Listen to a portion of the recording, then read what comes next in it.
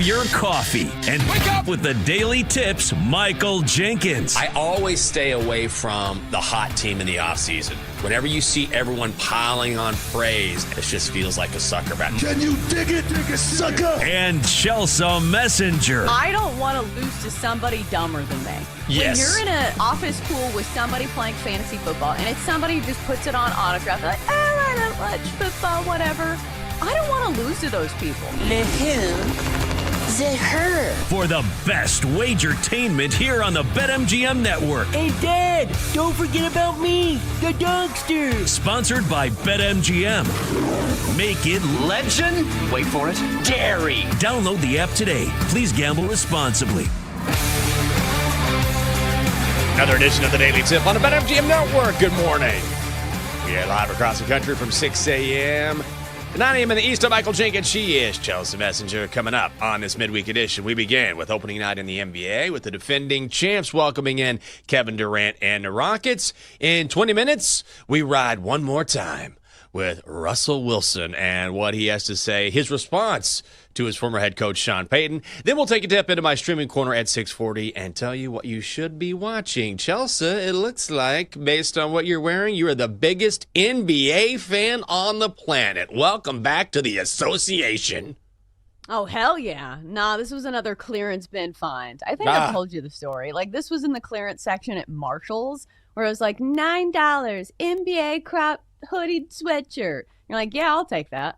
Because listen, I don't even have to support a single team. Like, I am merely supporting the league. So win or lose, like, my team's always going to win because I support all of the teams. That's right. What'd you say about the Kings? Bro, what are you talking about the Kings for? That's the my Grizz? family. No, I don't want to hear anyone smiting the Grizz. You love the NBA. Did you watch a lot of NBA last night? I mean, it was all that was on. It's kind of our break before football and World Series on Friday. Yeah, the timing was perfect because there was literally nothing else on. So, of course, I flipped it on and gave it a try, especially since we have this whole new, like, NBA on NBC stuff. So I was like, all right, well, at least tune in, see the round ball rock, and see them really try to tap into nostalgia. And it's crazy how nostalgia works. Like, every single time. It is such a powerful marketing tool that we see it in commercials. We see it in movies. They do, like, you know, oh, we're doing a reboot of this movie. And everybody goes crazy, even though we know we're stupid for doing it. But, like, people love nostalgia. So, like, when people see, like, the 90s theme, like, graphic throwbacks and all of that, it's just like we know what they're doing to us, but we still can't stop it. It's like when they had John Tesh on the Today Show yesterday morning performing Round Ball Rock. Dun, dun, dun, dun, dun, dun. He's got the gray hair now, just rocking out. I don't know if you've seen the original concert performance when he was at Red Rocks many moons ago, and now he's back, and I thought, man, I'm in like a time machine. But it was cool to have that back. They sort of redid it a little bit with a kind of a guitar riff that you didn't hear before, and I thought NBC did a great job, which we're going to talk about all this. It was a great night, so let's talk about your bets, and then we'll get into it. Yeah, I can't believe it. I won an NBA bet, James. Yeah. So I did forget the familiar feeling of when you watch a game and you have a player prop and they miss their first 4 shots. You're like, what have I done? Because Jenks, Alperen Sengun of the Rockets was the first leg of my player prop parlay. Needed him to go for 15 plus. And what does he do? He misses his first 4 shots. Just absolute, the worst shots you could possibly think of. And I was like, oh my God, this is a terrible bet.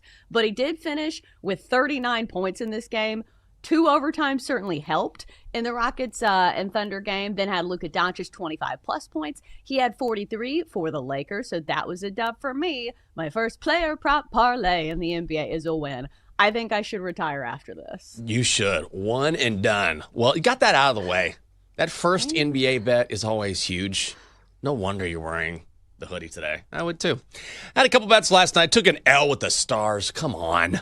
You lost to the Blue Jackets 5-1. Nah, okay. But the old soccer hockey parlay came home. Barcelona win yesterday, 6-1. The Isles beat the terrible Sharks, who have now lost 17 straight, 4-3, so that was a dub. As for the Dogster, he finally took an L. First L in 6 tries, as he was laying 6.5 with the Thunder. The Thunder win by a point. We're about to get into that. So, for the week, Chelsea, on this Wednesday, you're 2-1-1. I'm 2-3-1, and the Dogster is 1-1. It is the Daily Tip on the BetMGM Network. Hope you're having a great Wednesday morning. Great to be with you. And before we get into this game, Michael Jordan. I mean, the biggest name on the planet still in basketball. Debuted on NBC. Was talking about the game right before they got underway. And he's going to be sort of I don't want to say a correspondent, but they're going to have interviews with MJ throughout the season and just kind of get his insight, because this is not something he normally does. He sat down with Mike Tirico. Did you like it? I think this is the same category as nostalgia, where you know what they're doing and you still don't have any power to stop it. Because, Jenks, I have the sneaking suspicion that they're going to use bits of this same interview throughout the entire season. And I feel like they might have just told Michael Jordan, they're like, hey, we just need 3 hours of your time. We're going to do a sit-down Right. interview, and we're just going to air it through the entire season. Because I think a lot of people thought that he was going to be on the desk and he would give real-time analysis of the game. That was not the case. But because Michael Jordan has been so reclusive, and because we have not been, inundated with all kinds of updates from his life, and he's here on this and he's on this commercial, is that when we get stuff from Michael Jordan, we cling to it. And we're like, oh, Yeah. These are great sound bites. And it's crazy some of the things that he was talking about, that he hadn't shot a basketball in years. Yeah. That's crazy to me. Somebody who is that Wild. competitive. And I guess I understand, for somebody who played basketball for such a long time, because I'm sure he still plays golf, because I think it was when he was at the Ryder Cup and he rented a house. The house had a basketball court. And so he was like, hey, maybe I'll shoot a free throw. And he did it in front of his kids or something. And he said it was the most nervous he's been in years. Think about that. Michael Jordan shooting a mere free throw in front of 5 people, and he was nervous. These are crazy stories that we have been yearning for. Yeah. Well, it was the kids of the guy who rented him his house so he could stay at the Ryder Cup. Kids. Yeah. Okay. And so the guy was like, all right, can you do me a favor? Let's get some autographs. Let's get some pictures. You shoot a free throw. And he was like, oh, God, this guy has told these kids all about me. But the best part about that is, of course, it's the big lead up. And Tirico's like, I hope you swish that free throw. He got that smile, that classic MJ smile. He's like, damn right I did. Of course he hit the shot. Just very classic MJ. But you're right. Just any sort of nugget from him, it's like we've been starving for years. So if someone throws a piece of Wonder Bread at you, you're like, oh my God, this bread's so good. Anything you hear from MJ is going to be just, swallowed up and gobbled, and it's going to be amazing because he has so much knowledge to give, and we haven't heard it. So I think he's going to be a big addition. We'll see exactly how much they add, but certainly a good start last night. And when we talk about great starts, this is the game to have. The Thunder edging the Rockets by a point. 125-124 in double overtime. The Rockets getting 6.5. The Thunder minus 300. Total set at 227.5. The over hits. SGA, 5 points in the first half, but finishes with 35, including this shot with 2 seconds to play in regulation. Keep it on the floor. Gilgeous-Alexander. MVP. Down 2 on opening night. Pull up. SGA. Got it. Ties the game. That, of course, is on NBC. We go to double overtime where SGA hits 2 free throws to seal it. Chet Holmgren, 28-7. For the Rockets, you were talking about Alperen Şengün, 39 points, 11 boards, career high, 5 3-pointers, KD with 23. And the Thunder get their championship rings before they take the court. Those were crazy, and this was a game worthy of a season opener. Oh, absolutely. This is all you could have wanted from a season opener, especially with the storylines. You had, the home team booing Kevin Durant a little bit because obviously he left Oklahoma City. And then you got everything you could have wanted from SGA. Everything he did so well last year, scoring a ton of points, winning, and then drawing fouls. I thought it was very poetic at the end that he baited Kevin Durant to get to the free throw line, because that's the one knock on SGA is that sometimes he is a free throw merchant. But listen, you get to the line in those big moments, that's playing the game, brother. So in the end, a big win for the Thunder, as big as it could be, I guess, in the month of October. But I think the main takeaway for me is that we knew that the Thunder were going to be good. They just won a national or a world championship, I guess you would say. But I think the Rockets are going to be good. Like their defense, they are a huge team too. Like they called it their jumbo lineup. And I think it's one of the biggest like opening night lineups we've seen in like NBA history. Their team is tall. Oh, just monsters. And they pushed the Thunder to the limit. They led for most of this game until I think that shot by SGA at the end or midway through the fourth. Like the Thunder had not led until the second quarter of that game. So they were lucky to escape with a win, and the Rockets are going to be a real problem this season. There's no question about that. Houston will visit the Pistons on Friday. The Thunder head to Indiana in a rematch of the NBA Finals. That is tomorrow night. Elsewhere, out west, the Warriors down the Lakers 119-109. The Warriors laying 2.5. Warriors minus 150. Total set at 225.5. The under hits by the hook by a half point. LeBron James not playing this game, as we know, because of that sciatica problem that will keep him out for the first few weeks of the season. So we get a monster night from Luka, 43 points, 12 rebounds, 47th time in his career he drops at least 40. But the night belongs to Golden State. Here's an edge. That makes him great, too. The fake and the finish. Draymond Green takes flight. Once again, NBC with the call. Draymond, 8 points, 9 boards. Steph Curry with 23, and Jimmy Butler. Opening night, Jimmy leads Golden State. 31 points, goes 16 of 16 from the line. Warriors open the second half on a 19-4 run and never look back. So this was a fine game. Not like the first one. It was just weird not to have LeBron out there. First time in 23 seasons he has not started. Why are you rolling your eyes? First time in 23 seasons he's never started a season opener. I know, and he deserves credit for that. It's just one of those things where you have like this preconceived notion of like the superstars like don't show up in the NBA. Like imagine you're somebody who got tickets to opening night and you're like, oh, LeBron, Luka, Steph, Jimmy Butler. And then they're like, hey, yeah, LeBron's not going to play. And that kind of feels like the primary complaint against the NBA. But like you said, LeBron has been pretty steady in season openers. So I guess he gets to take one off. But this was a decent game. We still had some star power. Luka Doncic, 43 points in this one in a loss. And Jimmy Butler, like it's funny to me that we saw like little sound bites from Michael Jordan. And I feel like Jimmy Butler like kind of has a little Michael Jordan in him. The fact that we were all wondering kind of what iteration of Jimmy Butler we would see in opening night because he was extremely banged up. During training camp, he had rolled both of his ankles. Like people are like, I don't know if he's going to be 100%. And then what does he do? Like he's, has this great opening night and leads the team to a win. And then after the game, he had this quote that I thought was funny. And people are like, hey, like, why are things going so well for you in Golden State? He's like, because the game is easy. Everybody pays attention to Steph, and I have the easy job with a little smile, which felt very Jimmy Butler-esque. Yeah. Good to have the NBA back. It is weird not to have LeBron in a season opener, though. Like, if you think about his career, his longevity is a big part of one of the reasons why that he is considered by many the greatest, or certainly one of the greatest players of all time. That's without question. But it's because he's been so productive for so long.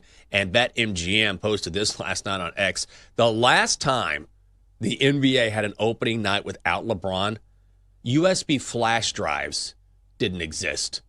Kelly Clarkson had just won American Idol. Facebook hadn't been launched. Chappelle's show hadn't debuted. That seems like ages ago, but that's how long he's been in the association, which is crazy. Yeah, I mean, I have a VHS tape of LeBron James in high school because he played against one of my brother's AAU teams, and my dad literally put LeBron James. Like, he didn't even know his name, but it was on a LeBron. VHS tape. Like, there are people these days that don't even know what a VHS tape is. Like, you had to put it, in the VHS player. But yeah, he has been such a staple and somebody who's had such a long and productive career. I feel like that's the only thing. Well, you can argue about this all you want. We're not going to do MJ versus LeBron. But I do think in a longevity perspective, like LeBron, like if you just simply look at the numbers, he has been productive for way longer than Michael Jordan was. So, like, he does have that over MJ. Oh, yeah. He has that most over any player. Honestly, not just MJ. Like, that's just been one of the hallmarks of his career. Does your dad also have like a VHS tape? He's like, here's another guy who was good when he was younger. Timmy Butler. Look at this. Put it in. It's Timmy Butler. I'm like, well, you're close, Dad. Just like LeBron. That's wild, though. Well, like, to be fair, like, LeBron wasn't a common name, you know? And, like, listen, like, this was before the day of, like, the internet where, like, you would see something online. You're like, oh, I've read many articles on LeBron James. It's literally, you just hear somebody say his name. So, like, LeBron James, sounds very similar. Yeah. It's also so old that I remember when LeBron, depending on your time frame, was on the cover of Sports Illustrated with the, and I think it said The Chosen One, and he was in high school. And now Sports Illustrated was the publication back then in sports. And now, what was it, a couple years ago, they got busted for generating AI authors on their website. Just is completely disintegrated as a legitimate sports source. Coming up next here on the show, the Broncos moved on from Russell Wilson a few years ago, but the divorce still runs deep. That is coming up next on the Daily Tip on the BetMGM Network.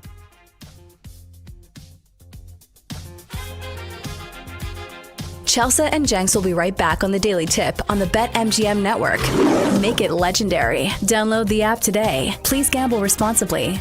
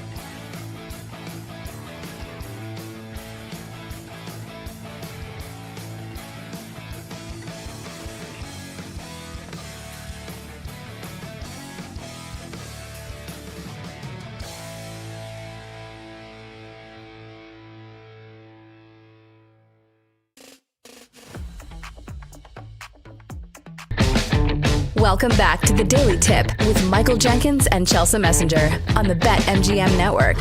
Make it legendary. Download the app today. Please gamble responsibly. Welcome back to the show. Daily Tip on the BetMGM Network. I'm Michael Jenkins. She is Chelsea Messenger. Coming up on the show, why does everyone hate Russell Wilson so much? I don't get it. I mean, we could talk about it now, but I'm trying to think of another athlete, at least in recent history, football or no, where the athlete has constantly gotten derision, who is not a bad guy, but somehow once there's a narrative out there or there's an idea out there that you're kind of corny or maybe you're not necessarily the best teammate, whatever it is, man, he's just had a hard time getting over the hump. And I'm trying to think of someone else that might be like that. I don't know who it is. Well, it's crazy to me is that this was not always his reputation. Like, he is somebody who was, like, very well respected for a very long time. So, like, that's the crazy part to me is the trajectory where he went from, like, oh, somebody who, I went to NC State with him. And I feel like it is very difficult for me to sit here and, like, criticize him because maybe he's changed with all the money and, like, the Hollywoodness of being married to Sierra. So, like, I get that. People change. But, like, in college, like, he's always been that guy. He's always been, like, such a goody two-shoes that, like, people view it as corny. But that's just his personality. Like, he didn't drink in college. Like, he would come to parties and, like, be cordial. And he would say hi to everybody and be very nice. And then he would leave. So, like, this has just always been him. Like, he graduated in 3 years. He's always been very smart. He's always been, like, super nice to everybody in the media. Like, he was one of my first interviews with the school paper. Oh, how did that go? Was it fun? It's a good I mean, story. he was so nice. Like, he was the biggest man on campus. And so, like, the fact that he took as much time as I needed was, like, a big deal. Like, he was so respectful. So, I think when you meet people, like, really early in their careers and they're, like, super nice and super respectful, you'll always have a soft spot for them. Yeah, I get that. And also, I kind of feel like when it comes to Russ, I don't want to say that it's unfair because we've heard different stories, and I know that especially when he was in Denver that it was, all right, Russ is kind of full of himself, but it's crazy to me that there's so many other athletes out there who have had all sorts of issues. Could be with the law, could be whatever it is, and those guys are sort of glossed over like, great guy, and you forget about this instance or this instance where it was something much more serious. With Russ, it's just because he's maybe a little corny. Like, that's the real knock. That's it. It's like LeBron James. I feel like it's very similar to LeBron James, where people, like, don't like the over-the-top, like, goody-good act. And so, like, it's crazy to me that, like, some people in the NBA find guys like Anthony Edwards more likable. Just because they're like, oh, he seems more like MJ. When you see some of the stuff that, like, Anthony Edwards is involved in off the court, you know, allegedly the way that he treats some of the girls that he slept with, which I do not agree with, it's crazy how people will sidestep all of that and be like, yeah, but have you seen his windmill dunks? And, you know, he's got that dog in him. Meanwhile, like, LeBron James does not take a single misstep since he has been in the spotlight since he was like 16. And people are like, yeah, he's corny. Yeah, but he's got that dog in him. Got that dog in him. Well, the reason why we bring this up is that, once again, I mean, they definitely didn't get along well in Denver, but this has to do with Sean Payton and Russell Wilson. So we know the Broncos had an incredible comeback against the Giants last week, right? 33-32 on Sunday, where they scored 33, the Broncos did, in the final fourth quarter. When it was over, Sean Payton, the head coach of Denver, asked about the G-men, and then he just dropped this in about their quarterback situation. I have a ton of respect for that organization. I spent 4 of my early years there coordinating Super Bowl, first game in this stadium before 9/11, close with the mayor, Tisch family. And, you know, they found a little spark with that quarterback. I was talking to John Mayer not too long ago, and I said we were hoping that change would have happened long after our game. So it's not terrible, But it seems like, and maybe I'm overreacting here. Are we overreacting? It seems like kind of a subtle dig, like, oh, man, I didn't want to face Jackson Dart, not Russell Wilson character. Sure, no problem. And then Russ responded yesterday on X and basically said, classless, but not surprised. Didn't realize you're still hunting 15 plus years later through the media. Because, of course, bounty hunting is something that Sean Payton got suspended for an entire season back in 2012 because a few years earlier, the NFL alleges that the Saints had a slush fund in New Orleans where if you were a defender and you knocked somebody out of the game, then you got paid. Bounty gate, essentially. And Payton was suspended for that. So that's what Russ was referencing. So was this a big deal? Are we all overreacting here? Or was Peyton kind of like, yeah, let me get in one more dig at Danger Russ Wilson? I feel like this wouldn't have been a big deal if Russell Wilson hadn't responded. Because, like, this is the craziest part of it. Because Russell Wilson is normally tweeting Bible verses and motivational thoughts. He is not a petty individual, and it feels like usually he is trying to rise above this. So when you see him stoop to somebody's level, you're like, uh-oh, what's going on with Russell Wilson? I don't know if he consulted his PR firm or something before this, but it just felt like a very out of character move. Yeah. So clearly it struck a chord with Russell Wilson, and we knew that this was not a great relationship when they were both in Denver. That was no secret. So it's not shocking to see this. I don't know who's right in this situation, but I will say this. Russell Wilson got absolutely paid, over $200 million, right? Yeah. So, it's hard for me to sit here and oh, I feel so bad for him getting drunk in the media. You can pay me $200 million and drag me in the media all you want. Also, you know what I love that when Russ tweeted this, he did put the hashtag, let's ride. It's very self-aware. I know you're rolling your eyes, but it is funny that he referenced that. I mean, it has to be self-aware, right?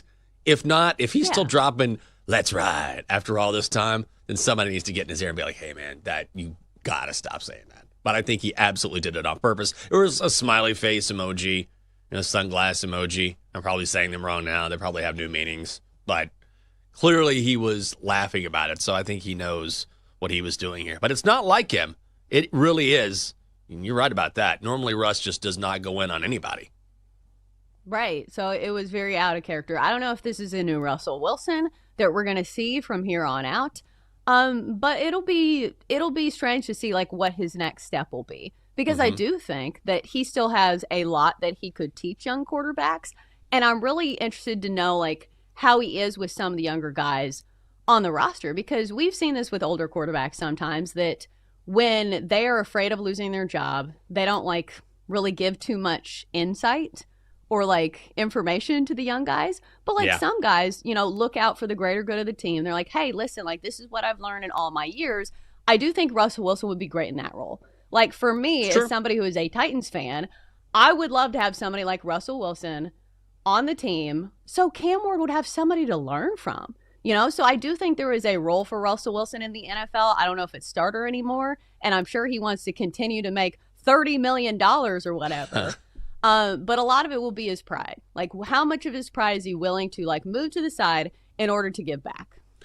Yeah, and also people forget, look, Russ has had an awesome career in the NFL, and I just don't buy into this idea. I think it's such a stupid idea that if you struggle late, which he has struggled in Denver and with the Giants or with the Steelers before, all of a sudden nothing that you did mattered. I think that's such a dumb argument, and I've heard that a few times. And it was just a couple weeks ago on Amazon Prime. Richard Sherman was saying that. Tony Gonzalez was saying that. I'm like, what are you guys talking about? You can say, okay, at the end of his career, fine, he wasn't the player he was before, but they don't take away your accomplishments. Do you know what I mean? You can say, all right, maybe a little shine is off because he wasn't as good at the end, but you still accomplished what you accomplished, full stop. I think this is a popular conversation right now because of Bill Belichick. Yes. And it is mind-blowing to me the amount of people who are forgetting how many Super Bowl rings that Bill Belichick has won. And people are just like, this guy's an idiot. I'm like, do you not remember the dynasty that he had in New England? And I know it's very easy to be like, well, yeah, you're the greatest quarterback of all time. There are other, coaches who have had great quarterbacks and have done far less. So I do think that Bill Belichick still deserves a ton of credit. He's a great defensive mind. Yeah. So it's one of those things where it's like, we live in a culture of like, what have you done for me lately? And that is a prime example of it. You ever sat down with a bunch of old people? Like, this is definitely a sports thing where people just like lose their minds and act like what they did earlier didn't matter. And just talk with someone who's lived a life, and you'll find out so much about them. And you're like, oh my God, that's amazing. I used to do this when I was in Austin. I would visit a bunch of old men every week at Einstein Bagels every Tuesday. And one guy had a hospital named after him because of his advocacy work in the state of Texas. Another guy drove a tank in World War II. And I would sit there mesmerized by these stories. And if you didn't know any better, you'd be like, you're just sitting here, you old, drink coffee. What have you done? And then you're like, oh, my God, what an amazing life. And you respect that. But in sports, people act like, those Super Bowls? I don't know. I remember you going out with that young girl. Like, people just suddenly just treat your life differently. Right. But, like, you can't live your life for those people anyway. Like, I do think Bill Belichick probably needs to find a stronger moral compass. Fair. Maybe moral compass is not, like, the right word to use, but you understand what I'm saying. Yes. Maybe the decision-making and, like, what his opinions are based on is not, in the greatest of places right now. But still, it simply does not take away from what he has done. And we've had this discussion before. Like, how many athletes get to ride off into the sunset on top? Yeah. Like, it is very few, and that's why it's so celebrated when it actually happens. Like, even we give this treatment to, like, Peyton Manning because he won a Super Bowl before retiring, but that was on the defense. Like, that was the year the Broncos had Von Miller, and it was the year that Cam Newton did not go after that fumble. So it's funny how we rewrite history according to, like, what we want. But, in fact, like, Peyton Manning was throwing absolute ducks. Like, his arm was not great. But he got him there. He got him there. And the best point I ever heard about that whole argument, which sticks to me or sticks with me to this day, is, yeah, that is true. And also, no one's going to Denver unless Peyton is there. Like, the reason why free agents came to Denver was like, this guy can lead us to a Super Bowl. Like, if some regular quarterback is there, if Russ is there, or someone else, people aren't flocking to Denver to help them win a Super Bowl. They knew Peyton could get it done, bad arm or not. Well, the Jets are at it again. My God. You know what? Just repeat this and play this each and every season. It's always something. Woody Johnson, owner of the Jets, is now ripping Justin Fields. He defended head coach Aaron Glenn this week, but then ripped Fields in the process, saying this: it's hard when you have a quarterback with a rating that he's got. I mean, he has ability, but something is just not jiving. You have to play consistently at that position, and that's what we're going to try to do for the remainder of the season. Johnson did point out a quarterback change is up to Aaron Glenn. Aaron Glenn has said, I don't know who's going to start this week, either Tyrod Taylor or Justin Fields, because Fields started last week in that loss to Carolina. Taylor came in the second half, threw 2 picks.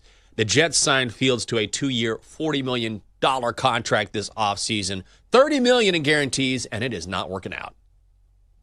Yeah, but, like, let me get this straight. So you're the owner of the team, and I'm sure you had a say in signing Justin Fields, and now you're saying, well, what are we supposed to do? We can't win with this quarterback. You chose him. This is like when I get in, like, a fight with my husband. He's like, you're acting crazy. I'm like, well, you married me.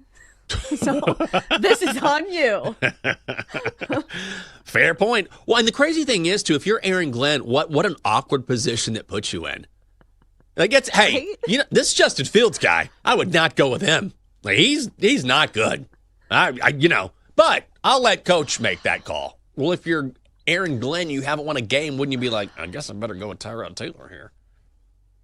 That, or you use it as, like, a rallying cry. You go up to Justin Fields, you're like, do you hear what this guy's saying? Yeah. And you, like, turn everybody against the owner, like a la Major League. You're like, listen, you got to prove this cat wrong. And maybe you use it as a motivational strategy.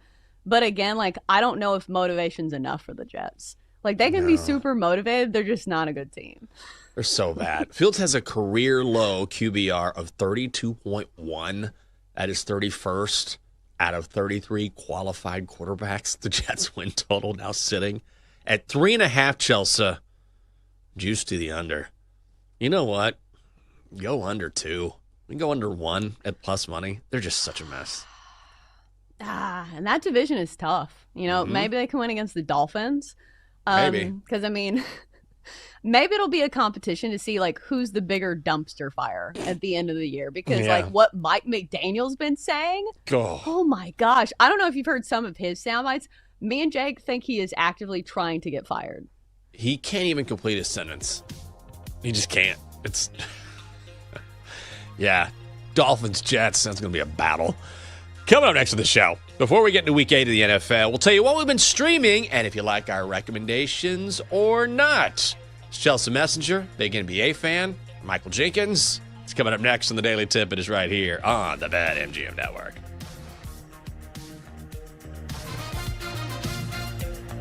Chelsea and Jenks will be right back on the Daily Tip on the BetMGM Network. Make it legendary. Download the app today. Please gamble responsibly.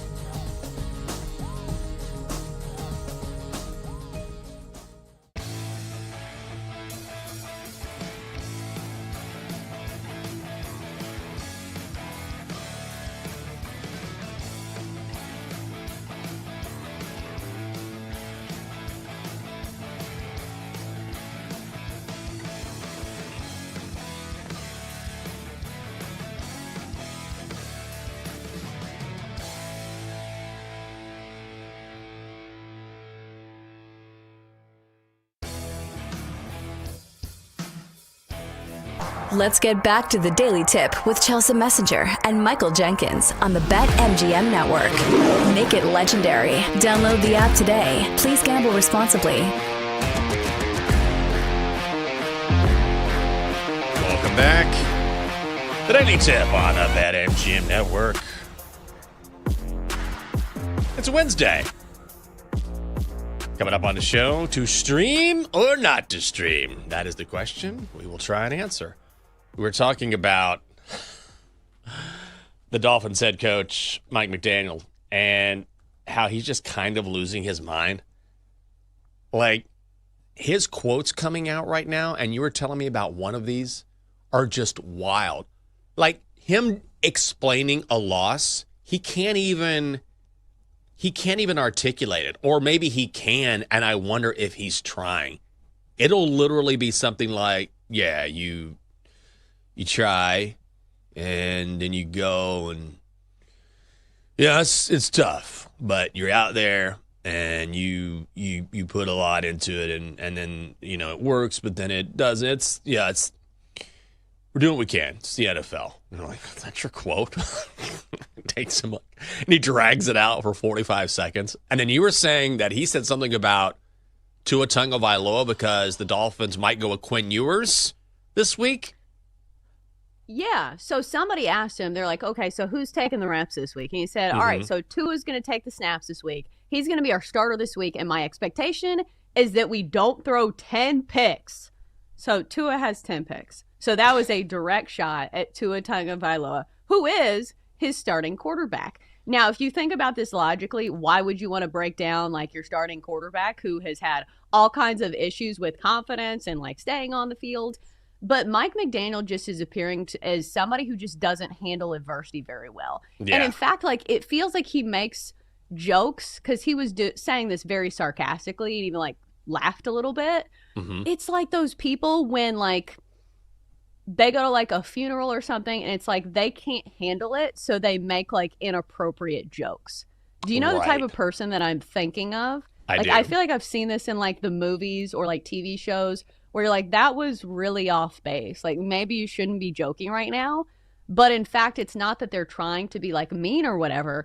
It's just they don't process emotions very well. Yeah. And I don't think he's processing those emotions. I don't think he wants to be in Miami. And he looks it.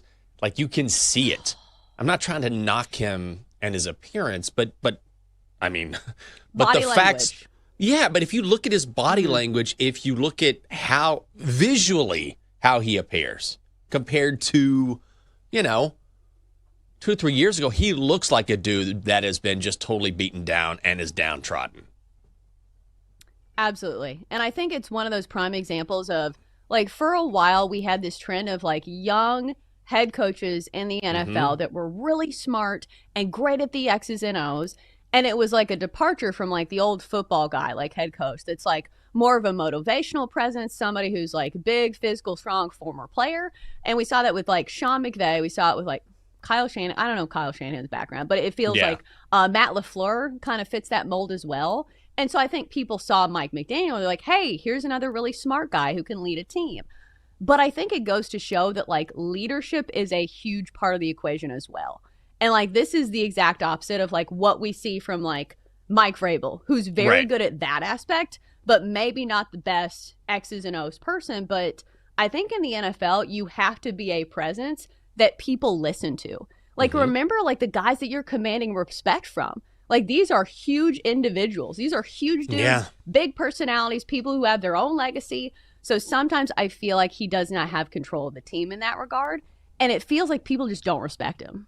Well, and once you lose a locker room, then it's over. Like, yeah, it's over. Like, there's just no winning it back. Whenever you hear a coach going back to his players to sort of, smooth things over or to try and reinvent the message or just try and turn things in a different direction, like, it's already done. They've already moved on. It's like when you hear the players-only meeting, you're like, oh, okay, that's not a good sign. Same thing when the coach tries to repair the locker room. It doesn't work.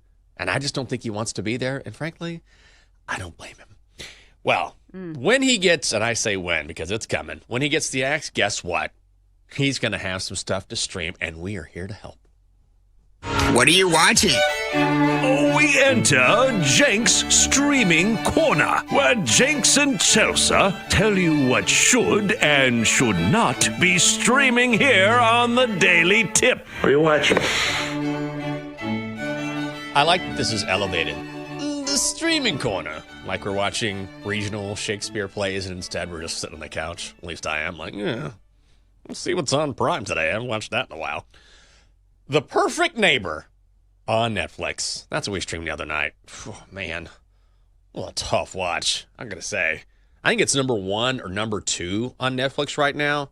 And so it's a real-life documentary about a shooting that occurred in Florida a few years ago. Has to do with the Florida Stand Your Ground laws. And it's almost all body cam footage. And we're starting to see more of this because, of course, video cameras are everywhere. And so I will say it's very fascinating. It's very good. And it definitely wants to take you inside the grief that occurs, particularly when you're talking about racial issues that sort of intermingle with crimes that take place. So it wants to humanize the victims. And so you see a lot of the grief. And I know this is a very heavy subject, but even for me, I was like, this is really difficult to watch. Like, I'm one of those people, I don't think everything should be shared, right? Like, sometimes I see people share something on Instagram or TikTok or whatever. I'm like, not everyone needs to see this. There's something about having a moment to yourself or with your family that not everyone needs to see. But here, the more I thought about it, and I talked about it with the lovely Catherine, is that it's very intentional because of the issues involved. So, very good watch, but just be ready for it. The Perfect Neighbor on Netflix, and the executive producer, Soledad O'Brien. So was there like a moral to the story? Like, I'm trying to follow the plot, but like, what did you, because I understand sometimes things need to be heavy and things need to like have a lot of weight to them. Because like, I remember they made us watch like Roots in high school. And I was like, this is a lot. But like, listen, like it's important for us to know the history of our country and like some of the things so we don't repeat them, obviously.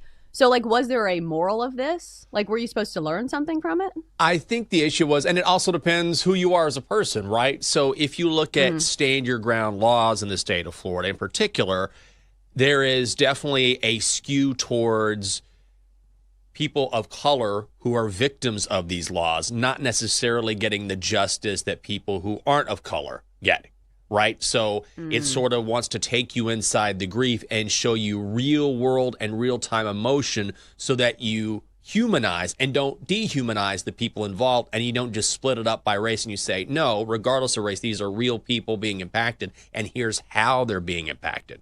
And so it wants to have that effect on you. At first, it seemed a little intrusive to me. Like, I don't know if I need to see this. I don't know if I want to see this. It was very heavy. But then now I understand why, like, the point that you're trying to make. There's definitely a certain viewpoint that the producers and the creators want to share.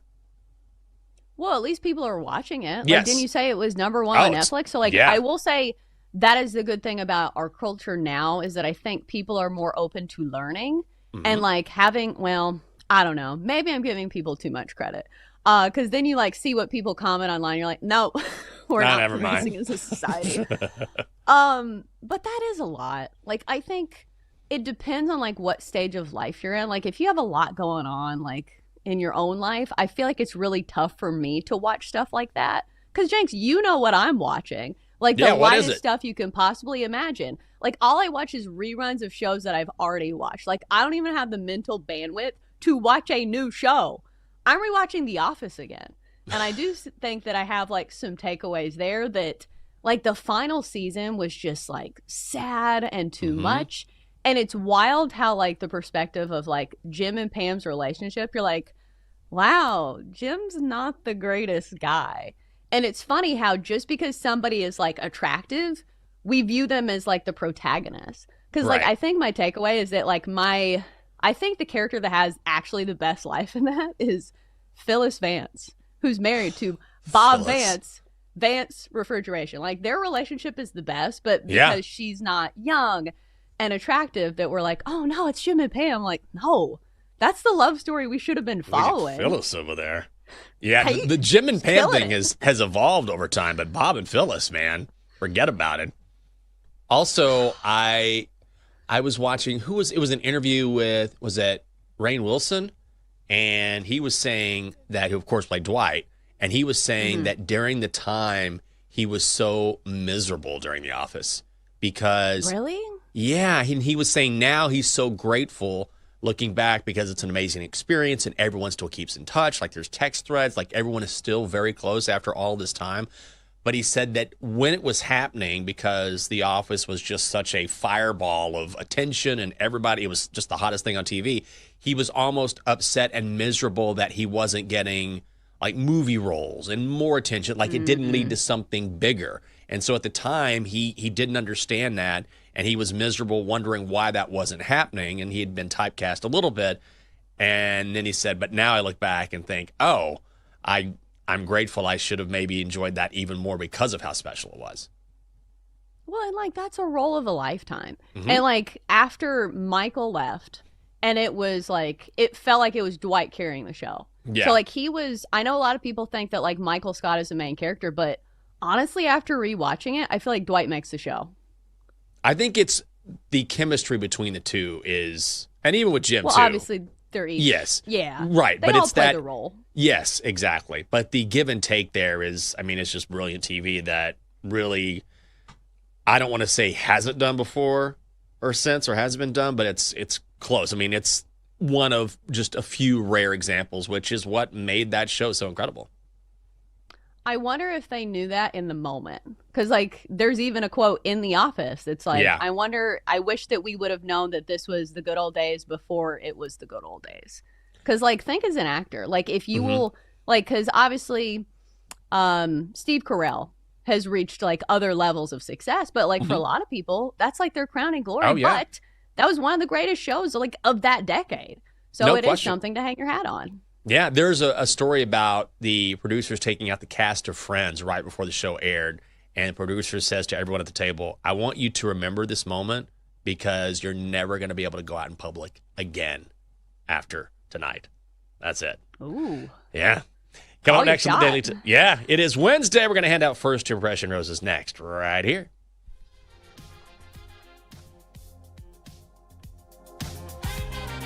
Chelsea and Jenks will be right back on the Daily Tip on the BetMGM network. Make it legendary. Download the app today.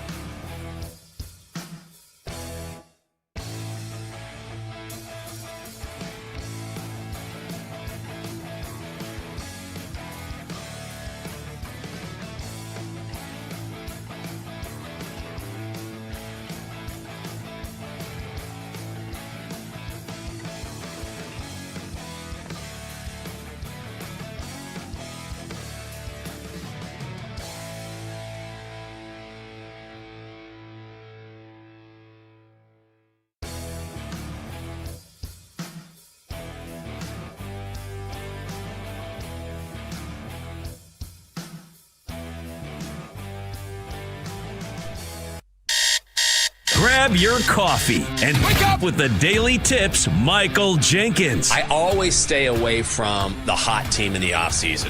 Whenever you see everyone piling on praise, it just feels like a sucker match. Can you dig it, sucker? And Chelsea Messenger. I don't want to lose to somebody dumber than me. Yes. When you're in an office pool with somebody playing fantasy football and it's somebody who just puts it on autograph, they're like, I don't watch football, whatever. I don't want to lose to those people. Le who? The her. For the best wagertainment here on the BetMGM Network. Hey, Dad, don't forget about me, the dogster. Sponsored by BetMGM.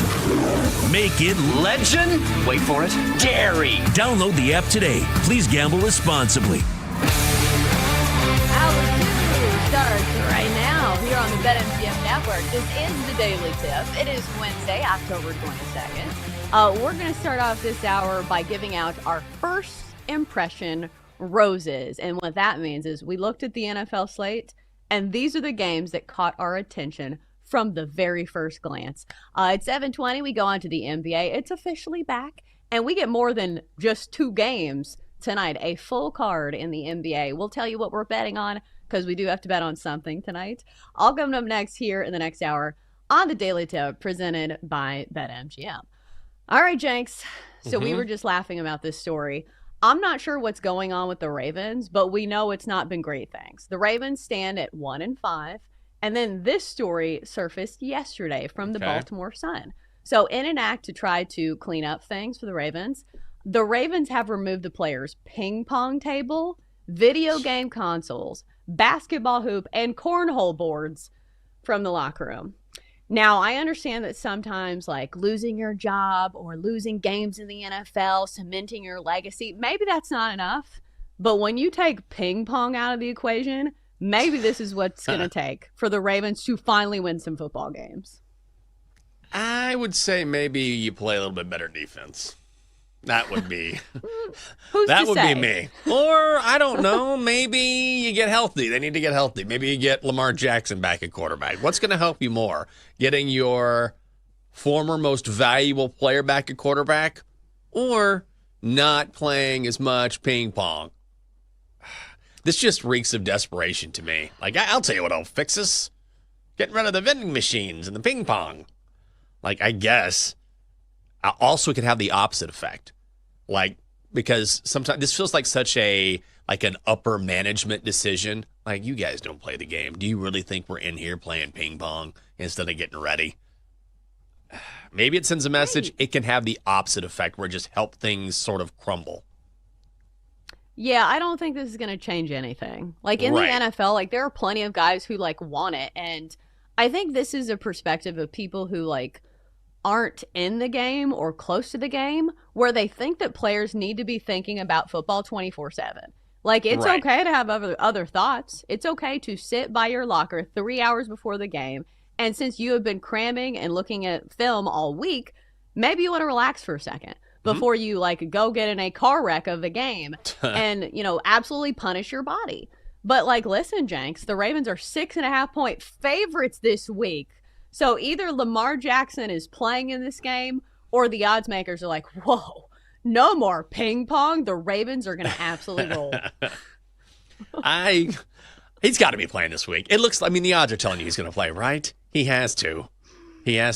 Or like, hey, as soon as they took the ping pong balls away, this line increased. It went the Ravens' direction. Like, now they're ready to be a juggernaut.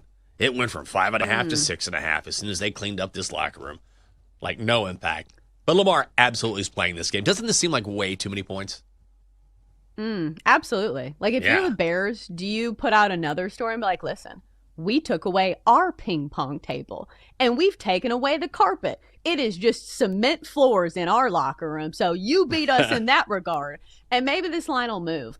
But yes, this is one of those things where it feels like the books know more than we do. Because here's the crazy thing. Like, Lamar Jackson wasn't at practice on Monday. They've been kind of tight-lipped on, his health. But, like, something's got to give here. Like, there is a reason that the Ravens are 6.5-point favorites. And it's not the iteration of the team that we have seen in the past few weeks, because that has been a very, very bad version. So as we start to give out our first impression roses, Jenks, Do you look at this line and say, hey, I'm simply going to take the Bears plus 6.5? Or do you say, hey, the books know something? There is a reason this line is where it's at. And maybe the desperation has settled in for the Ravens. Maybe the lack of ping pong in the locker room will propel the Ravens to a 7-point win.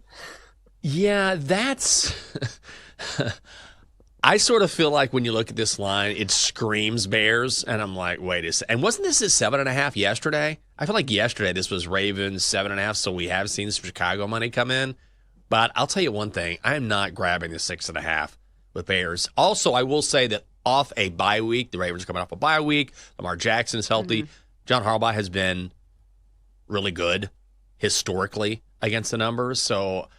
If I'm leaning one way, I would go Ravens. But, man, this is one of those games I don't have a lot of interest in outside of seeing if Baltimore is going to make a run or not. Because if you look at their odds right now, it's kind of wild. They're about even money to make the playoffs. You would think sitting here at, 1-5, that they would be way plus money to make the postseason, and they're not. I wonder if this is aimed at casual bettors who just don't follow things that closely, and they just see the Ravens. They're like, oh, the Ravens are good, right? Lamar Jackson.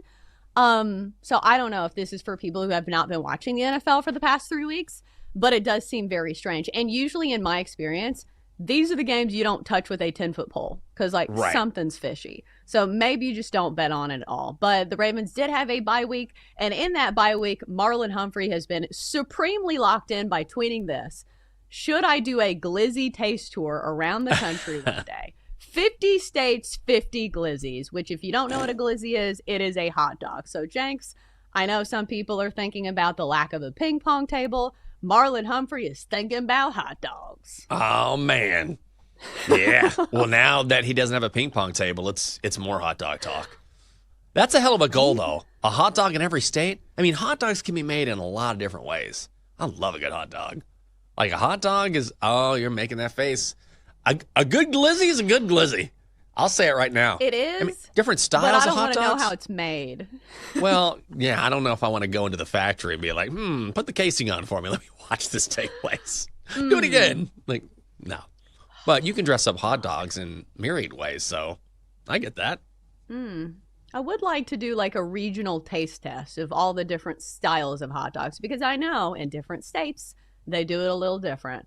All right, Jenks, so it's time to officially hand out our first impression roses. So if you're not familiar with this terminology, it derives from The Bachelor, where the Bachelor stands there and he looks at the 20 women, and usually it's probably the most attractive one. But the girl that caught his attention from first glance, he gives her a rose, and it's called the first impression rose. So we're going to do that with the NFL slate, and we have looked at the numbers, and the most attractive bets are as follows. So, Jenks, for me, here are the ones that I wrote down. Cowboys plus 3 at Broncos. I understand that you have some reservations about the Cowboys against a good defense. I do. But this is first glance.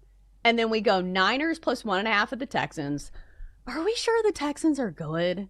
I think the Niners can score more than 20 points, so I think that they have a chance in this game. Yeah. And then I did write down Bears plus 6.5 at Ravens, but we talked about that game. And that one has some character issues. I just did a Google of this girl, and there's a lot of weird stuff. OnlyFans detected. So, Jenks, who gets first impression roses for you? I will say this, is that one game I looked at, and I wanted your thought on this. Now, this is a teaser game, and I might lay the number anyway. But the Bengals are laying 6.5 hosting the Jets. We were talking about the dysfunction with the Jets. And Chelsea, if you play this in a teaser, Bengals -5, a half point at home hosting the Jets, they essentially just need to win. And they might cover the 6.5 anyway. But Aaron Glenn doesn't know who his starting quarterback is going to be. Even when Tyrod Taylor came in, and Tyrod has, to his credit, crafted a very nice career in the National Football League, was not good either. The Jets are a mess. Sauce Gardner's banged up. He's in concussion protocol. A lot of their guys are injured. They're playing for nothing. Joe Flacco's 2-0 against the number. Maybe the Bengals? I think what scares me about this one is that it feels like the NFL in betting is so reactionary. So, it's very easy to see that last game for the Bengals. We're like, oh, the Bengals are really good. But like, this is a team that still has flaws, and I think that they are far from perfect. Not that the Jets are great either. It's just when I see a team and their stock is at an all-time high, like obviously not as high as it would be with Joe Burrow, but like you get what I'm saying. Is that it was a primetime game. Everybody saw it. So sometimes I feel like there is not value on those teams. But I suppose if you put it in a teaser, because I think my talking point here is that maybe this is too many points, especially for a defense who's not been very good for the Bengals. But do you get my point? Is that like I hate buying in on those teams that are coming off like a big win in primetime. I get that. And it's still the Bengals. Do you know what I mean? So at the end of the day, let's not lose our minds because it's Cincinnati. It can be easy to get hot on a team, but this is really less about the Bengals so much as it is just a damning indictment of the Jets. Is it too many points? Maybe so. But we're going to find out if the Jets are going to fight this weekend or if they're going to just quit. Like, I hate to say that about pro athletes because these guys are never going to quit. We're still talking about guys who are fighting for their jobs. But there's no question it's harder to stay motivated when you've had chances to win games and you're not winning games. And then you've heard the reports that Aaron Glenn is maybe calling other head coaches, like maybe Dan Campbell or someone, trying to figure out what he should do. So I get it. It's Cincinnati. At the same time, it's also the Jets. I think if Justin Fields plays, which he might not, he will be super motivated. Like when the owner of the team is like, yeah, how are we supposed to do that when we got this quarterback? So I feel like that's the ultimate motivation. And that's the thing with Justin Fields is like if he can get going with his legs, like he can be pretty dynamic. So we'll see what happens in that game. From a drama perspective, I am interested in that one. But let me ask you about my two. Like I think I know what you're going to say about the Cowboys +3 at the Broncos. Okay. For me, it's that I do think this Cowboys offense is elite. And this is going to be a really tough matchup. And we'll see just how elite they are when they have to go against this Broncos secondary. But the Broncos offense, like I still have my questions about them. So I do think the Cowboys maybe can keep it close. And I know you disagree with that, and that's fine. But let me ask you about this one. Niners +1.5 at the Texans. Do you believe in the Texans? No. No, I don't. And also, I believe in Kyle Shanahan. Like you could take the Niners -1.5. You could take the Niners on the money line. -125 should be a lower scoring game because of the defenses involved. I just don't know. I don't know how the Texans are going to keep C.J. Stroud upright enough. Like it's a very similar handicap that we saw against Seattle, right? Which is the Niners aren't amazing defensively, but they're pretty good, even though Bosa's out, Warner's out. But if San Francisco gets to 20, then they probably cover this number and they probably win this game. Yeah. So just so you know, I know the graphic on our screen says Niners -1.5. Okay. On my BetMGM, the Niners are getting 1.5. So like that goes into my handicap as well. So I don't know. That's one that maybe needs a little bit more investigating because that's what this segment is about. Is we do our initial first reads and then you dive deeper and you say, hey, is my hypothesis right? So maybe we'll put like TBD on that one because if that one was Niners laying 1.5 and now it's +1.5, there is something that I need to look into because usually when we see a line flip, it means there is a big injury or something. But the way that Christian McCaffrey's been playing, I don't really want to fade the Niners. So I don't think I will. I don't blame him. I mean, he was as good last week as he's been in years. That was his first 100-yard game on the ground in, I think, 3 seasons. So if he's healthy, I mean, it might last a half. But, yeah, they're going to ride him. And also, again, whether it's Mac Jones, whether it's Brock Purdy, you've got a guy in Kyle Shanahan who is going to coach up his team. The Niners are sitting here at what, 5-2? I keep wanting to doubt San Francisco, but he's got them playing above their heads. Right. It feels very similar to like what we see from like the Rams year in and year out, where it doesn't matter the injuries, they are always a tough out.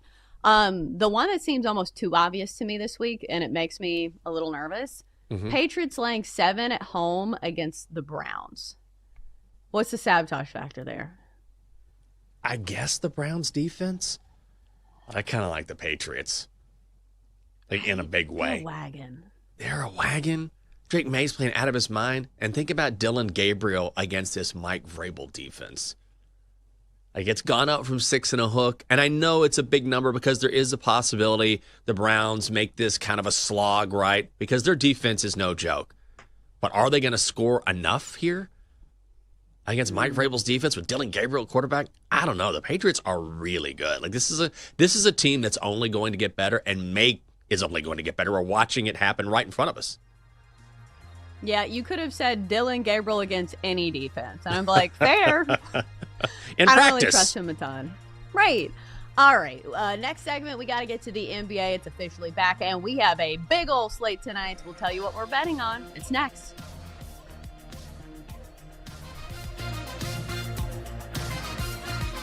In 20 minutes, Chelsea and Jenks whine about what really has them bent out of shape in Whine About It Wednesday, here on the Daily Tip, sponsored by BetMGM. Make it legendary.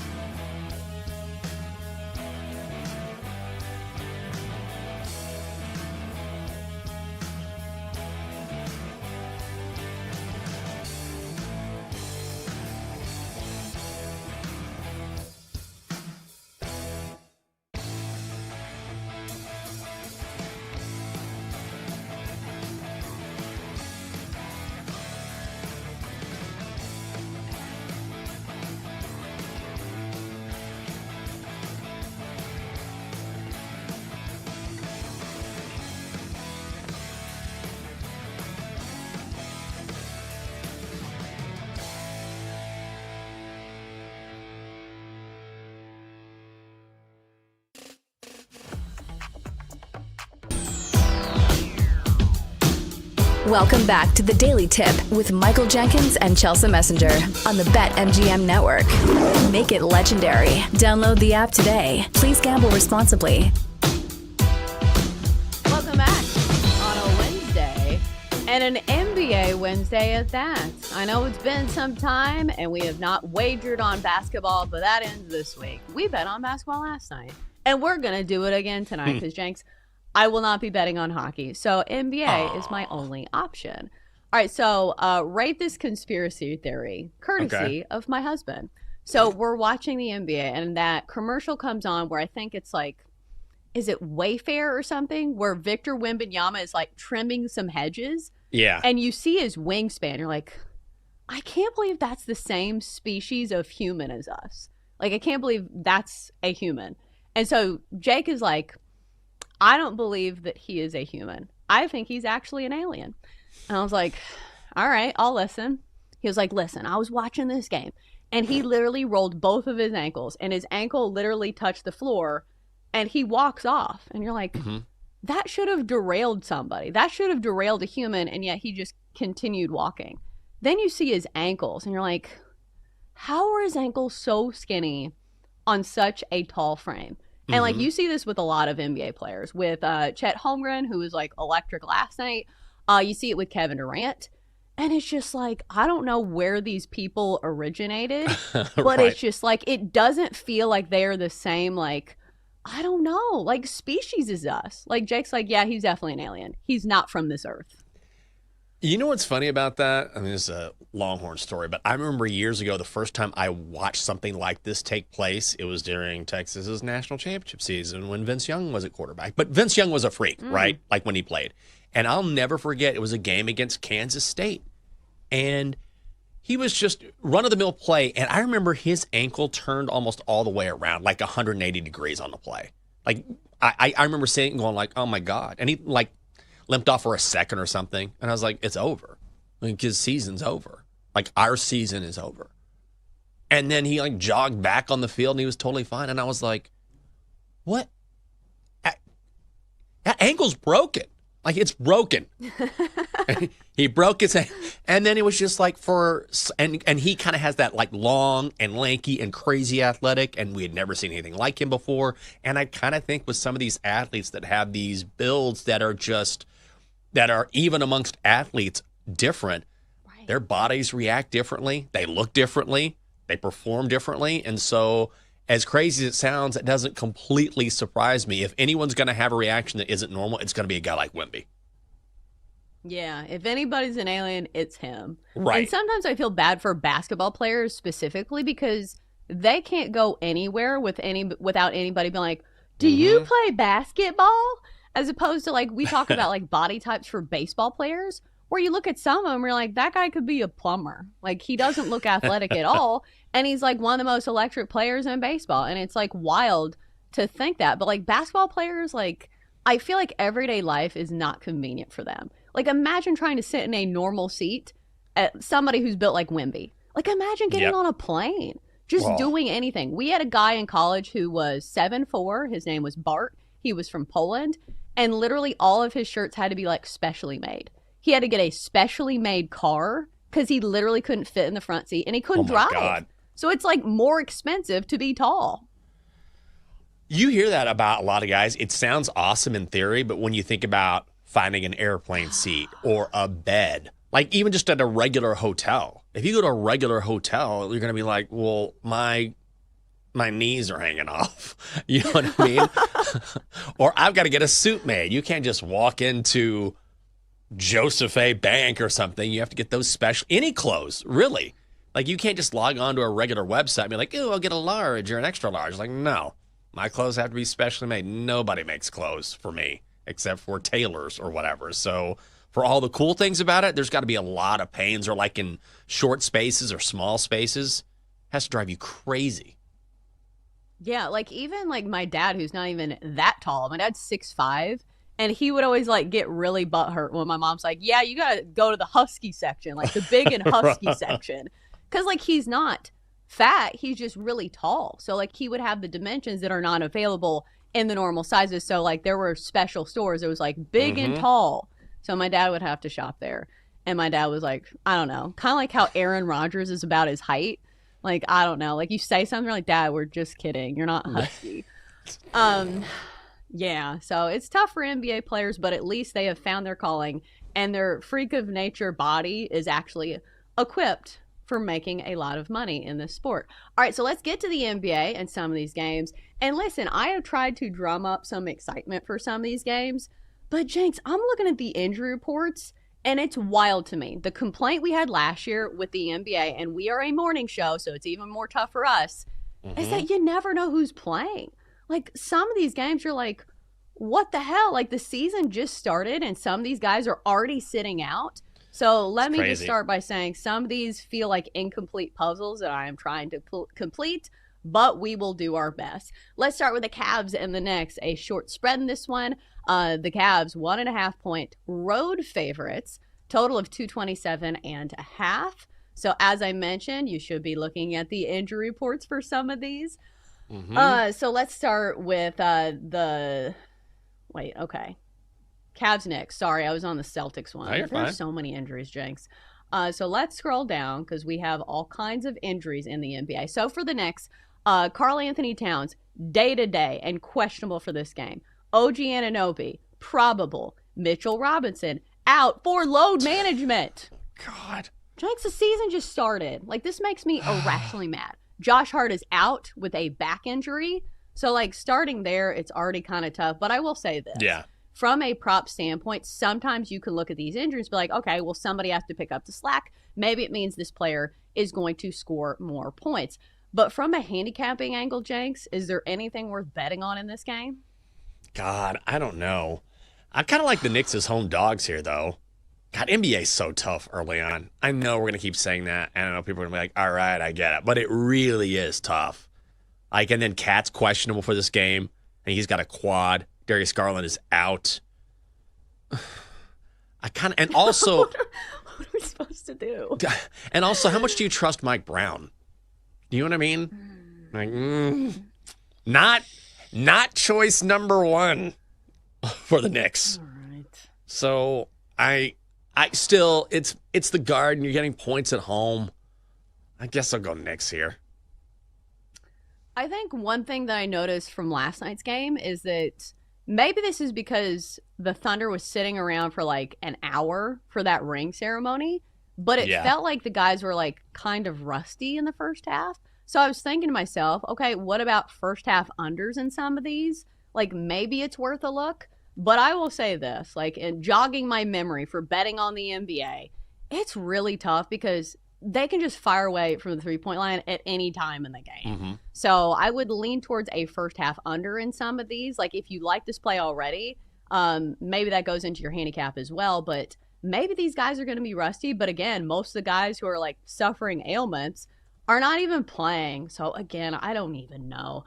All right, so I'm going to open it up from a macros perspective because some of these games are hard to handicap because a lot of guys are not playing. Sixers, Paul George is not supposed to play, I believe. Celtics, obviously, out. Jason Tatum, Jaylen Brown is questionable in that one. So, Jenks, of the NBA slate, like, did you find anything that you're like, hey, I have an angle in this one, or there's something worth talking about? God, I don't know.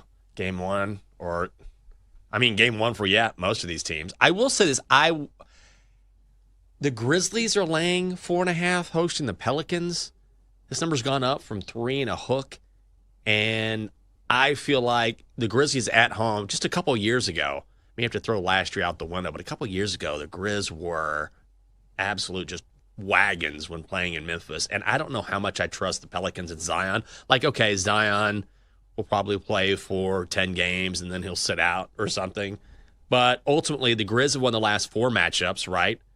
And even though that goes back to last meeting in 2023, but when it comes to the Pels, I feel like people don't realize how much they're going to miss CJ McCollum, who's now playing for the Wizards, but he was a big part of the success that they did have last year, as measured as that was. So I think it would probably lean Memphis here.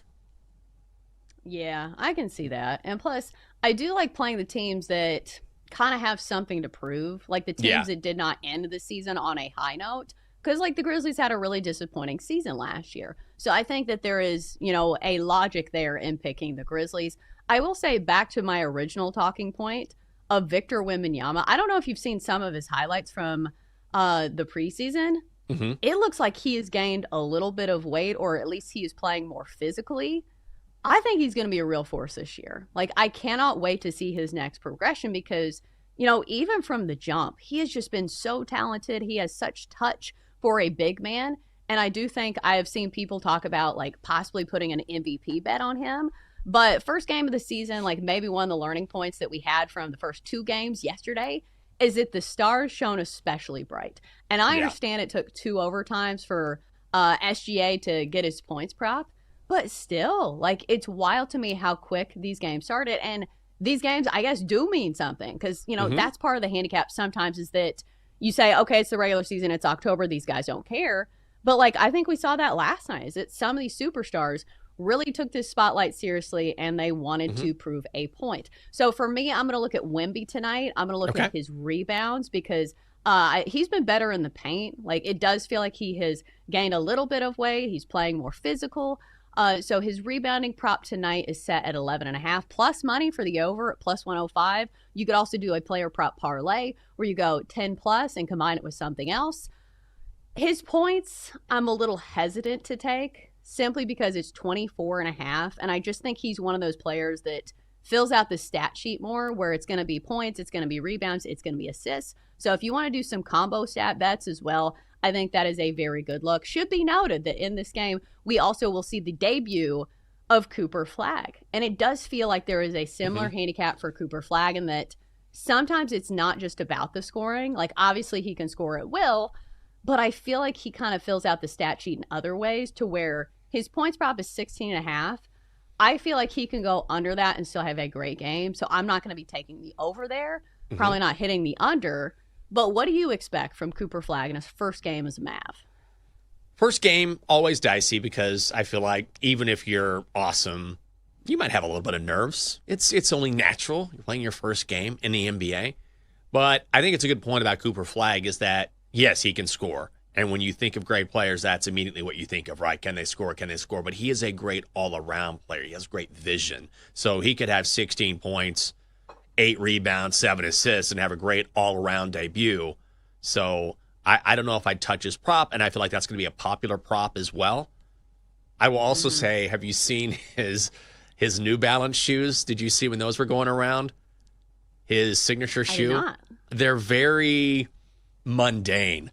Like, the colors are kind of muted, and I think the post that went viral, someone called them the mow the lawn ones because they look like dad shoes. It's pretty funny, actually. I mean, they're fine. You know, he's got his signature shoe, but they don't blow you away like a lot of the designs that we see in 2025. But that's what people wear these days. Like, I don't know if you, well, I feel like Catherine's pretty dialed into the trend. So, like, maybe you know this, but like a lot of the Gen Z girls wear the most grandpa looking shoes you've ever seen with high crew socks.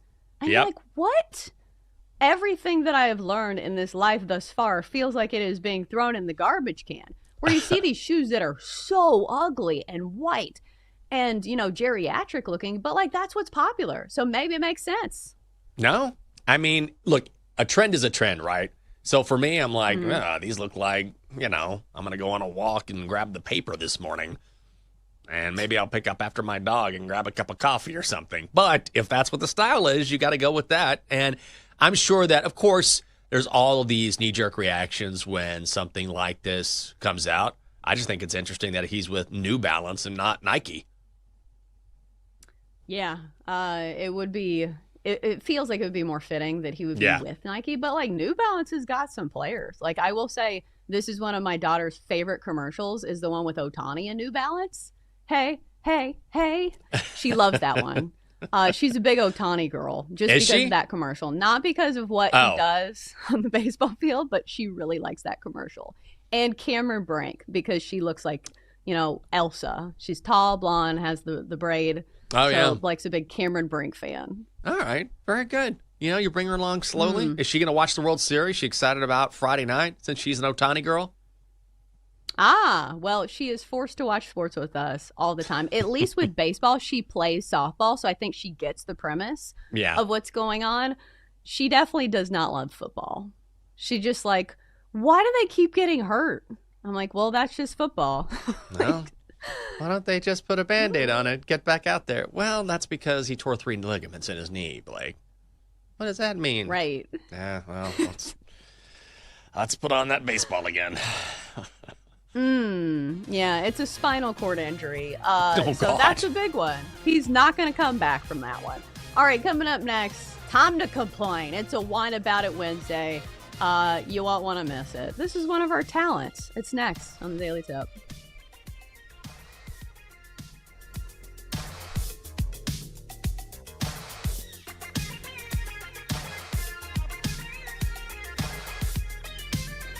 Chelsea and Jenks will be right back on the Daily Tip on the BetMGM network. Make it legendary. Download the app today. Please gamble responsibly.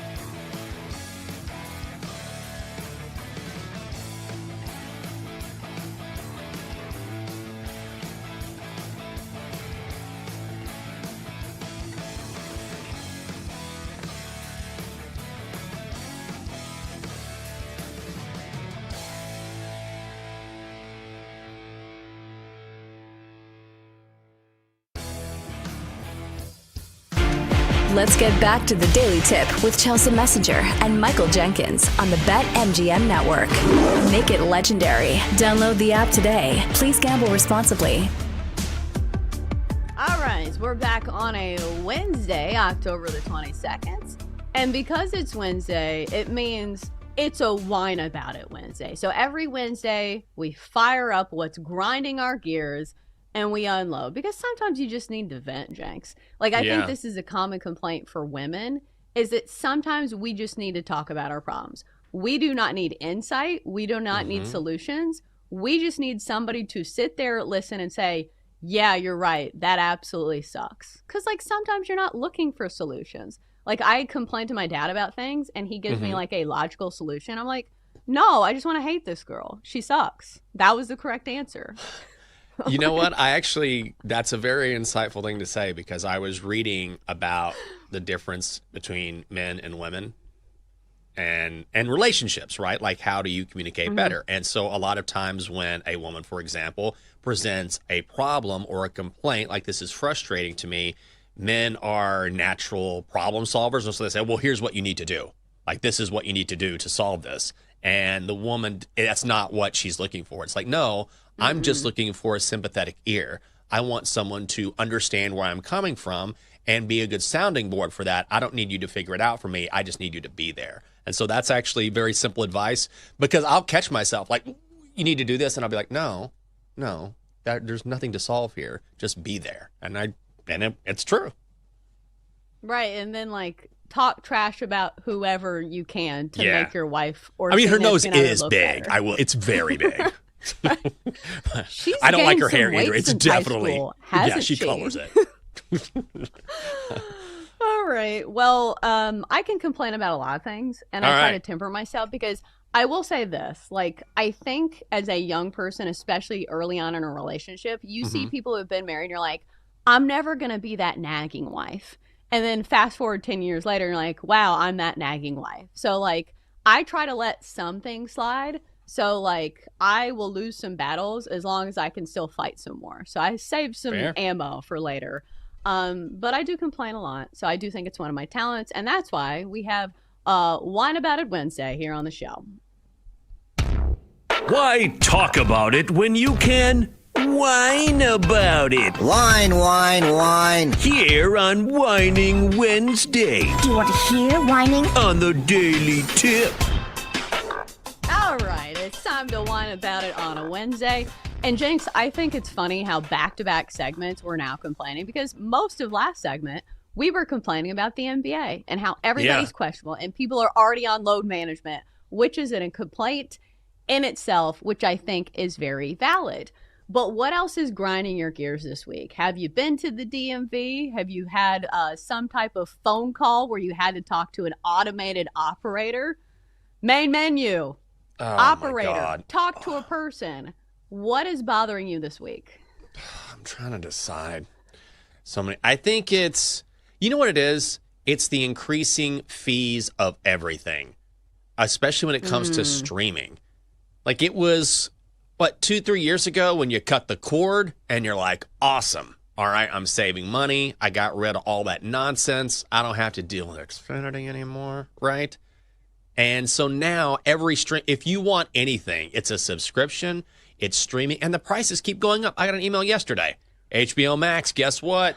Another $3 a month, just like Netflix, just went up, just like YouTube TV, just went up. So all this money that we were saving, at least initially, is now just going down the tubes, because over the past 2 or 3 years, they keep jacking up the prices. Yeah, here's another complaint that's parallel. How they treat new customers so much better than returning customers. Because there is this commercial I see all the time. I think it's for Xfinity, where they're like, if you sign up now, and it has this relaxing music playing, we'll have the same price guaranteed for the next 5 years. I'm like, oh, that's nice. I have Xfinity. I get an email a week later saying, hey, your price is going to go up. I said, what? What? I have seen so many of these commercials who are telling new customers, your price is not going to increase for the next 5 years. It's nice to have some certainty in this uncertain world. And you're like, well, you don't do this for your customers that you have now. You see this a lot with like phone contracts where it's like, trade in your new iPhone and we'll give you 2 years where you don't have to pay anything. But like once you're locked into that contract, they're going to jack up the prices. They're going to put in all kinds of fees. But if you're a new customer, my goodness, is it enticing. That's why I don't do it. I buy my phone outright. Like I'm not locked into any contract, so I can switch at any time. I tried to go in one time with AT&T, but I own my phone. And once you do that, like it's a lot initially, and it may be different because I have a Galaxy as opposed to an iPhone. Once you do it initially, it's, of course, you're swallowing the cost of a phone, but then the trade-in value is so high, you just keep getting an upgraded phone, and it's so much cheaper. But I went into AT&T one time, and I was like, hey, I saw you guys have this deal, which was such a good deal, and she was like, oh, yeah, let me tell you about it, and, like, what plan are you on? I said, well, I'm on this plan, but I own my own phone. And she was like, you're not paying for the phone right now? I was like, no, I own it. She goes, oh, you're not eligible. She goes, that's the way to do it. And I was like, exactly. Because they want you locked in so you always have to pay those fees. It's the worst. The man. When it comes to cell phones, it's the worst. Den, earlier in the week, you said you had a major complaint with a car dealership. It sounds like you were there for a long time. So go ahead and unload, brother. So I went to get my car inspected. Had to be done in the month of October, right? But thankfully, I went to the dealership. I didn't go to like Jiffy Lube or Virginia Tire and Auto or whatever because I don't trust them. I used to go to Virginia Tire and Auto all the time, and they would find all the things wrong with my car, and it'd feel like it would break, like a month later, right? And I don't like waiting. I'm not very patient. So I could sign up and I could schedule the inspection. So I'd do that. I also realized, my car is 40,000 miles. Let me just, do the 40,000 mile checkup, whatever, too. I'm right there, whatever. Shouldn't take that long. Again, I'm scheduling it. So I feel like I'm a priority. Crazy me. I drop the car off. I see them pull it back. My appointment was at 10:15. I got there early because I didn't really have anywhere else to be. I see them bring my car back at 10:20. Okay. I don't leave the dealership until 3. And they're just doing inspection, and then they find a bunch of other things wrong with the car because that's what happens, right? You go to the car dealership and here's another $400 of things that we really suggest that you change. I'm like, I haven't heard of any of these things before, but I'm gonna take your word for it, and I can handle it, right? So they do all these changes, and I'm like texting them. They're very nice. Like the people there are fine. They're very nice. They're like, hey, you can like text us for updates, and I text them for an update. I'm like, hey, like what's the estimated time? Like, do I need to leave, ask for a loaner car to go get lunch or whatever? Because I didn't think I was going to be here for 4.5 hours. And then they text me back 20 minutes. Sorry, I was busy. I got lost doing some other stuff. And I'm like, what is happening right now? So finally they send me like, hey, this is everything we did. It's done. We're just going to wash your car. And I was at that point where I was like, I don't want a car wash, bro. I want to go home. So they do the car wash. They park my car. This is where it gets worse. They park my car. I have 4 eyes. All 4 of them see the car. It's parked. And I'm like, all right, sick. 5 minutes, 10 minutes. I'll be good. It was another 45 minutes after they parked my car, done with the car, because the guy that was in charge of the receipts or the payments, he had to process. There was one guy. He had to process. And apparently, this guy's the most popular human being at this particular car dealership because everyone is talking to him. He takes 1,000,000 years to process the person's order in front of me. And I'm like, what on God's green earth is happening? I want to go home. And then the best part, he had the nerve. I'm walking out. He walks me to my car. I'm like, bro, I see my car. I've seen my car. It's been here for an hour now. I've seen the car. He's like, I'd really appreciate a good review. It helps me keep my job. And I'm like, listen here, man.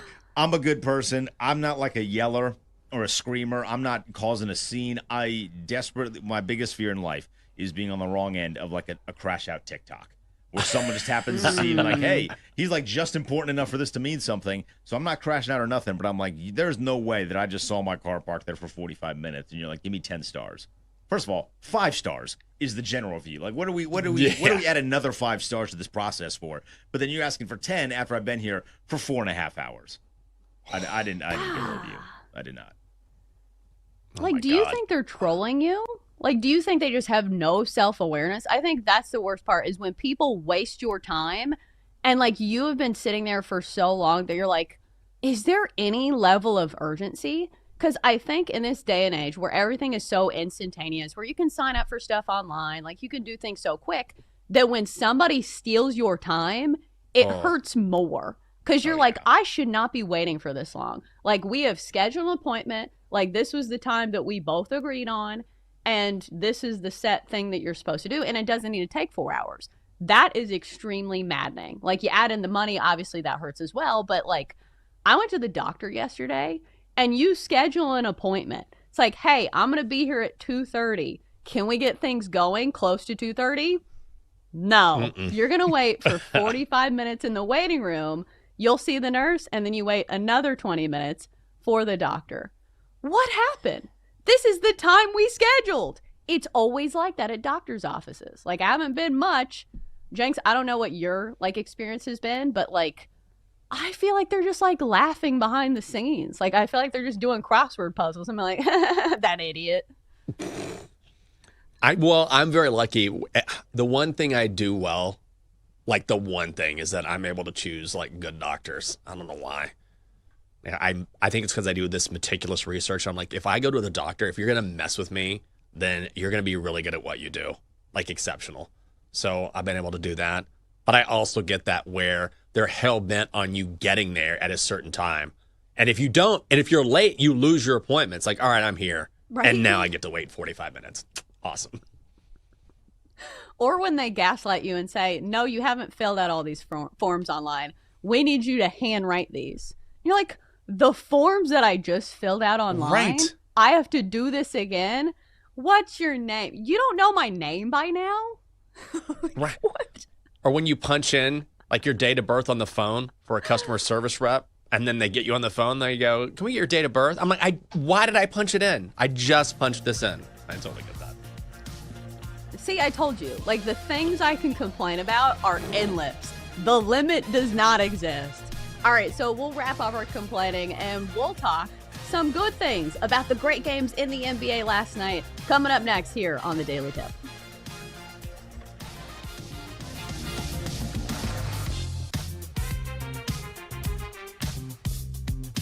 Chelsea and Jenks will be right back on the Daily Tip on the BetMGM network. Make it legendary. Download the app today. Please gamble responsibly.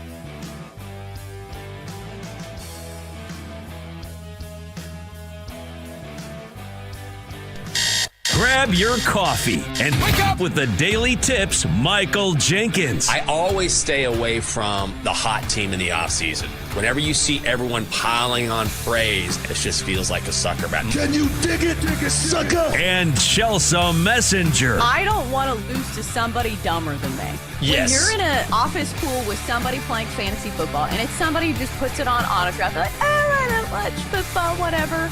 I don't want to lose to those people. The who? The her. For the best wagertainment here on the BetMGM Network. Hey, Dad, don't forget about me, the dogster. Sponsored by BetMGM. Make it Legend? Wait for it. Dairy. Download the app today. Please gamble responsibly. Time to get it going on a Wednesday.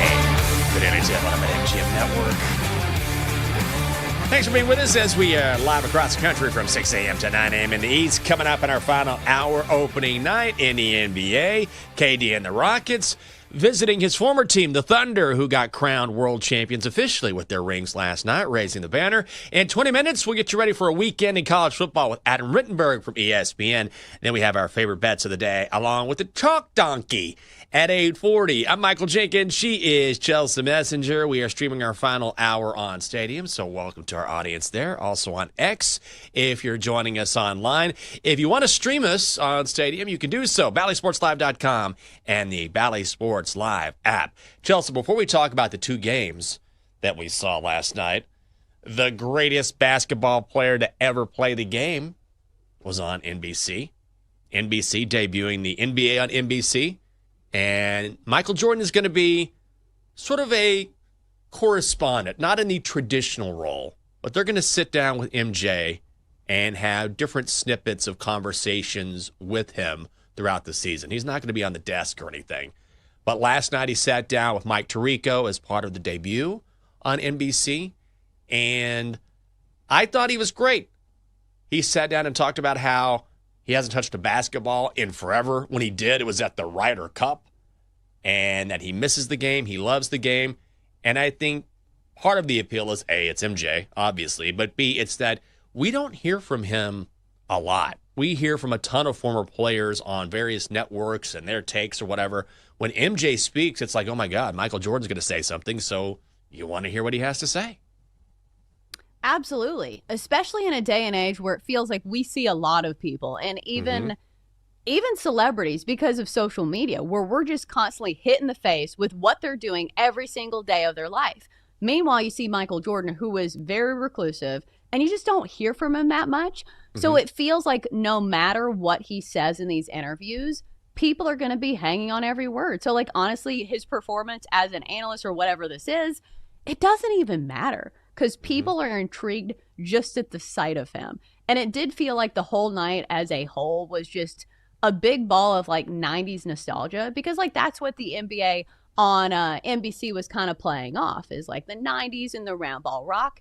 And then like who better than Michael Jordan, the king of the 90s, to bring in. So it just felt like such a strong connection for those of us who were around back then and like remember the NBA, and it felt like that was like the glory days of the NBA. So it was just a great night altogether and very heavy on nostalgia. Yeah, it was. And I think they did a nice job of paying it forward too. Whereas, okay, you got John Tesh and the Round Ball Rock. He was on the Today Show yesterday morning. And they have a guy with an electric guitar kind of adding a few riffs to it to update it. So that was fun. And they showed the old highlights. But then they also brought in the new stars, right?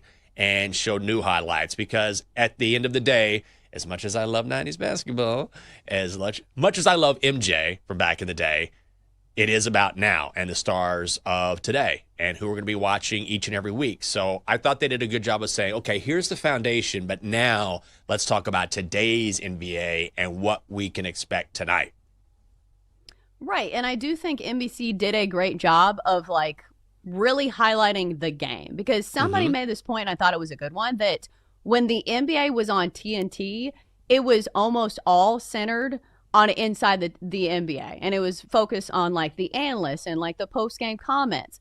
But in this iteration, like they really focused on the game. They showed all of the intros. They showed like the national anthem. So I feel like overall the that NBC did a great job of highlighting the product, and then the product gave back. We had 2 great games. Yeah, we did. And I saw that tweet too, and I thought that was perfectly stated because it's rare that you can base an event or a sport around 3 or 4 personalities.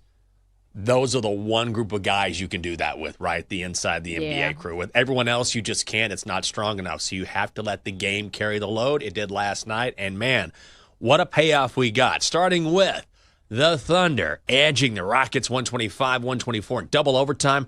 Rockets getting 6.5 points. The Thunder minus 300 on the money line at BetMGM. Total set at 227.5. The over hits. And what a battle this was. SGA, 5 points in the first half. Finishes with 35, but with OKC trailing by 2 seconds to play in regulation, he does this. Keep it on the floor. Gilgeous-Alexander. MVP. Down 2 on opening night. Pull up. SGA. Got it! Ties the game. It's Mike Tirico on NBC. We go to double overtime where SGA hits 2 free throws to seal it. He is the free throw merchant. People hate that about his game, but he finds a way to get to the line. Chet Holmgren, 28-7 for the Rockets. Monster game from Alperen Şengün. 39 points, 11 boards, a career high, 5 3-pointers as well. KD with 23 in his Rockets debut. And what a game worthy of a season opener. I mean, double overtime, Thunder and Rockets. It's as good as it gets. Right. This is the way to kick off a season, especially when kind of the preconceived notion sometimes, I think, especially for like casual NBA fans and sometimes me, is that guys don't care about the regular season. And it's tough when it's October and like championship season is like not for, until next summer. And it feels like the postseason is an entirely different season. So sometimes you look at these games, you're like, do they even care? I think last night it was proof that they do. Like, this was such a great back and forth affair between these two teams. And we did learn, not too much about the Thunder. Like, maybe the fact that Chet Holmgren felt like he was on another level last night is something scary for the rest of the league. Man. But SGA is still great at scoring points. He's great at winning. And he's still great at getting to the line. But honestly, I feel like the bigger takeaway is what we saw from the Rockets. And we knew that Kevin Durant was going to be a great addition to this team. But also, this is a great defensive squad and a very big squad. One of the tallest starting lineups in the league. And I think that this is going to be a team that's going to be a true threat to the Thunder in the West. Yeah, I think so as well. Their size is just remarkable to watch. Do you know what I mean? Yeah. You see it on paper and you're like, okay, these guys are tall, they're lengthy, they're going to play a different type of basketball, especially with Van Vliet out, so that changes the dynamic a little bit. And man, they're going to be a real problem this season. The Rockets done a really nice job of building that roster, and of course, having KD helps. But this is their window, right? They're hoping that with their current configuration, this looks like a championship team. This is a team that can compete for the NBA title, and yes, one game means nothing, especially the season opener, but the early results are, okay, from what we saw, if you guys play like this, these guys are going to challenge for that world championship.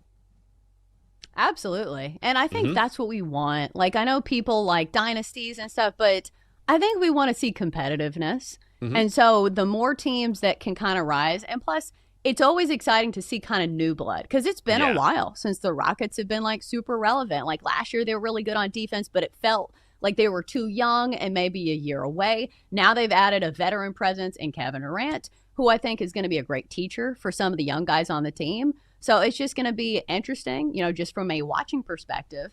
And, it's better when there are more teams and there is more parity. Like, that's why people love the NFL, because of the parity. Did you see the Thunder get their championship rings? Did you see the rings that they were handed last night? Oh, my God. I was making dinner at the time. So, I was kind of, walking back and forth. Let me look them up. So, they have the OKC logo on the front, 14-karat white and yellow gold, the blue and orange sapphires. They have the 68-14 record on the side. But you open up the ring, and there's another ring inside.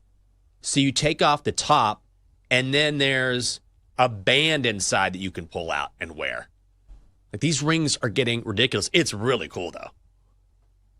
I don't understand how they keep going to new levels. I know. Because I feel like we've seen this with Super Bowl rings. We're like, oh, my God, nobody's ever thought of that.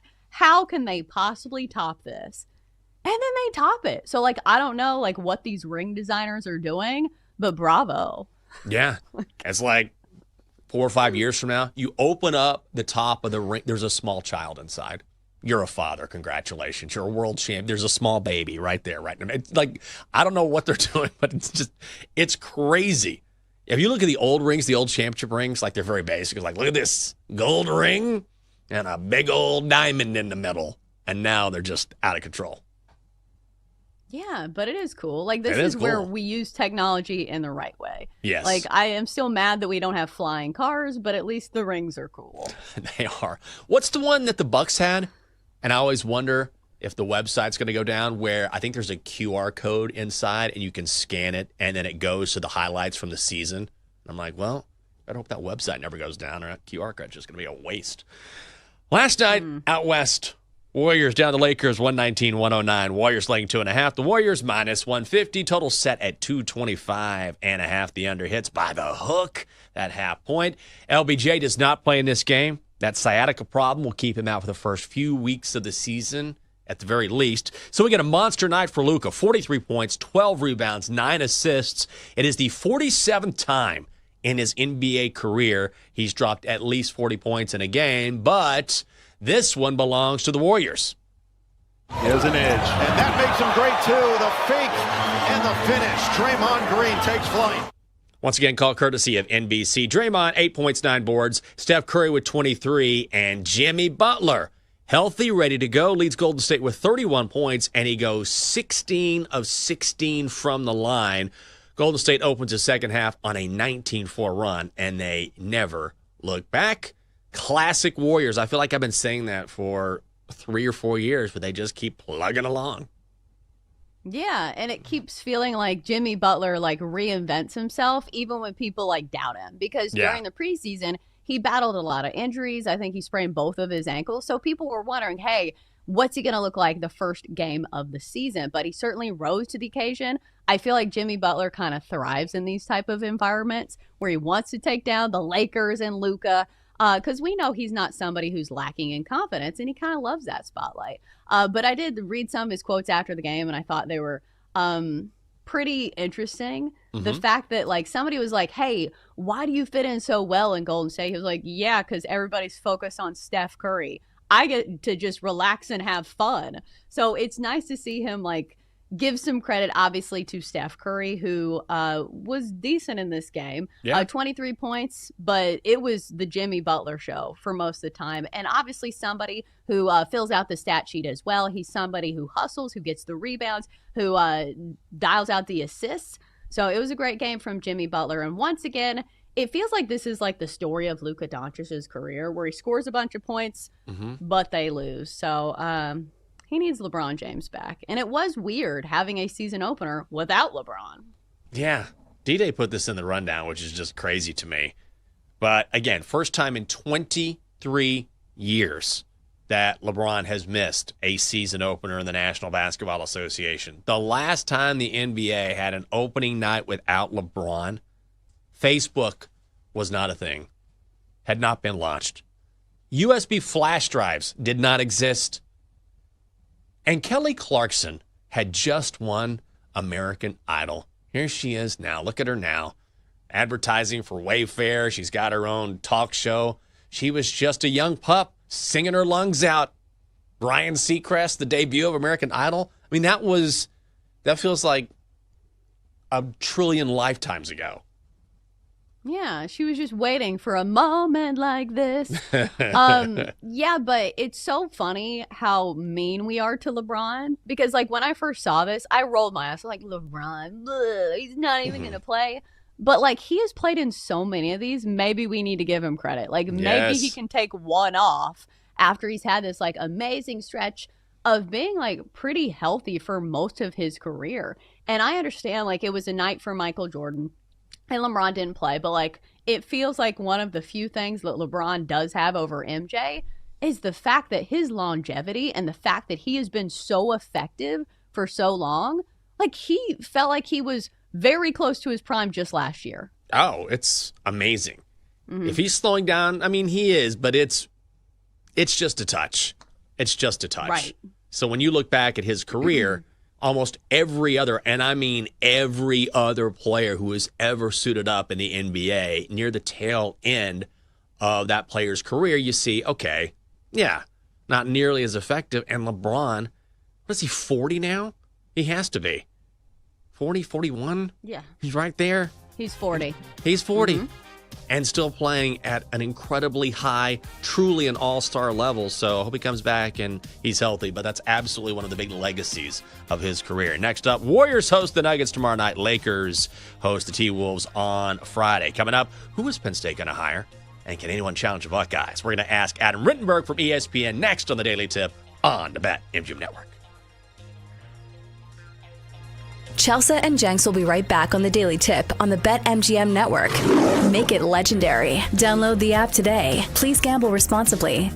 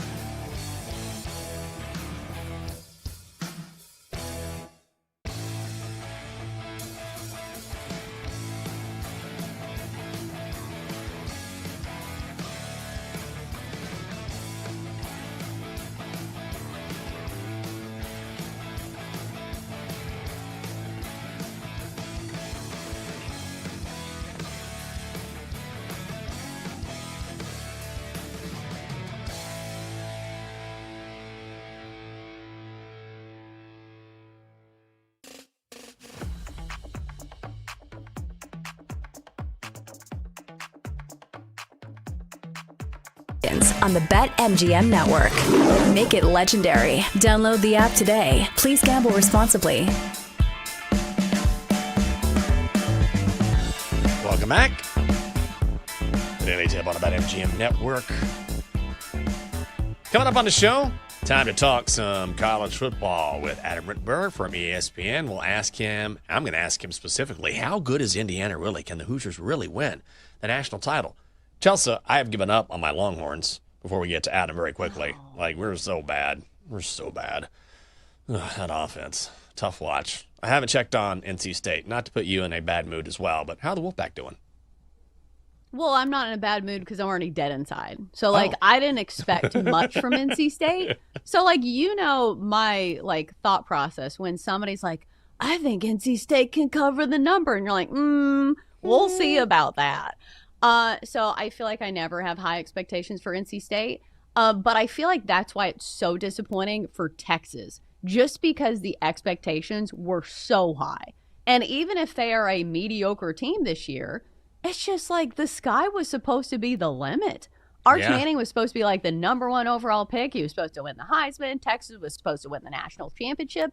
So I think that's where real sadness begins, is when the expectations were high and you don't even come close to meeting them, as opposed to my teams where the expectations are on the floor and the team is on the floor. So Titans and NC State are not doing me much this year, but my expectations were already very low.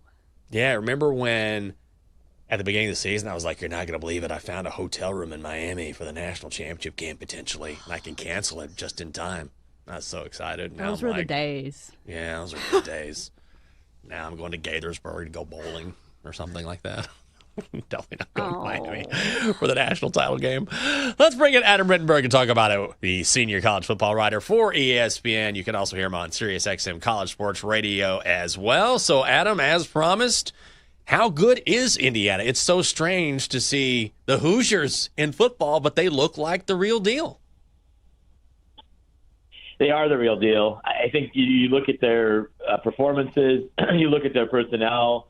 Certainly the coaching staff has gotten a lot of attention, and rightfully so, with Kurt Cignetti leading the way, but some really good assistant coaches as well. And I think this is a team that certainly surprised everyone last year, but didn't surprise itself, and then really made some important upgrades. This is a better offensive line.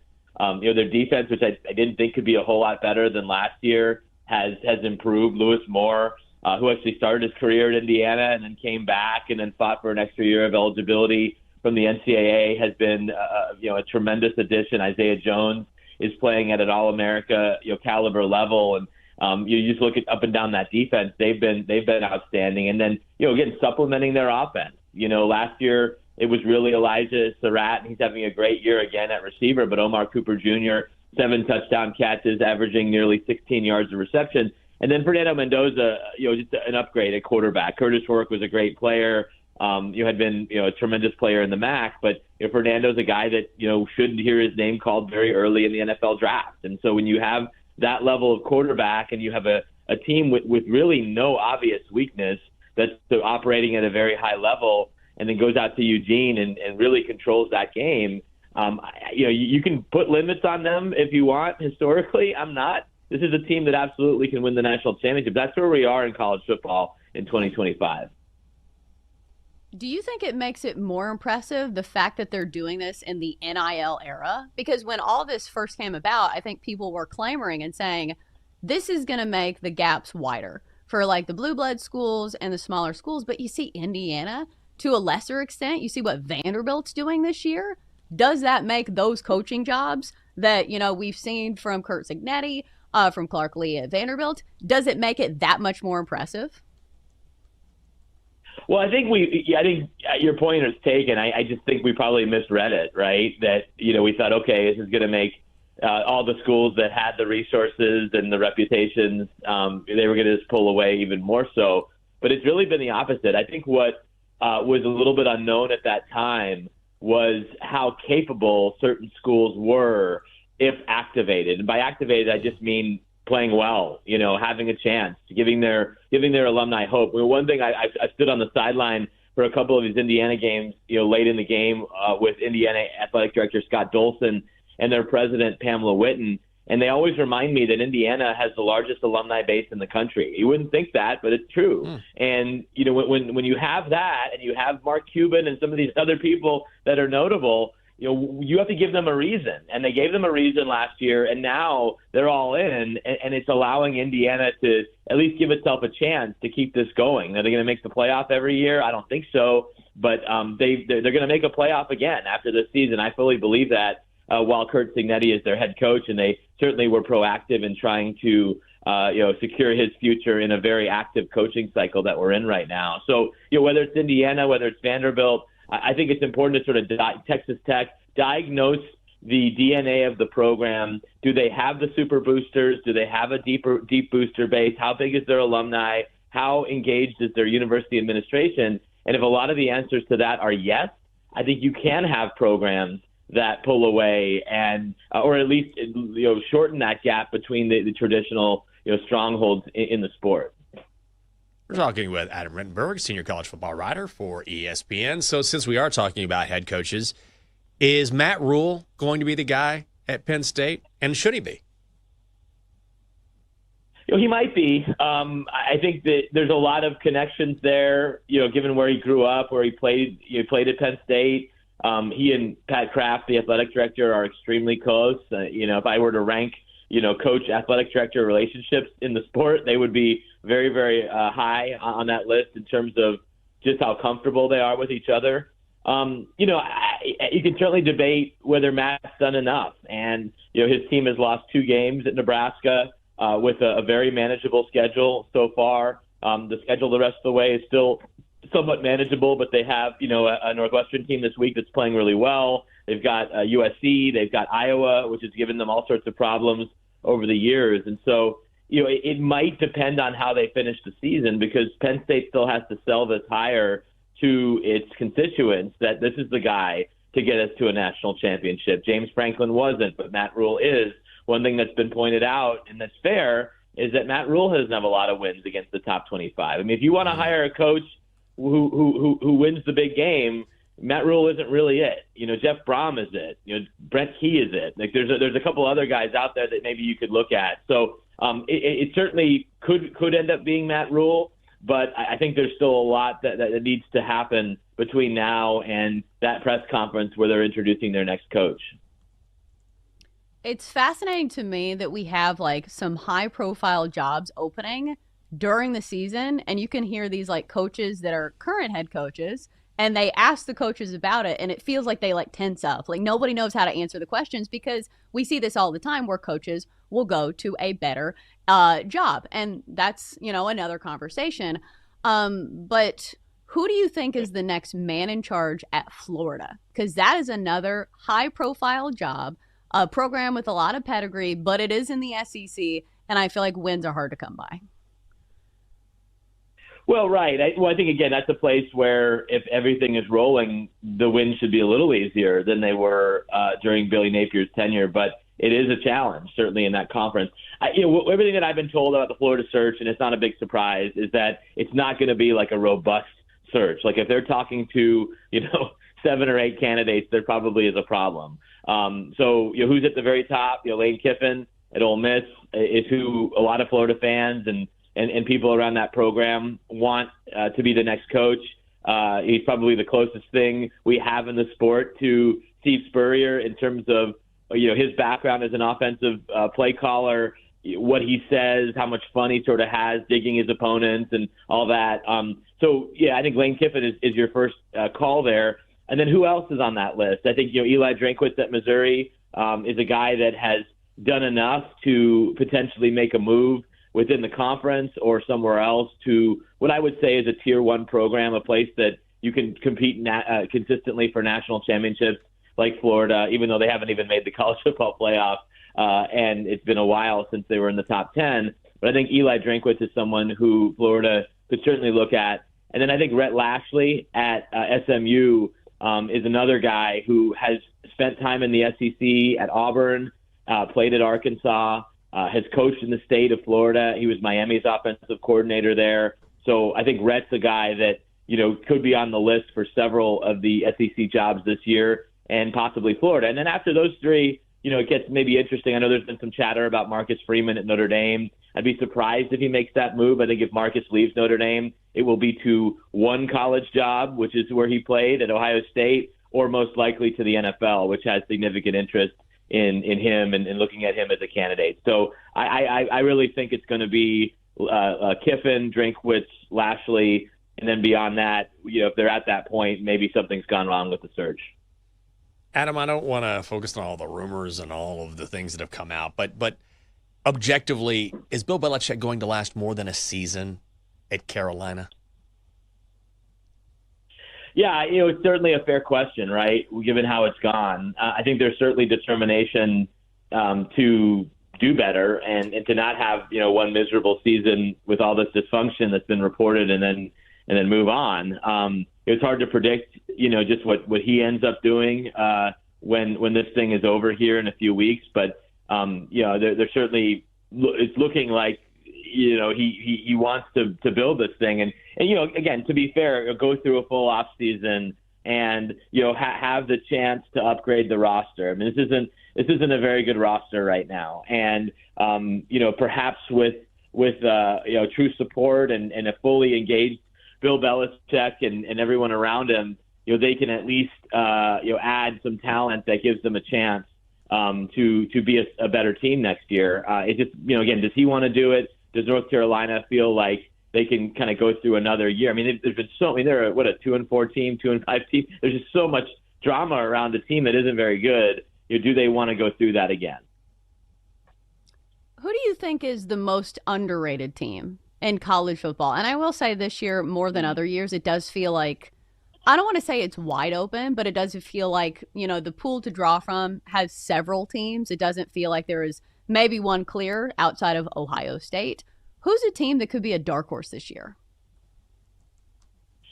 Yeah, I mean, again, I think to win the national championship, it's still a fairly small pool that are going to be able to win multiple games in the postseason. I know Texas Tech fell to 14 after their loss to Arizona State, but I think that's a team that, when they're fully healthy and they get the quarterback back and are playing at their peak, they're a very dangerous team to watch here going forward. The team that has really surprised me is BYU.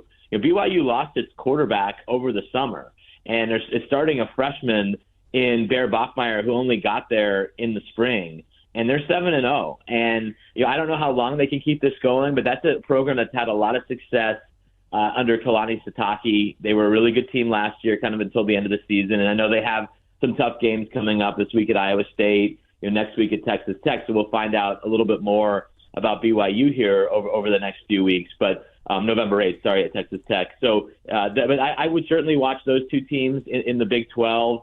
I don't know if Georgia Tech is getting enough love. I mean, I know they're at number 7, but to be 7-0 is really, really impressive. And then again, the winner of the Vanderbilt Missouri game is going to be really interesting to watch. Missouri was really competitive with Alabama.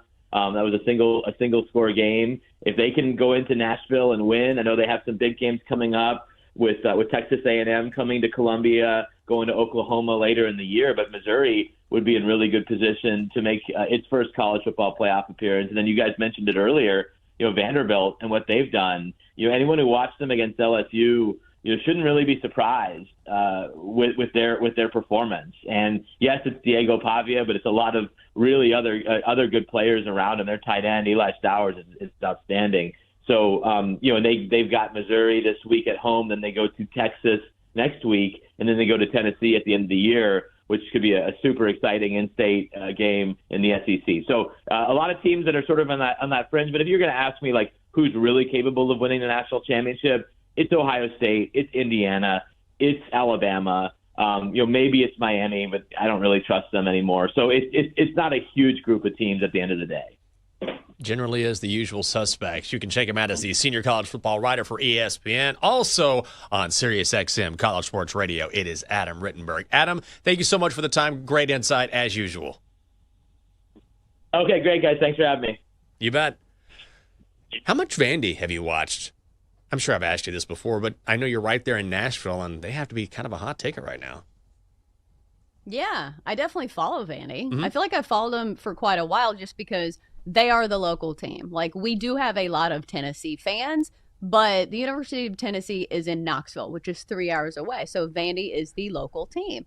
And it's just really interesting because everybody loves to see those programs who have been labeled as like the cellar dwellers of the SEC for so long. And now they're having their moment in the sun to where it feels like they're the trendy team and they're getting the celebrities on the sideline. So it's a very cool thing. You know, it's cool when we all make our bets and we win. Chelsea got her first win in the NBA last night. We got the NBA hoodie on. Let's go. Best bets, Donkster, all coming up next before we wrap things up and hand it off to Bet Sweats. It is here on the Daily Tip on the BetMGM Network. Chelsea and Jenks will be right back on the Daily Tip on the BetMGM Network.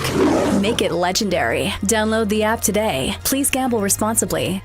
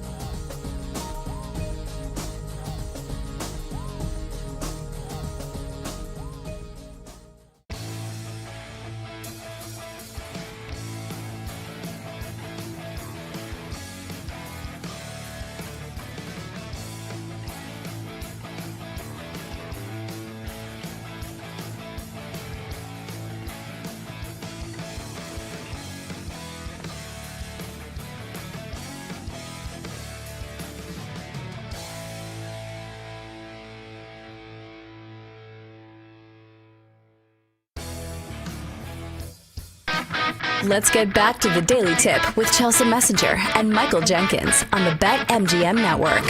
Make it legendary. Download the app today. Please gamble responsibly. Welcome back on a Wednesday. There's a Daily Tip on the BetMGM Network. Good morning to you. Thanks for waking up with us.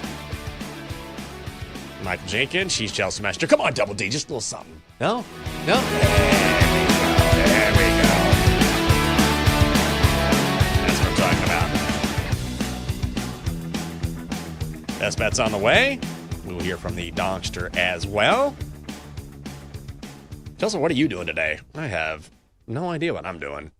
I'm going to take a nap. Well, breakfast is on the card.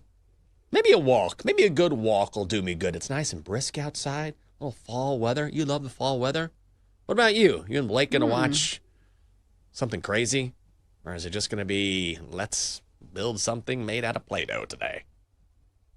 Oh, well, she does have school, so she will be attending school today. Oh, okay. I have another doctor's appointment. It's one of those weeks where you try to do everything like rickets that you have to like accomplish, and then you're like, okay, this week's gonna suck, but at least everything's done. So I have this spot on my hand. Let's hope it's not skin cancer. So I am getting that checked today.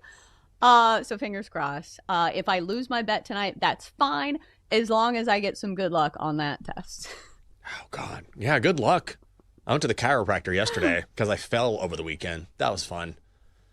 Really lucky. Oh, no. Oh, I know. Did you break your hip? That's such an old It was person close. thing. It was super close. Even the chiropractor was like, you're really lucky. I was like, I know. Because we have stairs in our home.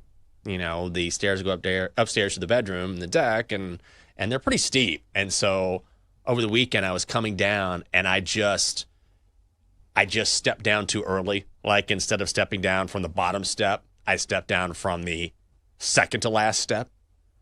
And so I turned just in time and like smacked the back of my head. And I was like, that does not feel good.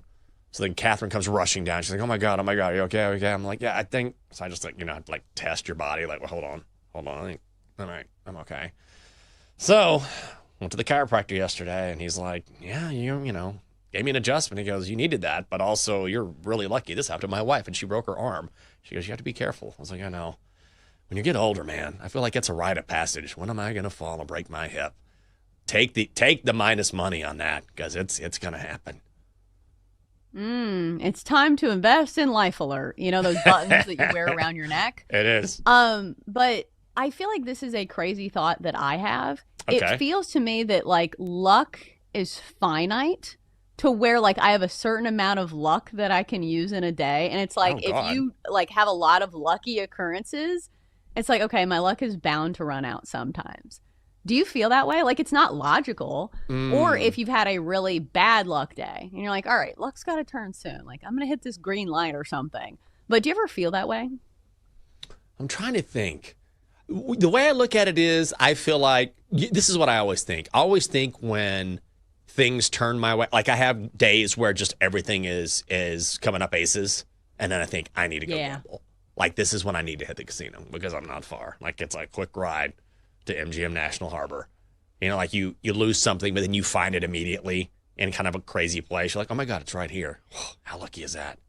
Or you get a phone call that you weren't expecting and it's good news or something. You know, your test came back normal, whatever it is. I'm like, oh, that's good. But then it can be the opposite too, where it turns the wrong way and you're like, oh God, what else is going to happen today? So I try to keep it from snowballing, because sometimes you try and like I spill coffee on my shirt. I'm like, okay, that's not great.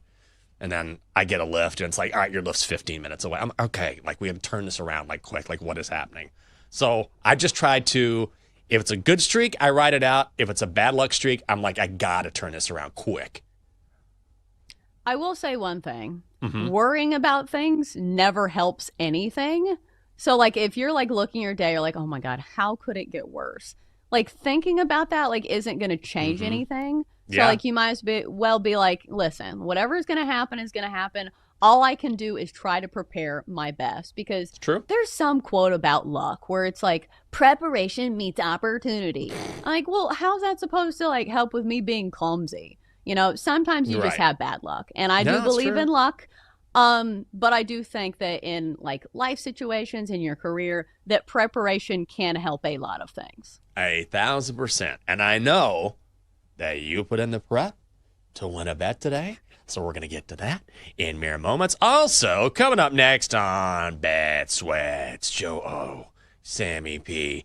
They're going to recap NBA opening day and look at some NBA futures and some NFL live dogs. Also, Nate Collins from the Greenlight Podcast joins at 9:20. Rick Camp joins at 10:20 to talk NBA. And then former Major League Baseball player Jason Kipnis is along at 11 o'clock. All right.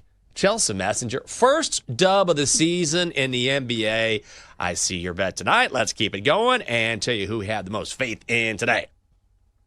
Time to place your bets. All right, Chelsea, let's hear it.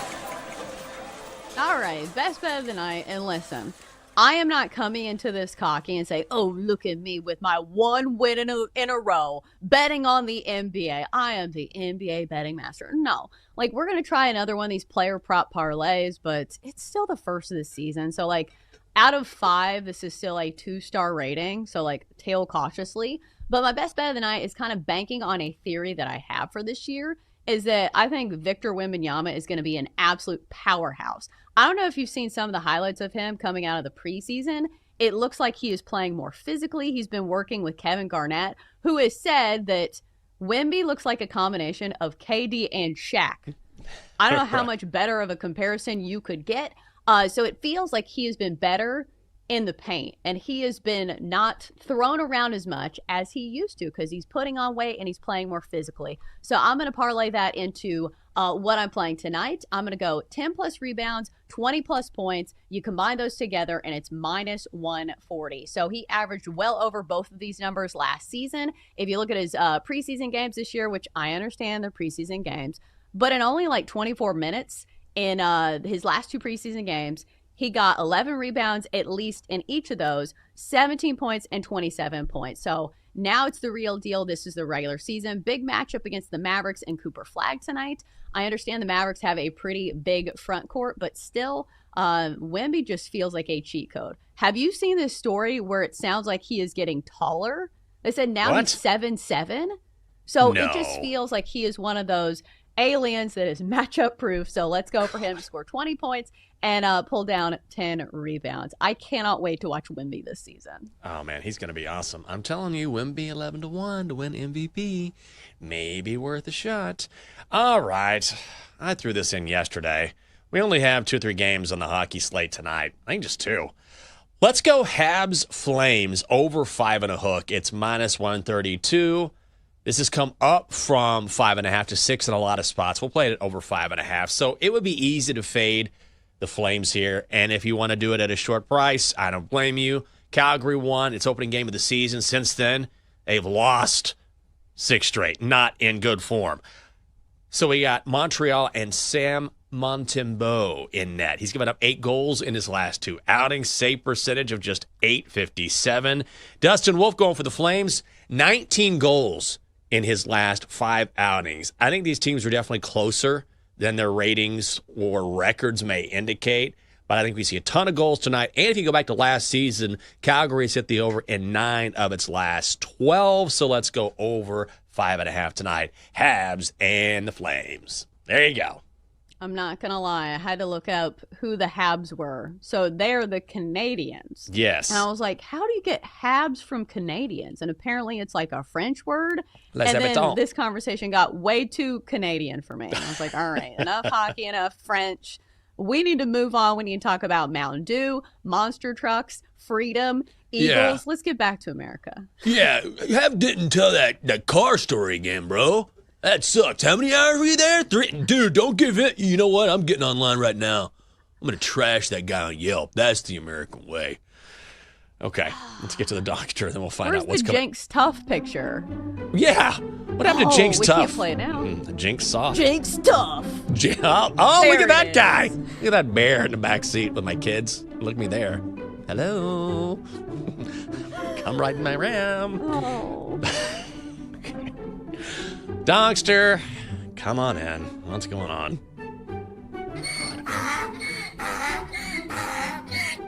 Is anyone interested in my complaint corner?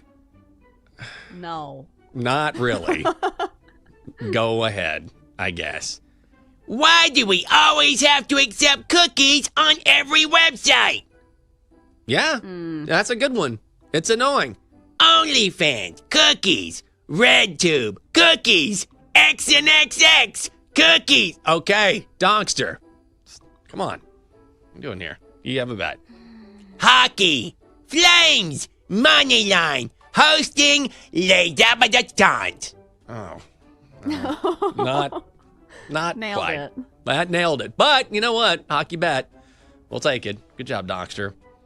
Come up next on Bet Sweats? Man, I don't know. Who knows? I know they're having some guests. I know they're talking about some bets. I know it's Joe O. Some things. Look at that black box. Coming up next on Bet Sweats, darkness. Lean into it. Just a dark closet. Bunch of bets coming out of it. Just a voice. Take the Cavs. And out of the minus darkness. 1.5. Yeah. There we go. You know what's crazy about the Donkster? So we have like. Oh, go ahead. Oh, I was going to say, It's, we have a minute trust to kill. me, not exciting. I have to craft a perfect Halloween bowl of candy. So I'm taking suggestions. What should be in my candy dish? Because I already have Reese's. I was I gonna already say. have, I think I'm either going to do Starbucks or not Starbucks. That would be great. Starburst Skittles, because I think you need to have like a chocolate option. Yeah. And like a sweet version, like a non-chocolate version. But I'm taking suggestions. Like, what would your go-to candy be in a Halloween dish? I was going to say Snickers. Reese's would have been one. Snickers would have been right there. Also, I'm a big Score Bar guy. Like a Heath, a Score Bar. Oh, I love those. What an old person answer. I know. What about a Werther's? Ever think about those? A Werther's original, like a whole bag of Werther's? Yeah, Dylan just said some fresh fruit. How about that? Just a bowl of fruit for all the kids. Or people who say raisins are nature's candy. Yeah. I would punt that. Punt it across no. the street. I hate raisins. Like, hate raisins. They're vomit-inducing for me. You're gross. Well, coming up next on Bet Sweats, enjoy yourself. I'm sure you're going to talk about it all, just like we just did. That's it for the Daily Tip on the BetMGM Network. I'm Chelsea Messenger. I'm Michael Jenkins. Have a great day. You've been listening to the Daily Tip on the BetMGM Network. Make it legendary. Download the app today. Please gamble responsibly. If you missed any of the show, listen back anytime on the new and improved Odyssey app.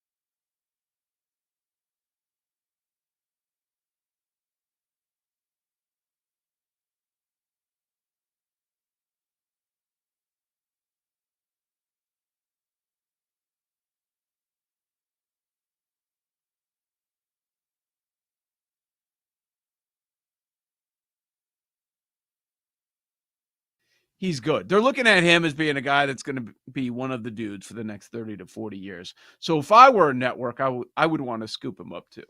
And he sounds just like his dad anyways. Sounds like you got his dad anyways. He definitely has job security. That's for sure. No doubt. He's good. He was awesome in the Olympics when he was calling the USA games with D. Wade. Ironically enough, when Curry hit 8 threes against France.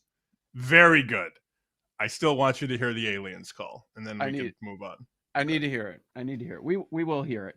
So I didn't watch a second of the NBA last night, and that's okay because I know there are a lot of people that did not. But like I did go back this morning. I watched all the highlights. I watched some of the stuff that aired in the pregame, and I wanted to. I went out of my way to do it. I do think there are some other NBA fans or fringe NBA fans, I would say my age, that probably watched it or went back and saw some of it just because of the nostalgia factor and how strong it is.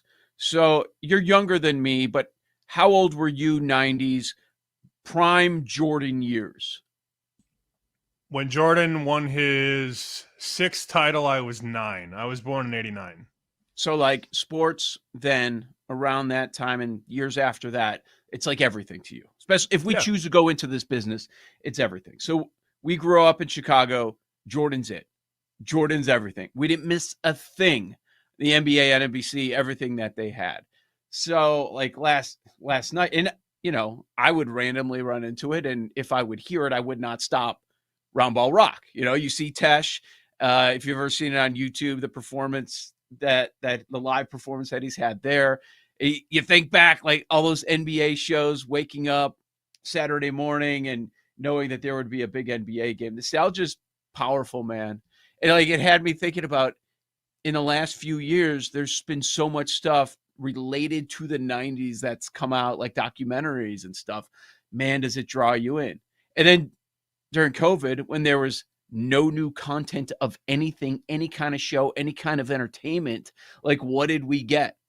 We got Jordan's doc, and it was must-watch TV on a more recent basis, and it brings everything rushing back. And when you hear Round Ball Rock, it brings Bird and Jordan and Magic, like all of those memories come rushing back, and it was just such a different time.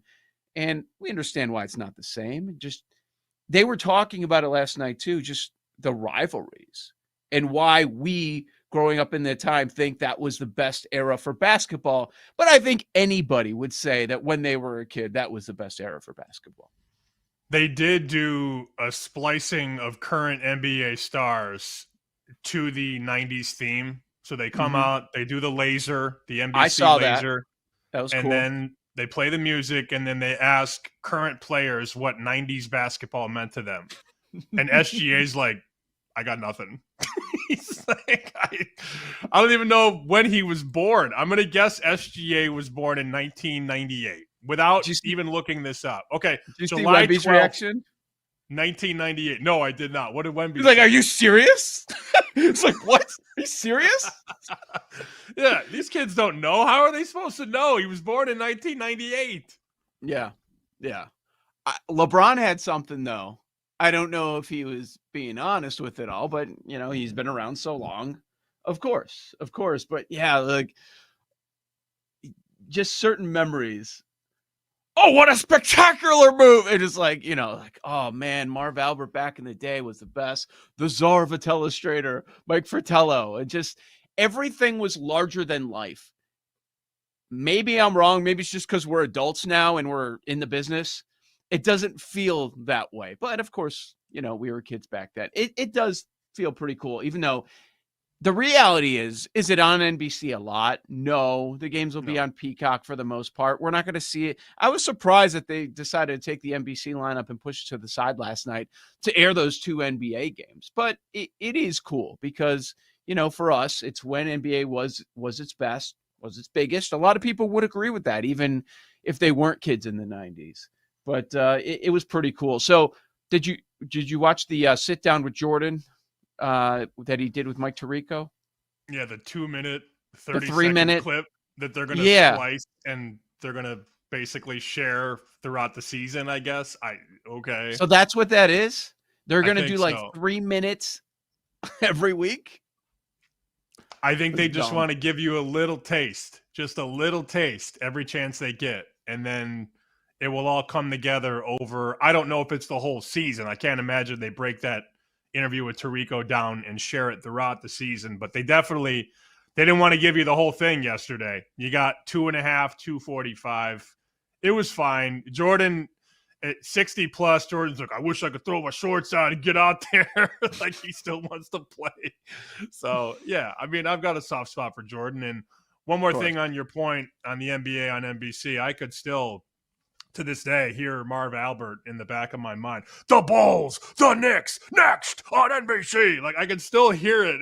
Yeah, it's just, it'll always resonate. That music, that sound, that feel, it will always resonate. Bro, put John Starks on TV. I'm going to be pissed. You know what I mean? Like, we hated those teams. Hated them. Especially those Knicks. And the Pacers, too. Like, Reggie is a more likable figure now because he's an excellent broadcaster. At least I think so. And, you know, a high-end former player. And I think he's pretty good at it. But, like, back in the day, oh, you hated Reggie. Hated all of them. I didn't mind Detlef Shrimp. You know, Rick Smits was fine. But Reggie, you know, the rest of the Pacers are actually good. It was just Reggie that was the guy that was annoying. And you understand why. You know, he gave him the choke sign to people, and, you know, he played into that. I think that's something that a lot of fans that grew up in 90s, 2000s, that we wanted LeBron to lean into. And he just didn't want to be the villain. He didn't want to be the bad guy. Like, I think most people wanted him to have a little Oakley in him, a little Reggie Miller, Starks, but no, he likes to be liked by everyone. He's going to say in front of a microphones what he thinks other people are going to want to hear. Yeah, when you want to be liked by everybody, though, you're not. You can't create that. You could only hope to. He's definitely not liked by everybody. We're going to talk, especially me. Well, I've got many LeBron stories. This is not a sports show; it's a sports betting show. So, I wanted to bring this up before we take a time out here. Did you see what the Ravens did yesterday in the locker room? They have taken away all the toys. So now that the Bears are rolling in, it's do or die for the Ravens, according to Front Office Sports, after falling to 1-5 off the bye. The Ravens have removed the players' ping pong table, video games, basketball hoop, cornhole boards. All of that is out of the locker room. So now they're focused on football and football only. I think that's worth a point to the spread. They are going to kick the Bears' ass. You think? Yes. 6.5. It's still 6.5. I see a 7 popping. That's where we've been. Even when the look ahead with the Ravens not playing last week. I truly believe it, though. I expect them to cover the point spread. Do you? I do. It's a big number, but I feel like it's that big for a reason. I kind of don't. It's not a Bears thing either. It probably doesn't matter the opponent all that much. As long as it's not an upper echelon team, this is the all-in game. Your season is here, right in front of you. Nate Collins next. Joe O, Sammy P, Bet Sweats.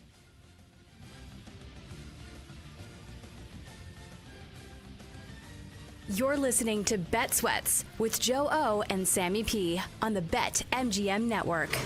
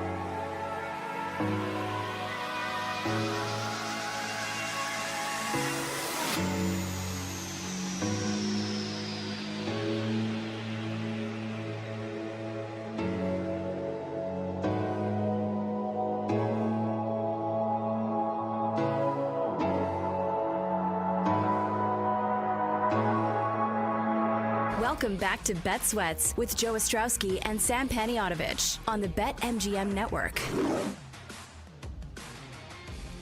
Bet Sweats, BetMGM Network. Joe Ostrowski, Sam Paniotovich. Every Wednesday, buddy Nate Collins, he drops by the show. Follow him on X, all his social medias, at Big N98. He of the Green Light Podcast. Nate, how you feeling, man? Feeling good. How about you guys? Yeah, no complaints. We're trying to figure out how many points it's worth to the line when a football team comes in and removes all the toys from the locker room. I don't know if you saw this story. The Ravens are done messing around.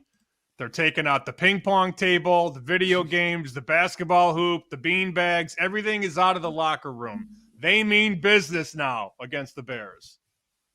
I think this is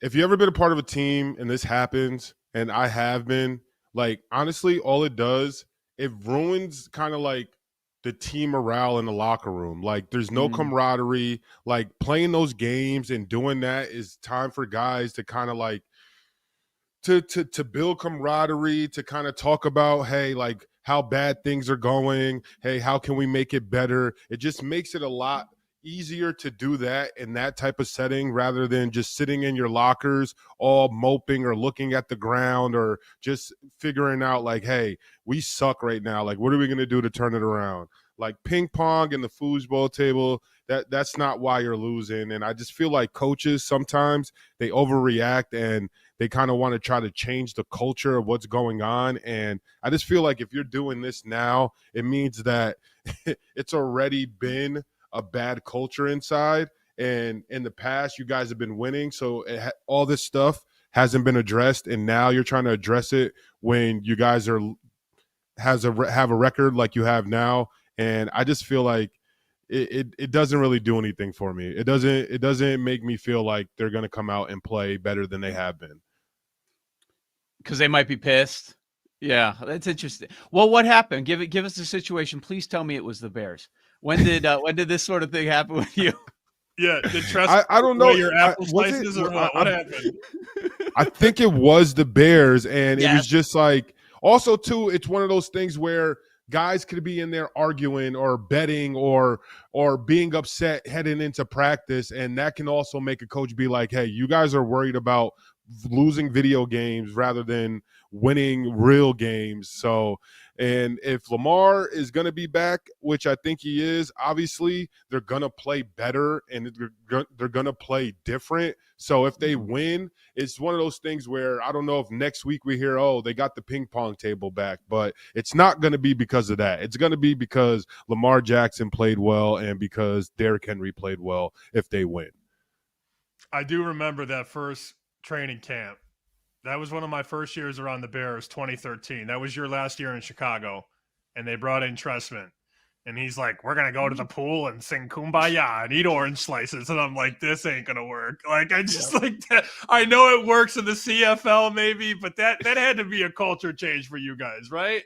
No, it definitely was. I tell people all the time, Tressman was an amazing coach. And this is crazy to say, is just that his one downfall, I thought, is that he never MF'd us. He never got like really mad or kind of like established like that type of dominance as a head coach. And we had a lot of egos on our team. And I feel like if he did that a couple of times to kind of show like, hey, I'm the coach, I'm running this, I think it would have bode better for him. But X's and O's, probably one of the smartest coaches I've ever been around in my entire life, hands down. He had no chance, man. Correct me if I'm wrong. Half the locker room was pissed about Lovey. and what the Bears did to him. So it was going to be tough to win people over. Absolutely. Lovey, everyone loved Lovey. And then the season that we had when Lovey got fired, it's kind of one game away from making the playoffs. It was different time for a lot of those vets in there, and a lot of people in Chicago at that time didn't really understand or think that was fair. So whoever was going to be the coach, it was going to be a tough spot.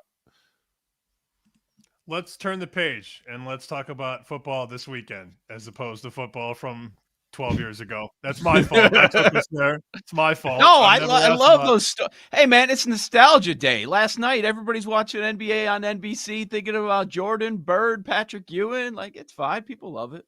All right. You want me to go back in my toolbox? No, we're good. No. We can go all back. right, we're good. We're going to move forward. Okay. No, all right. no, Nate's having bad flashbacks. They made him sit Yeah. next to offensive players in his locker room. Yeah. Yep. All right. So the Bengals have Joe Flacco now, not Joe Burrow, Joe Flacco, and they are a 6.5-point favorite against the Jets. You want to talk bad? Let's talk Jets. They've made the quarterback change. They go to Tyrod Taylor. The Bengals just won on Thursday. Everybody watched Jamar Chase catch 1 million passes. Is there any way you would consider a bet on the Jets at +6.5 or +7?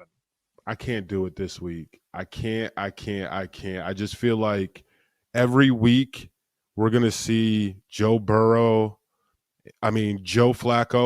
and Jamar Chase and Higgins. I think we're just going to see them get better and better. Obviously, like what people have to understand, Joe Flacco joined this team, 2 weeks ago in the middle of the week. And it's one of those things where it's very, very impressive everything he's been able to do. And yeah, last game, even if it was just throw the ball to Jamar Chase, the fact that they can do that at a high clip and they haven't even been in the building or throwing passes and catching passes from each other for a month yet, I just think that every week we're going to see them get a lot better. And the Jets are a team that they do have a pretty decent defense, but I just don't think this is the week where they maybe step it up and try to stop Joe Flacco. I think Joe Flacco, he's settling in, and this offense, he's realizing he has a lot of weapons, and I think it could get scary for some teams offensive wise playing the Bengals coming up.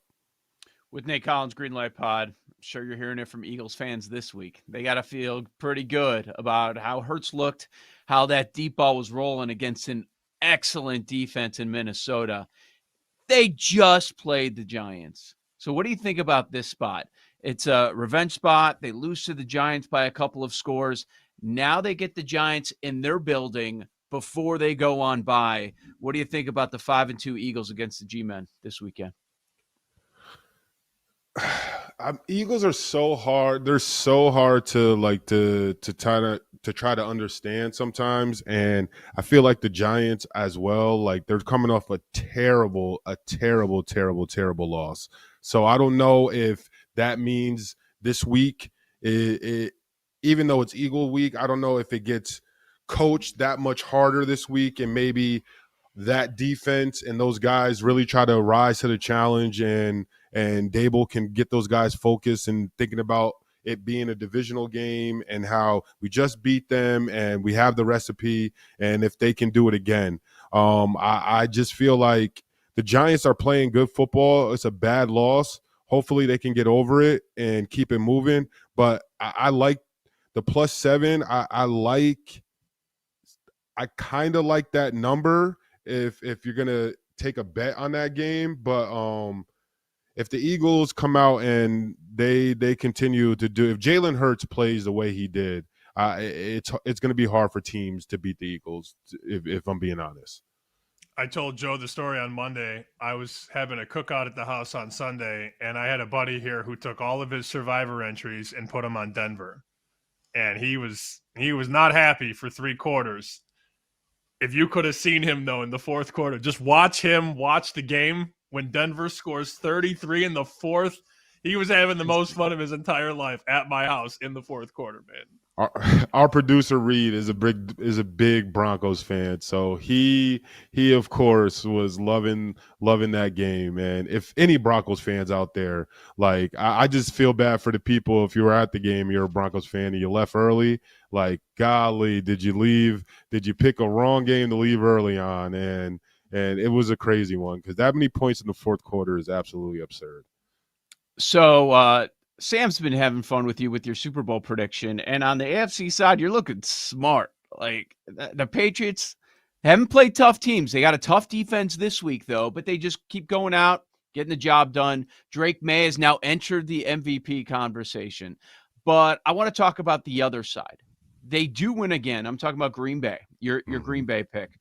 Sunday Night Football in Pittsburgh, Green Bay favored by 3. But since those first couple of games, like the Packers are doing what they have to do to win. I can't say that I've been impressed with what I've seen. What do you think about what you've seen from Green Bay heading into this game in Pittsburgh after they lose a game that they should have won last week? Hey, this is what I tell people. You don't got to be impressive to win the Super Bowl. You don't got to be impressive to win games. And I just feel like Green Bay is a team that they're gritty and they just find a way to win games. They have a capable quarterback, and they're a team on offense. If they don't turn the ball over, they're gonna at least flip the field position or get into field goal range, if not score. They have a defense now with Micah Parsons that absolutely terrorizes any offense. So it's one of those things that they absolutely have the formula to keep it going. And yes, like after the first couple of games, seeing them kind of score at a high clip, I think they'll get Jacobs going. Yeah, like I don't think Green Bay is necessarily going to be the team this year that's going to be winning games by 10 points, 14 points. I think they have a team that they're going to be able to stay in games, score with teams, and make stops like we seen with Micah kind of ending this last game. I think that's what they have their focus on, and they've been doing that. Dr. Fax has the number 1 seed in the NFC right now, Green Bay, and the number 2 seed in the AFC. So what do I know? I know nothing. I had Buffalo, San Francisco. San Francisco's winning, but I don't know that can last. If you had a coach of the year vote, Dr. Fax, are you going Vrabel? Are you going Steichen, Peyton, Shanahan, Bowles? He's going McDonald? Cohen. He's going. You know what's funny? I don't obviously like. There's. I should know this if there's other awards for this, but I don't know if you can give it to an assistant coach. But I'm giving it to Robert Saleh. Like, I'm absolutely giving it to Robert Saleh. What he's doing with the 49ers defense is so impressive to me. Them losing Bosa and Fred Warner, and you like having the next man up, like guys in the building ready to play the way that they played the last game. Me as being an third string practice squad guy, last man on the 53, like just floating back and forth. It's one of those things where every team has those guys, and like you're just waiting for your shot. You're never hoping guys get hurt, but that's part of the game. And if guys get hurt, like sometimes you only get one chance to prove that you're ready to play in those spots. And I think the 49ers defense as a whole this year, with all the injuries and plug and play that they had to do, I think Robert Saleh should really, really be commended on his job, how he just jumped in there. And these guys every week, it doesn't matter if you know who the players are, they're out there making the plays that they need to, and it's very impressive. Yeah, so the assistant coach of the year, you can't find it every sports book, but that's a brand new award that is just starting this year. And I think you're right. Like, that's the dude that is getting or going to get a lot of attention if he hasn't already. All right, we got to talk about Virginia. Here's the week, man. North Carolina, the line is 10.5. How much are they going to win by?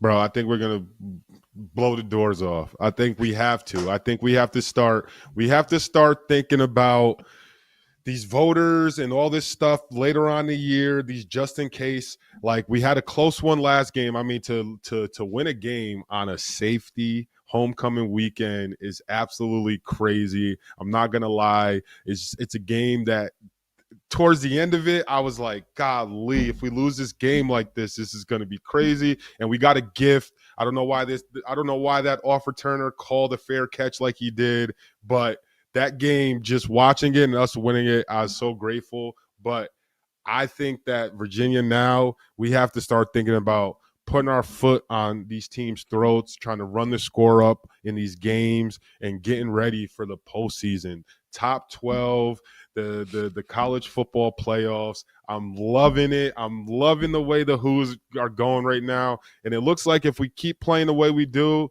the way we have been playing, it looks like we'll be playing Miami in the ACC championship game. And I like our offense, the way we play and score points right now, that we can play against anyone in the country. So it's going to be an exciting back half of the football season for the Who's. But I think we're about to put belt to ass to Belichick this weekend, honestly. And I can't wait. I don't think Belichick is going to pick this week where it's all going to turn around. No. Join the party. There's a long list of teams that have been smashing the Tar Heels. Virginia going to be one of them. I think you're right. Looking forward to seeing it. All right, Nate, enjoy the weekend of games. We'll talk to you next week. Nate Collins here of the Green Light Pod. Joe O, Sammy P. We'll play some 3-2-1 on college football conference futures. We'll talk about that at ACC next on the BetMGM Network. You're listening to Bet Sweats with Joe O and Sammy P on the BetMGM Network.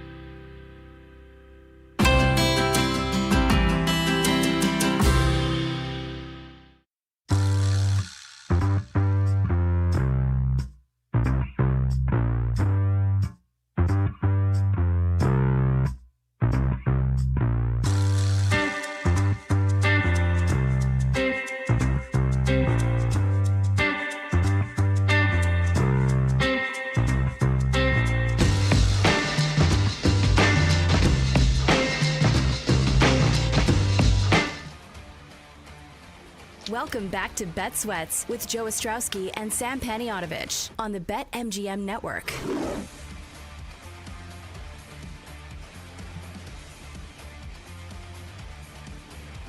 Joe O, Sammy P. We are on X. I'm at Joe Ostrowski, Sam at SP Shoot. Appreciate Nate Collins for hopping on, getting some old lovey stories. We have a lot of Chicago listeners. Trustman stories. I'm sure they appreciated that. We'll do some power rankings coming up top of the hour. We do this every Wednesday. This week, we are going to power rank the worst 5 teams in the NFL. Fade material. Maybe not ATS, but certainly fade material if you are still alive in survivor pools. One way to look at it, or, teams to go against with teasers, stuff like that. Moneyline parlays, all that good stuff. All right, we want to bring in Paul Aspen. We're going to play a little 3-2-1, switch things up with college football and go over some conference futures. Hey, Paul. Guys, so I think Big 12 is a good place to start because it is wide open. I think, Joe, it was you that brought up a listener who was looking at maybe Houston at 85-1. At BetMGM, there's a 50 on Houston. So the way we're going to do this is 3-2-1, pick a winner in the Big 12. Texas Tech is your favorite at -115. Obviously dealing with some quarterback injury issues. Arizona State, BYU, Cincy, Utah's got 2 losses. So let me ask you this. Do we eliminate any team that has 2 losses at this point in conference? You don't have to. I mean, I think it's easy to do so, but I wouldn't eliminate anybody in the Big 12 yet because that conference is so wonky. Do I think Iowa State, TCU, Baylor are going to win? No. Kansas State, Utah, Kansas? No. But I don't know that I'd bet them. Like, I don't think we have to eliminate them, but I'm not going to bet them, if that makes any sense. Yeah, for the purpose of this conversation, you're basically looking at a list of 5 teams that have 0 or 1 loss. Are the BYU Cincinnati's going to have 2 losses by the end of the year? And then you have multiple of the 1-loss teams all lose again, and then there are tiebreakers involved too. I am eliminating the 2 loss. Like, I'm not interested in it. I guess, Sam, you were kind of saying that too because you're not betting them. But, yeah, they could win, but I'm not interested for the purpose of this conversation in even thinking about it. I think you've got to stick to the top 5 right now, which is BYU, Cincinnati undefeated in conference, and then Arizona State, Texas Tech, and Houston. And last question. We're saying like 3-2-1. You're betting on this team at like the current number or just picking a winner? Ooh, I think betting. Okay. I think number has to be part of it. Yeah. Yeah. All right. Big 12. Who's winning? 3, 2, 1. Houston. BYU. Oh, the music. Perfect. Oh, here we go. I forgot about it back. All right. There we go. All right. Yeah. Paul, did you give an answer? Cincy. Yeah. Okay. I figured at what, 8-1, take one of the 8 or 7-1, take one of the 2 teams that doesn't have a conference loss. Cincy's defense has been much worse than expected, but they might be figuring some things out. They just haven't. They play in shootouts. Offense is prolific. So I will, at that number, undefeated right now between those 2. I don't buy Arizona State at all. I'm not betting Texas Tech at -115 when their quarterback's all banged up. So almost by process of elimination, give me the Bearcats. Yeah, and Dillingham has been talking for weeks about Sam Levitt's foot. I know that he looked okay against Texas Tech, but he didn't play against Utah because they didn't want to play him in the rain. So that's something that's lingering. Don't think it's going away anytime soon. So I think BYU or Cincy with no losses would be the look. Yeah. Said 50 because we're looking at 5 teams. And, okay, of course, Texas Tech is about even money. That makes sense. That was my pick before the season started. But now we're looking at it fresh, and there's a 7, there's an 8, there's a plus 470 on Arizona State. And then there's the 50-1. Purely a numbers play. And it probably really comes down to this week. Houston at Arizona State, 7.5-point dogs. If they pull off the upset, what's the number then? What does that number drop to? It's going to be – they have a soft schedule. West Virginia, going UCF. forward, UCF at Baylor. Yeah. Yep. So Yeah, it is if this week. It's this week. It's this week. If they win, and that number is ridiculous, you will find nowhere near 50-1. So just purely a numbers play. On top of the 11th stuff, great spot for Houston with ASU coming off that Texas Tech win. Yes. So, yep. All right, let's go ACC. Georgia Tech plus 225, Miami plus 275, UVA, Louisville, SMU. And then I think that's kind of where it stops for the purposes of this conversation. 3, 2, 1. Who's? Virginia. What? Oh, gotta bet it. Gotta bet it now. Gotta bet it now. We all landed on. They're the third favorite in the conference, and we all landed on Virginia plus 450. They are plus 450 to make the playoff too. So same price. You would think that they would have a different number there, but they they do not. It's the same price to win the conference as it is to make the playoff. So basically, they're saying they have to win to get in so many words. BetMGM does not have a market up on the ACC that I see, which is crazy. They have all these different conferences up, but they do not have ACC. Other books, though, have Virginia about 450. Look, Miami's no shoo-in to make the game. Miami could have no more losses the rest of the way and still not make the ACC championship. They don't control their destiny. So while they do have short odds, there's no guarantee that they get in because they've got one loss. They've only played 2 conference games, mind you. So Georgia Tech's 4-0, Virginia 3-0, SMU 3-0. There's no guarantee that Miami even makes the ACC title game.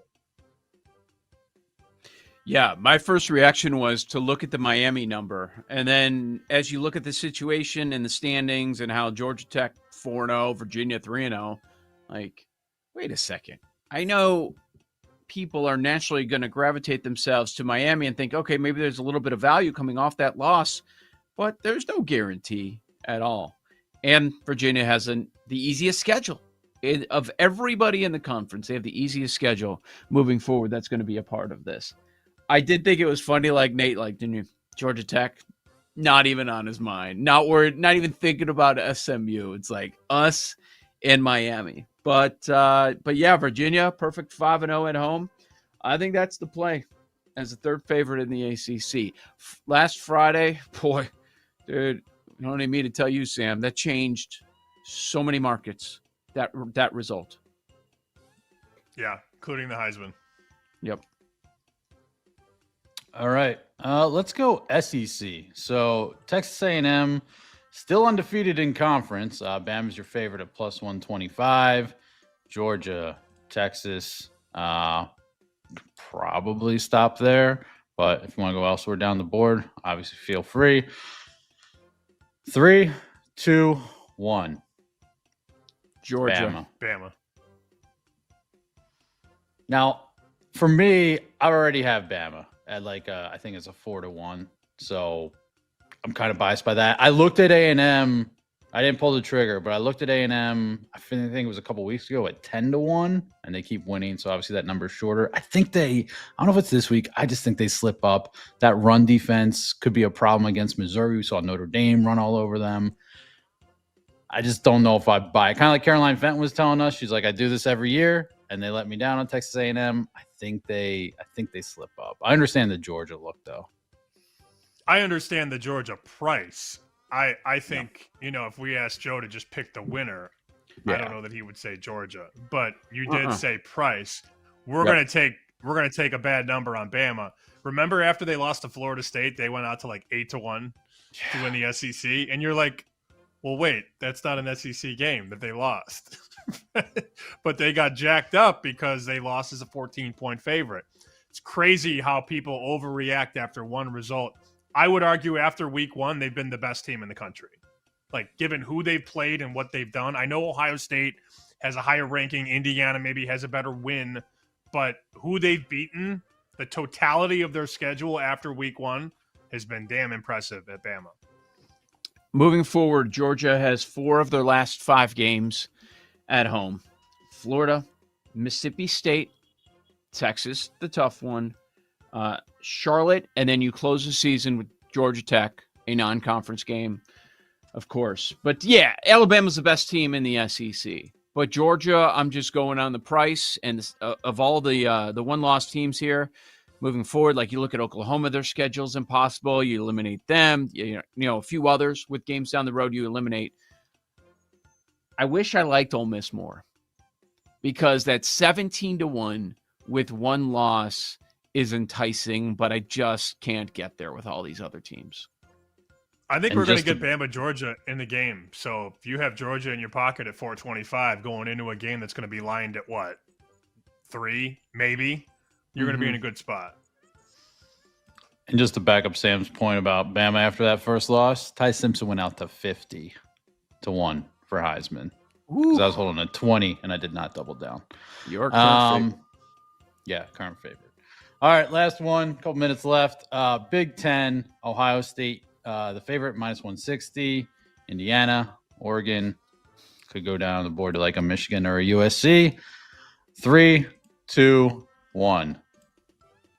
Buckeyes. Gerch. Oregon. What? No. Really? I don't think they're going to win it, but 8-1 is insane. With one loss, they just need somebody to slip up. That's what it comes down to. Is it Ohio State? Is it just Ohio State, Indiana? And that's that. That's kind of where I went. And so I was like, all right. Yeah. And if that's the game, and I'm not saying this is the reason. We know Ohio State has the talent. But, man, you think back to how it went last year. Does Ohio State have to win that game? Nope. They don't. They don't have to. What would this mean to Indiana to win the Big Ten championship? So 2-1, think they're in the game. I just took that because I think Ohio State was like minus $1.50, something like that. Yeah. Yep. 160. Just the price, Sam, right. on Oregon? Yep, and it will not win. Yep. But Okay. come on. But I understand. Totally understand. Power rankings on the other side. This is Bet Sweats.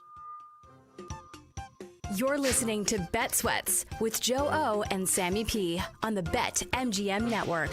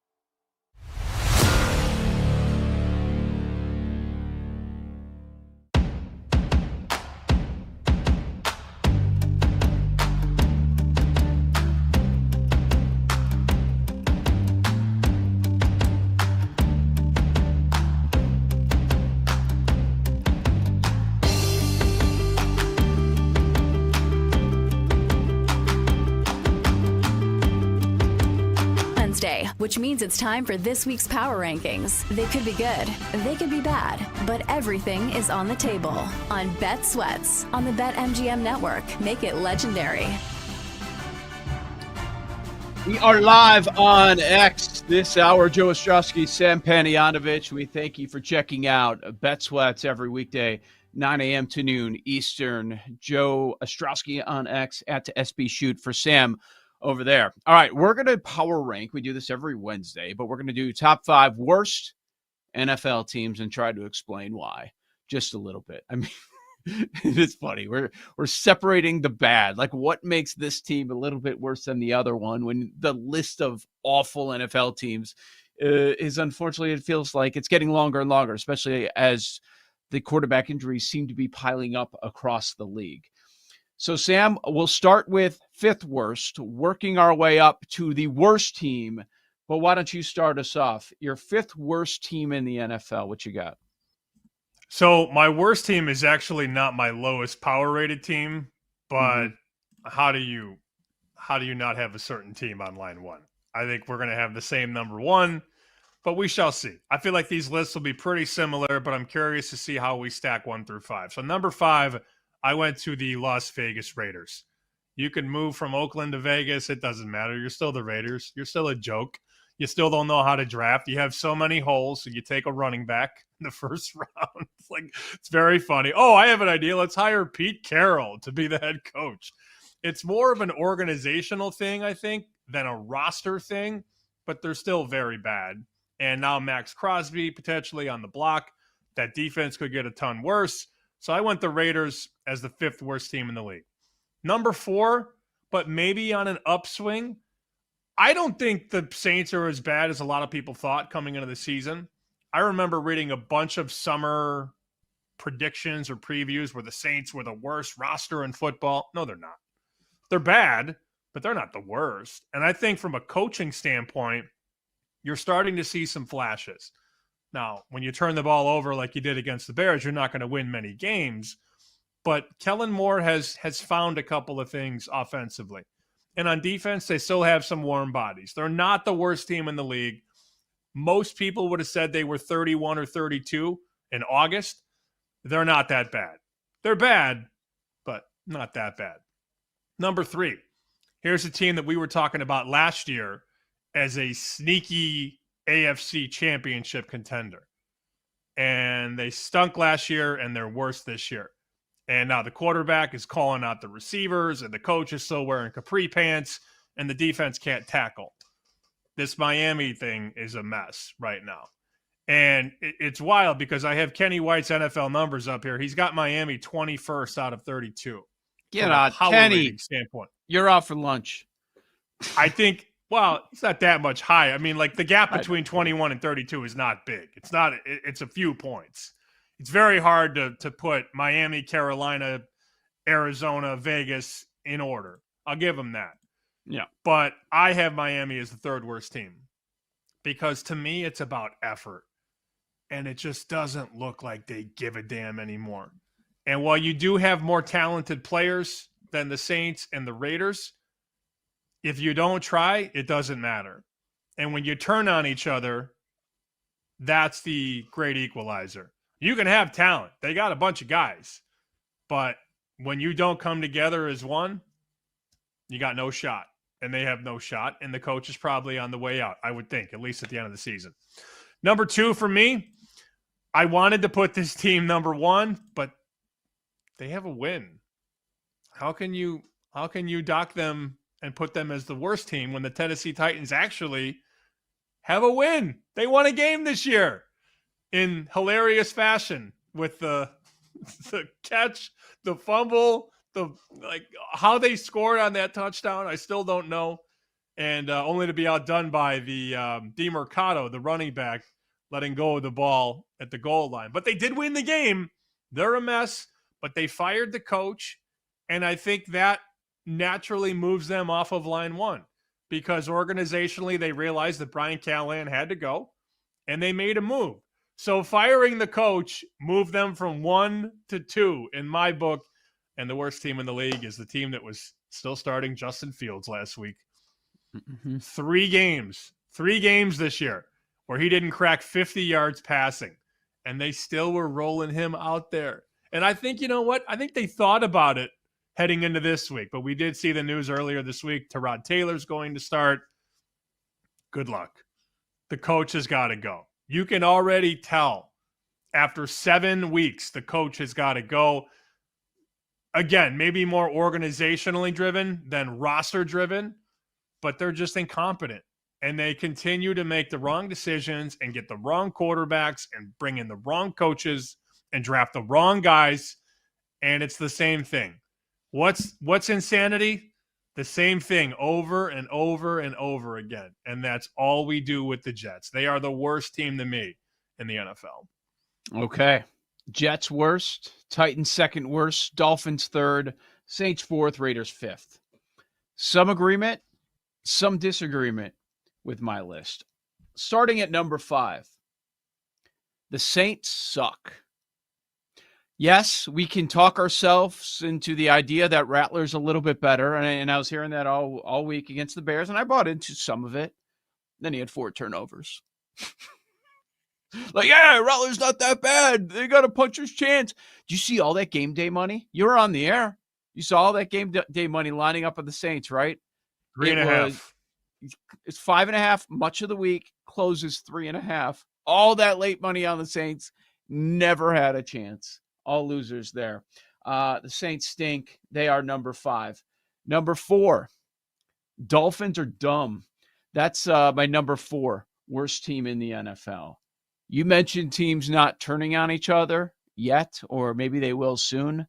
The Dolphins are doing it before our very eyes.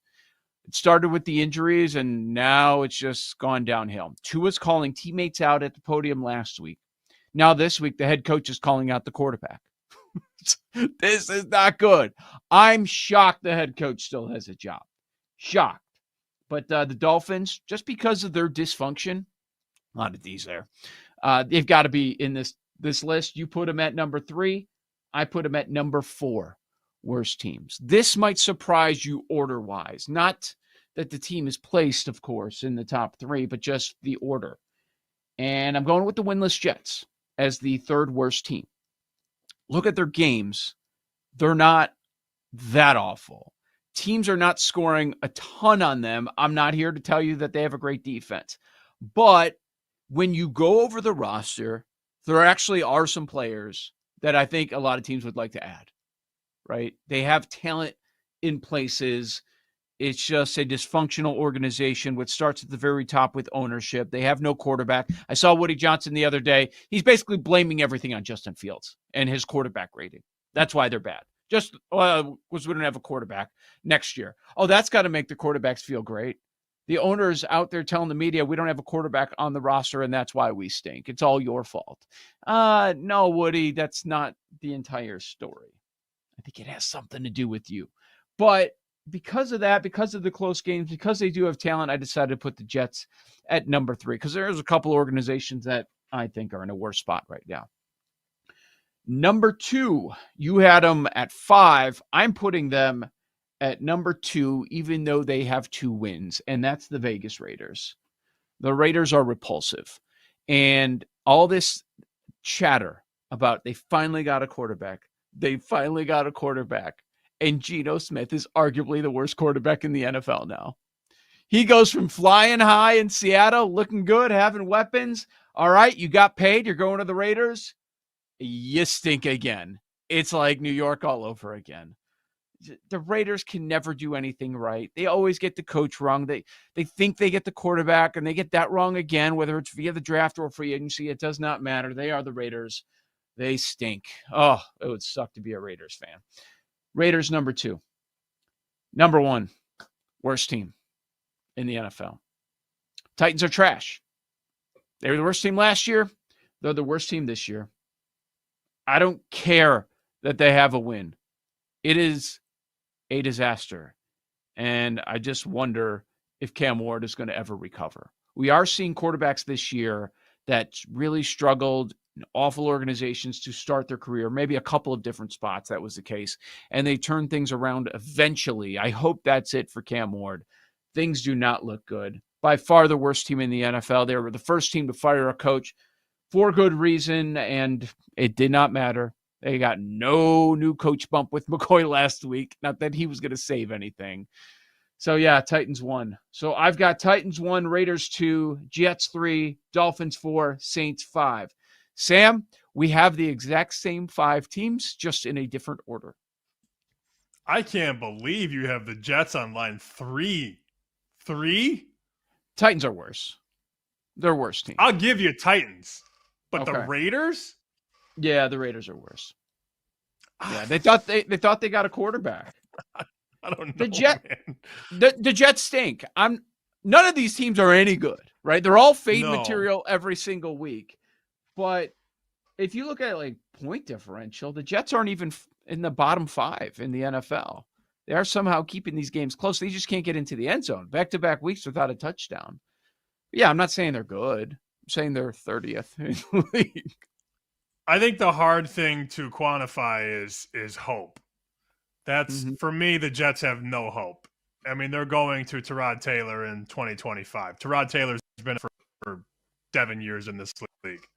And now you're going back to, I mean, longer than 7 years, but I mean, I remember when he got benched for Josh Allen in Buffalo, and we're still doing the Tyrod Taylor thing.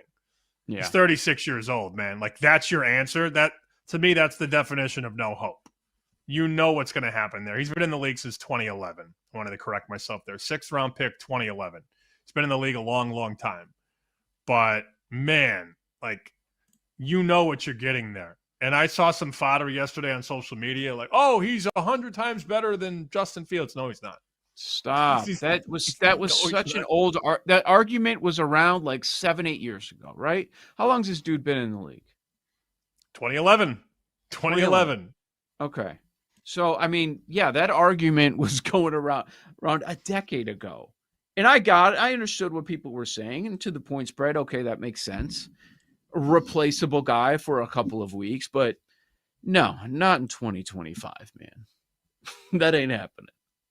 Yeah. So there were a couple teams I thought about putting on this list. I thought about the Browns, but because of their defense, I just couldn't put them bottom 5. If that makes any sense. Like, I think their defense is going to win them a few games, and maybe not a handful of games, but, you know, Cleveland at 2-5 is a bad football team, but their defense is still top 10 in a lot of avenues. So I just couldn't do it. If you wanted to do like point differential, I think that's a good barometer of how bad teams are. Even though the Bengals are 3-4, they have the second worst point differential at -78. They're bad. They're very bad. But I think we look at them a lot differently because they just won on Amazon Prime on Thursday. Oh, they beat the Steelers. Maybe things aren't that bad. There is a team that is obviously not good, but I think there's a Band-Aid on the cut now because of what we just watched on Thursday with Flacco and Chase and Higgins. Totally. Another stat that the Bengals are at the very bottom at. Net yards per play. They are the worst in the NFL.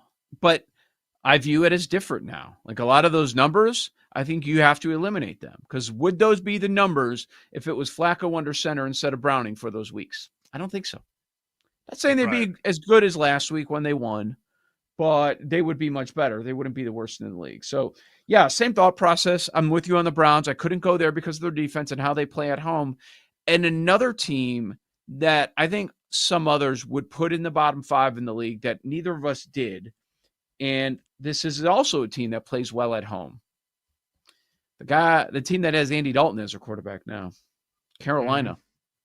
Neither of us put them in there. So I do find it interesting. We landed on the same 5 teams, even though there are some other candidates that are close. I'll tell you who would have made the list if the quarterback was out for the season. If, again, he's not. He's coming back this week by all accounts. If Lamar wasn't healthy or Lamar wasn't playing, I would have put Baltimore 5th. I would have. Really? Oh, yeah. He covers up so much. He covers up so much on that team. Their defense was awful. That is my one hesitation on that Bears game about laying 6.5 with that team. Even though Lamar's back, and you're right, he does cover up so much, but that defense, is it better? is everybody healthier? There's some key cogs that are out for the rest of the season. So are they going to stop the Bears? I don't know. Are they going to turn the ball over? Is Derrick Henry going to continue to keep fumbling the football like he was doing? Don't forget that was part of the struggles. But yeah, there are some teams that were close that I'm with you. We just couldn't get to. A lot of bad in this league, man. We just talked about like 10 teams. You know? This league. That's why you get some rough games from week to week. Joe O, Sammy P. We're going to keep things rolling. We'll talk some NBA futures with our buddy Rick Camp right here on Bet Sweats.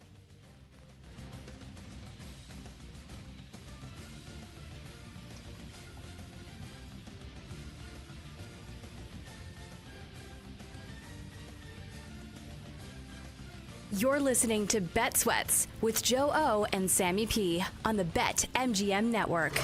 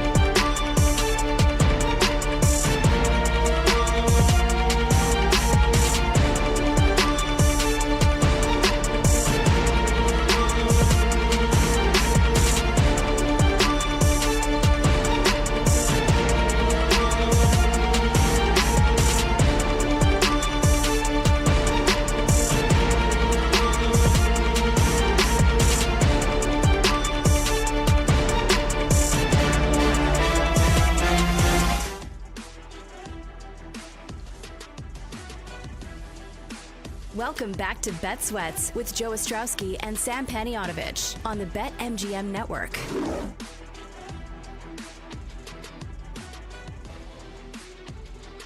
Joe Sammy P with you, and wherever I'm doing a show, whether it be Bet Sweats here or on 670 The Score over the years at the start of the NBA season, always got to reach out to my guy Rick Camp and talk some NBA futures, some good numbers that you can grab right now. And I guarantee you, Sam, we'll be looking back in a month like, Campy told us to get that at 40, and now it's 7. Campy told us to get that number at 25. Now he's the favorite in this specific awards market. Rick Camp joins us at Rick C. Camp over on X. He's got the I'm Fat podcast. You could check out Fat Stacks over there. He's got the info on his Twitter account. Rick, how'd you enjoy night number 1? Was the nostalgia flowing with the NBA and NBC? Oh, it absolutely was. And I think they did a good job of not leaning too far into it. It was kind of modernizing within that nostalgia structure that we had. I liked them in that open, kind of making fun of the fact that all the guys in the league are too young to have, really existed during the NBA on NBC era. I like that they leaned into that a good amount. And I just think I'm excited for it, for like NBC's actual broadcast, and also the fact that they clearly made a decision. We're focusing on the games. We're focusing on what's going on the court. And I really hope that that forces the other broadcast partners to step up their game in terms of type of coverage that they're giving. It'd be really nice on any of the shows on ESPN to be able to have them actually talk about, nuts and bolts of what's happening in the game. Maybe this Tim Legler thing that he seems to be doing with these coaches is a good first step. But, I don't need Stephen A. and Perk yelling at everything. I want analysis of a game. And I feel like that's what we're going to get more often than not on these NBC broadcasts. So you feel like the broadcast is exponentially better, across the board? At least from the first night, I would say so. I think just like from a production standpoint, along with, the type of content we were getting. Like Mike Tirico's not my favorite, but I think he does a solid enough job. I think Jamal Crawford is going to be a very, very good game analyst. And I think that Reggie not having as much studio space is probably a good thing. So you can get him in more short bursts in the middle of a game. So I like the way they have that structured. And, I don't want to over-index one game, or one night, but if nothing else, I think they're on the right track with how they're going about it. Let's start with the title odds. Of course, the Thunder is your favorite. They had ring night last night, and we saw what happened there. They don't cover the number. And we've got the Nuggets as a second favorite. Cavs. Okay, now we get to the Eastern Conference third. Knicks fourth. Rockets/Minnesota Timberwolves 16-1 about as your fifth favorite. We had Noops on the other day. He could not stop talking about how much value he sees on the Denver Nuggets. Kept going on and on about it. You've been good at it over the years. What's your pick for this season?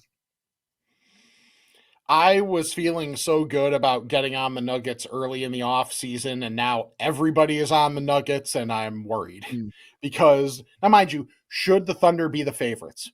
Absolutely.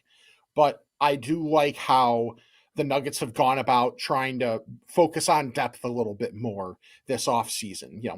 Tim Hardaway Jr., Bruce Brown, Jonas Valanciunas, those are guys that, are they closer to the end than not? Sure. But when you're in the window right now with Nikola Jokic, that's what you have to do. And they also have guys that still have some ceiling to be able to raise what this team can be. Could that be Christian Brown, maybe getting a little more consistent on his shot, being willing to take more threes, or just the different elements that Cam Johnson can give them versus what Michael Porter Jr. was. Cam Johnson, a little bit better off the bounce, and he's going to be a little better defensively. He's not good, but he's going to be a little better defensively than Porter in a different style. He's not going to be a guy that can give you any sort of backline rim protection or anything, but he can be another guy to at least slow down someone who's got the ball at the point of attack a little bit. That's going to be Christian Brown's job, but I think he gives them more versatility offensively with that depth. Having guys like Peyton Watson, who's going to be playing for a contract, who's going to be an important guy off their bench. maybe a guy like Julian Strother is able to be mixed in as opposed to being relied on. So if you're in a spot where you just need some buckets, that's a guy that can go in there and get you some buckets and not do a whole lot else. It just gives Adelman a little more versatility to curtail what they're doing to each individual matchup, as opposed to, here are the 8 guys we got and we just have to hold on for dear life. And I'm hoping that with this depth, they're able to maybe play Jokic a few fewer minutes, or maybe give him a night off here and there, so that maybe the regular season performance isn't quite as high as it's been for someone like Jokic, but as a team, they're more ready for the playoffs. And with Jamal Murray looking good coming into the season and in shape and not having to rehab anything, I'm excited for what this team can be as the primary challenger to the Thunder, not just in the West, but for the title overall. And yet, we still expect the Thunder to win. It's crazy how the numbers work and how our brains decipher the information, because a month ago, the Thunder were plus 270 at BetMGM. And if you were to ask somebody, they would say, oh, you can't bet that. You can't bet 270. Okay. Watch it be 185 by Christmas. Watch it be 150 by Valentine's Day. You can still do this. Let's talk about this bet. I understand we don't like betting favorites here, but the Thunder to win the NBA title and the Chiefs to win the Super Bowl is 20-1 right now at BetMGM. Who blows that one up, Joe? Thunder. How? Massive injuries? Yeah. It could happen. Can't be what's an what's iffy matchup Denver? for them too. That matchup, like if you just think, even if it gets to like Western Conference Finals, Thunder Nuggets, like Jokic is a weird matchup for them. I mean, considering what the Nuggets were by the time that series was happening last year, pushing them to the brink, like Denver's not the easiest matchup for the Thunder in that regard. Jokic just does not turn the ball over that much, and he's not a guy that's going to get sped up. Like you saw yesterday with these, the Thunder having to do kind of point guard by committee stuff. The Thunder defense was able to speed them up, and you were seeing turnovers from Şengün and Durant and Amin Thompson. And that's going to happen against a lot of teams, but when it's Jokic running the show and Jamal Murray to a certain extent too, those guys play at their own speed, and they're not going to be rushed quite as much by what the defense is doing. They like to dictate more than, like, one of the genius things that the Thunder do is they're able to dictate terms defensively to a lot of teams. And that's tough to do in this NBA environment. So I just think that the Nuggets are a harder matchup for them compared to a lot of the other teams that they could be facing. Campy, what's the team in the East? I don't think it's going to be anything earth-shattering in terms of who makes it out of the East. I think it's going to be one of your top 3, probably. Cleveland, New York, Orlando. I do like Orlando. Like, the way I played it in terms of trying to think of a finals matchup was basically the day the Cam Johnson trade happened. I'm like, okay, I want Denver over whoever in the East, because I just don't trust these East teams to win against Oklahoma City or Denver, who I really think have a high probability to be the teams coming out of the West. So I started just doing exactas: Denver over Cleveland, Denver over New York, Denver over Orlando, and trying to get a little bit of extra value that way. I can't wait to see what the Magic are going to be with Desmond Bane giving just a little bit more space for Paolo Banchero and Franz Wagner. Even if Franz can't shoot that much better than last year, hoping that Paolo can score just a little bit more efficiently, and Bane being able to give them any sort of shooting would be great. Jalen Suggs, when he gets back, gives them a great defensive element and another guy who can at least handle the ball in a secondary role. And they're a very good defensive team. Jamal Mosley is adamant about defense. The Knicks I'm worried about just because of these injuries right now.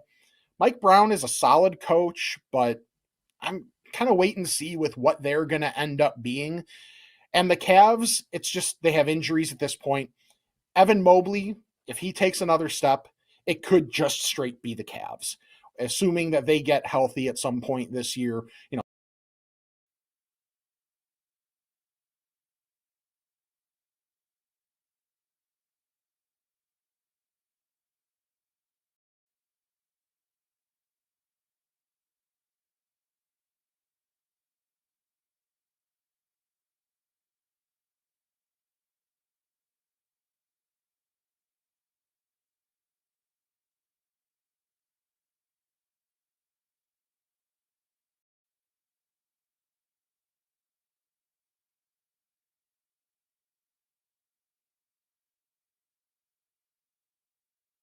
Looking at the screen right now at BetMGM, he's 20-1. I have him at 200-1 and 150-1. Oh my God, dude. So yeah, those are where were those texts? Well, Nothing. I don't know. Yeah, I know. I wasn't as great this offseason with the texts. Believe me, I have so many CLV sandwiches that are going to turn into absolutely nothing this year, but they're going to look great on a spreadsheet until I put an L there. That's one that I really think there. One thing with that market, with the 6 man of the year market, DeAndre Hunter is one of the favorites. Depending on what book he's either the favorite or the second favorite. I don't think he's going to qualify. I think he's going to start too often because Max Strus is out a large portion of the season. So even when Strus, he's probably going to be out at least half of the regular season, even when he comes back, he's probably not going to be starting right away. So, Atkinson has talked about how he likes DeAndre Hunter with the starting lineup. I don't think he's going to play enough games off the bench to even qualify. So I like the fact that we've got a, hashtag vulnerable favorite here. But as I look at that market, I really think Naz Reid has a good opportunity, but a lot of the names that are, towards the favorites of the board are not your traditional candidates. I don't know if I can trust Jordan Clarkson on the Knicks, or if he's dust, is he even the best guy to go with, or is it Josh Hart who's hurt right now, or Deuce McBride? You can get long odds on Deuce McBride to be 6th man of the year if you're looking for someone off the Knicks. If it's the Rockets, could it be Tari Eason instead? I don't know. He fouls too much, and he's not necessarily as much of a scorer. Anthony Simons with the Celtics, he's going to be the guy that comes off the bench with Pritchard starting. He might not last the season on that team because he's the easiest salary for them to trade to get out of the luxury tax altogether, to be able to reset some of their repeater tax penalties, which is a thing that you just have to think about in this, in this apron era that we're in right now, that especially for a Celtics team that is, not going to be near as good this year and not a contender, they're going to take that stuff into account a little bit more. So when you start taking some of those names out, it's like Naz Reid, and then maybe you look at some guys down the board. I feel like every year you have a ticket live at a good number for Coach of the Year. So let's hit on that. Are there any names you like there? Any numbers? And why is it Billy Donovan at 60? Okay. It is most definitely not Billy Donovan at 60 at all. It is Chris Finch at 35 with Minnesota. The big variable with Minnesota is their young guys off the bench. Can Rob Dillingham step into a secondary playmaker role? Especially if you have like Dante DiVincenzo may end the year starting over Mike Conley. Mike Conley's just, it's nothing against Mike Conley. He's just old. It's tough to keep asking him to do as much as he has. But if a guy like Terrence Shannon Jr. can take another step, they have guys that are off the bench along with some of their vets like Naz Reid that I really think they have an opportunity, just because they didn't really have a whole lot change in the offseason.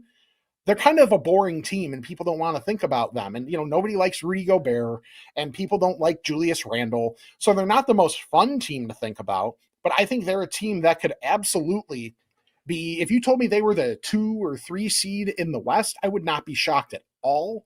And I think that could really get him some consideration for Coach of the Year, especially, if you're seeing him have to change some things up in their rotation from what they've done in the past, just to be able to make them more viable in that regard. And then if Miami gets off to a hot start, which I don't necessarily think they will, I would think, I haven't bet Spoelstra, but if Miami starts well, I'm going to look to at least get some sort of action on Eric Spoelstra because he's never won the award. And if he's even close, I think there are going to be people that are going to want to get him that award as more of a career achievement thing. Mm-hmm. We have about a minute left. I thought, Bulls will win 40, get the 9th seed, lose in the play-in game. That's what they do. Mm-hmm. The win total's only 32.5. What am I missing here? I think it should be a slight over. The thing is, they had a lot of luck defensively last year. Opponents shot terribly from 3. They got a lot of opportunities. They just didn't make those opportunities. You also had Vooch shoot 40% from 3. If he comes down from that and he slows down even more, just, by the nature of his age, what do they have? Zach Collins is out for a while. Jalen Smith, okay. That's what you have? I think their defense could regress pretty significantly, even though Billy Donovan is a pretty good coach when it comes to just manufacturing a solid defense. And one thing I think, too, is the Bulls played really fast last year, and that caught a lot of teams off guard. at least this for right now, a lot of teams are saying they want to play faster and they want to press a little bit more. So if you're going to be seeing that more often, what the Bulls did to manufacture some extra wins is not going to be as unique this year. So teams are going to be more prepared for it. So I think they're a slight over. Campy, do you have 5 minutes on the other side to talk MVP and a couple other Absolutely. awards? All right, cool. We'll do that on the other side. People love MVP. I want to get some thoughts on that one as well. We'll keep things rolling. NBA futures. Rick Camp is with us. Joe O, Sammy P. You got Bet Sweats.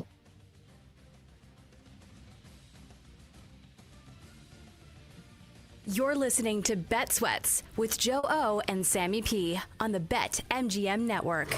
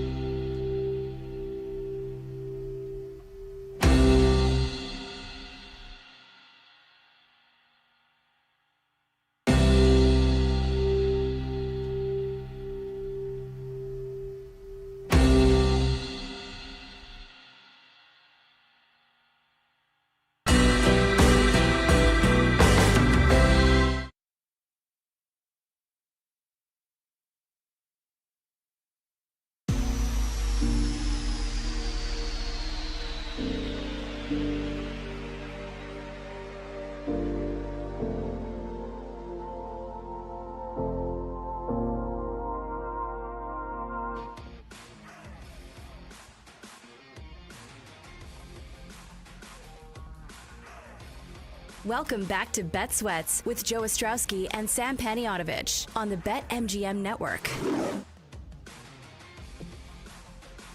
We didn't want to leave you hanging and totally skip out on MVP and a couple other markets that Campy wanted to get out there because we had to hit a commercial break. So want to bring back Rick Camp for a few minutes here. He's got plays for tonight, some quick awards thoughts. But Campy, what are you thinking as far as MVP for this season? What's the number that you want to probably grab right now? Because if you wait until football's over, it's going to be long gone. You're going to have that FOMO. I think it might be Anthony Edwards at this point. I know, and kind of along with I like Minnesota. If I like Minnesota, Anthony Edwards is going to be really damn good. So Anthony Edwards in that like 25 range right now, I think is probably worth something. And then I put a little bit on Victor Wembanyama. I don't know, like at the time I got it was 18. And that's more for FOMO purposes than anything else, just because he's so fun that I don't want to, like, if it's the year where he breaks out and actually breaks everybody's brains and wins MVP and the Spurs are really good, I don't want to not have a ticket. Like, that's one where my NBA fan brain is taking over a little bit more than my analyst brain, admittedly, in that one. But I think of the favorites, I don't think the Lakers are going to be good enough for Luka to win. I don't know if Jokic is going to play as many minutes. So even though I think Denver's going to be really good, I don't know if the stats are going to be quite as gaudy. So I really feel like it's going to be Shea, which the market reflects, or someone that's coming from a little further back. I don't know if the Bucks are going to be good enough for Giannis to be truly viable, even though his numbers are going to be insane this year. I thought for sure you were going to say Cade Cunningham. I guess I was wrong. I thought you were going to say Cade for MVP. I like Cade. I don't know how much I trust what's around him right now. Like, losing Jaden Ivey for a while sucks. I had Jaden Ivey for an MIP ticket at like 80 from earlier in the summer. So the fact that he's out for a while now sucks, but they need that secondary score. And then I want to see how it looks, with a guy like Duncan Robinson in there, now that you don't have Malik Beasley, who did a lot of the heavy lifting for them in terms of shooting and giving them any sort of spacing. Like, I think Detroit's still going to be good. Like, they're probably still going to be like second in the Central. So I know there's not much value on a like Cleveland-Detroit division exacta, but I really think that's just what it's going to be with, the Bucks doing whatever they're doing. The Pacers are going to be not as good without Halliburton, and the Bulls are the Bulls. So I know you've got an MIP spot. So go into your most improved player and what you're doing on tonight's card. So for MIP, one thing I think that's interesting to note, it's a trickle-down effect of last year's rookie class being so bad, is that usually you get a lot of second-year guys that were the top picks that are, with the shortest odds in the market, which is always a dumb thing that happens because second-year players are not going to win most improved player. There's just enough of the voting block that will not vote for a second-year guy that it provides value further down the board. But with so few of those guys actually having a chance to be stars, there's not really that this year. So I'm looking down the odds board a little bit. Nikola Jovic of the Heat has been getting talked up a lot. He's going to have his role increased, especially with Tyler Hero out to start the year. Spoelstra has liked what he's been able to do, and he's around 45, 50 to 1 right now for most improved player. I like his possibility to go from around 10 points a game to, if he gets, I know it's a little lower of a threshold usually than we get from a most improved player, but, with Dyson Daniels last year, it also kind of changed the mold a little bit. So if he's able to get up into that, above 15 and the Heat are decent where he's helping to be an engine of that, I think he could have a real chance at most improved player. And then going to tonight's card, I do like Jovic over his points. It's either a juice 9.5 or a plus money 10.5, depending on where you look. I like playing that along with a 15 plus, even though they're in Orlando. Like, he's just going to get the minutes. He's going to get usage, even if he's not the most efficient, just with Tyler Hero out. Also for tonight, Karl Anthony Towns over 2.5 assists.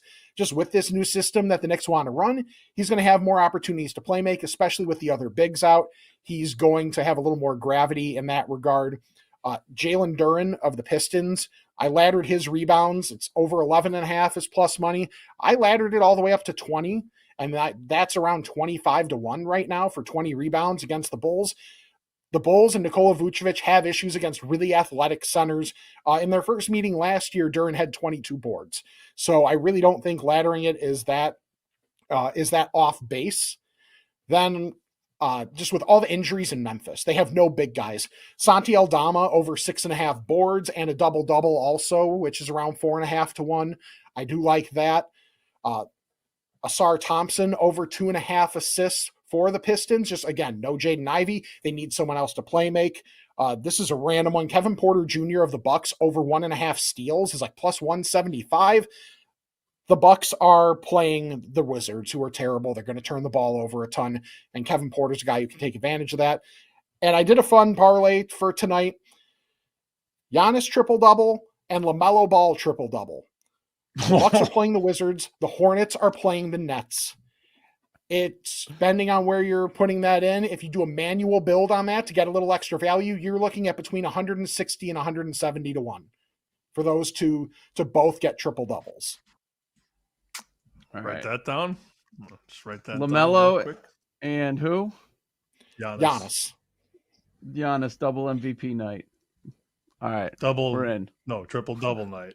I mean, whatever, hey, that too. Yeah. They're both going to win healthy for once, so you might as well try and take advantage of it while they have no centers. Joe's going to parlay LaMelo and Giannis to win the MVP. Like, no. Triple-double. Eastern Conference MVP as well. All right.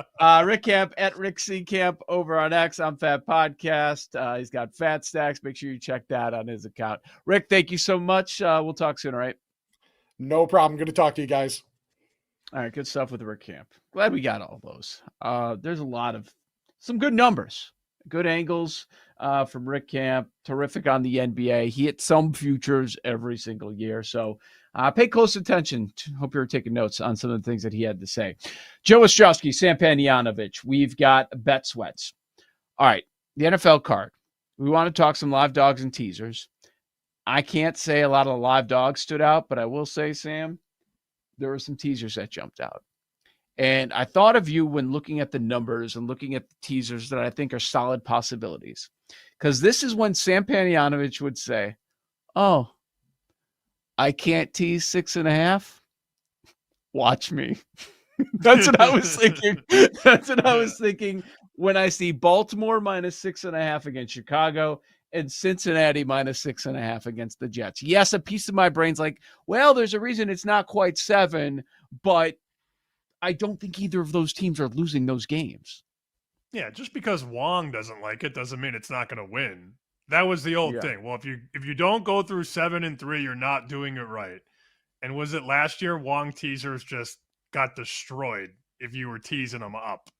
Like if you were going through 3 and 7 up, you were getting murdered because favorites were just winning and winning big. Now, if you wanted to tease down, you were doing fine. And Murray's talked about that on the show. We've had several Vegas guys say, well, yeah, all they do is just like moneyline parlay and tease down. Those were good. Those were profitable. I was going to hit you with Buffalo. Buffalo minus 1. I've got that down. Okay. Or Buffalo, I mean, depending on where you shop, BetMGM has 7.5, down to 1.5. But Buffalo's going to win. And I think they're going to cover. So, yeah, to get them from 7.5 to 1.5 or 7 down to 1, that would be my favorite leg. All we've heard for 2 weeks is how the Bills are not going to win a playoff game or they're not going to win the Super Bowl. And it's just like, all right, chill out. They're going to be fine. They're probably going to make a run as they do. And then do they get past Kansas City? I don't know. Probably not. Probably not. But to think that they can't go into Carolina and win handsomely against Andy Dalton, give me a break. I heard if you bet on the Bills win the Super Bowl, you're wasting your money. Is that not a thing? Yeah. Yeah, I heard that too. I've heard a lot of things.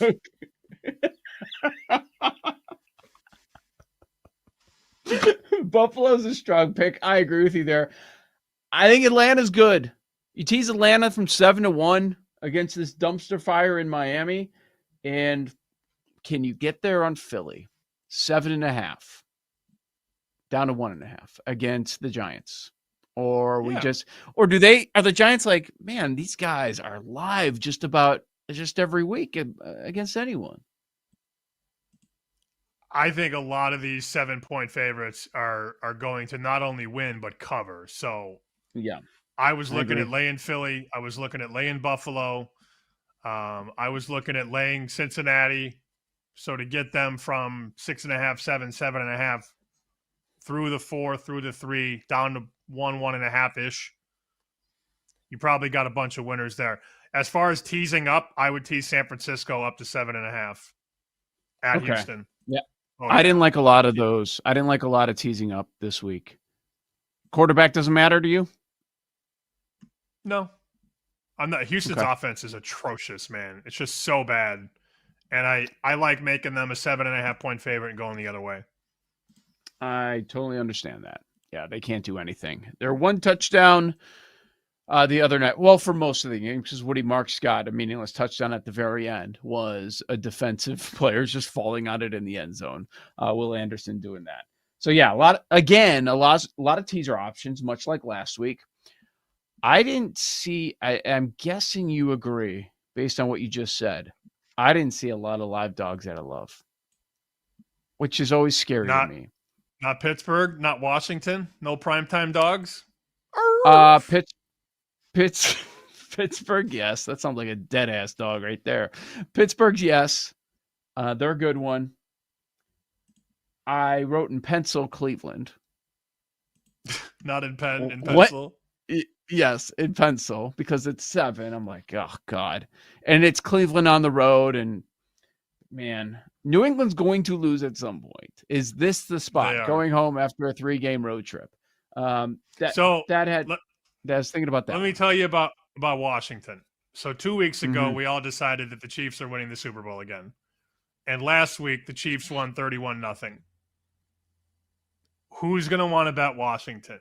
That's going to be one of the most public favorites of the entire primetime season. They're going to lay 10.5 with the Chiefs, and I might go the other way. Yep, I understand, but not on money line. No, just the cover. Just the cover. No, I'm not insane. Not yet. Joe O, Sammy P, we've got another hour coming your way. We'll talk to Foul Territory's Jason Kipnis about the World Series starting on Friday. You've got Bet Sweats. You're listening to Bet Sweats with Joe O and Sammy P on the BetMGM Network.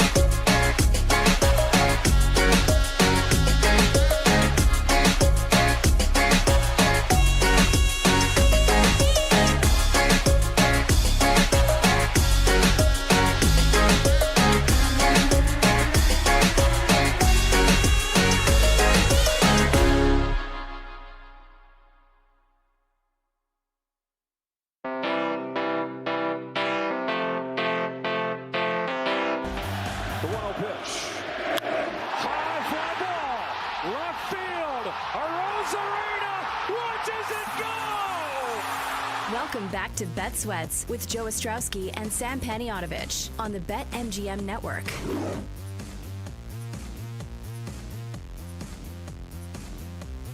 2 more days. Got to wait for the World Series. Game number 1 gets going on Friday night. The Toronto Blue Jays and, of course, the LA Dodgers, who have already been waiting for a little bit of time. Joe O, Sammy P, welcome back. You've got Bet Sweats here. And, Sam, you are holding a Toronto ticket. We'll get to Jason Kipnis coming up in just a moment. He'll be joining us from Foul Territory. And it's the Dodgers minus 220 favorites. How do you feel? Do you think they have a puncher's chance, or how are you feeling going into this with the Blue Jays ticket? I think they have a chance, but as I said yesterday, they're going to need their big guys to do what they've been doing. I mean, they cannot afford to have a bad series from Vladdy or Springer.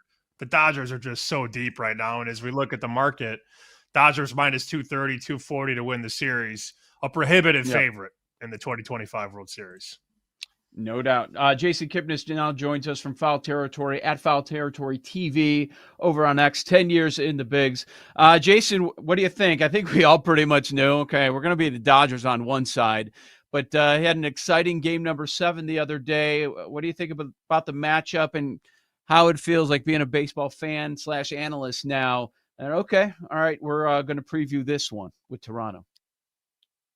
Kind of similar to the last. Anytime anybody goes up against the Dodgers right now, it's like you're just, hey, I have hope that this team can put up a good fight. Gonna root for them because it's just Dodgers are turning into this big powerhouse that you just kind of you tune in to see if they can be beat, and almost like it's like a Jake Paul fight right now. It's like they win at the end anyways, and you're like, I'll just turn in. Yeah, we'll try again next time or something like that. Where it's just like oh, of course they're gonna win, but. Toronto's got a chance. I heard you guys a little bit right before I hopped on, where they've got the pitching, but I'm with you. They can't have an off days, because if their offense goes away, or Vladdy or Springer, a Dodgers off day is still like 4 to 5 runs.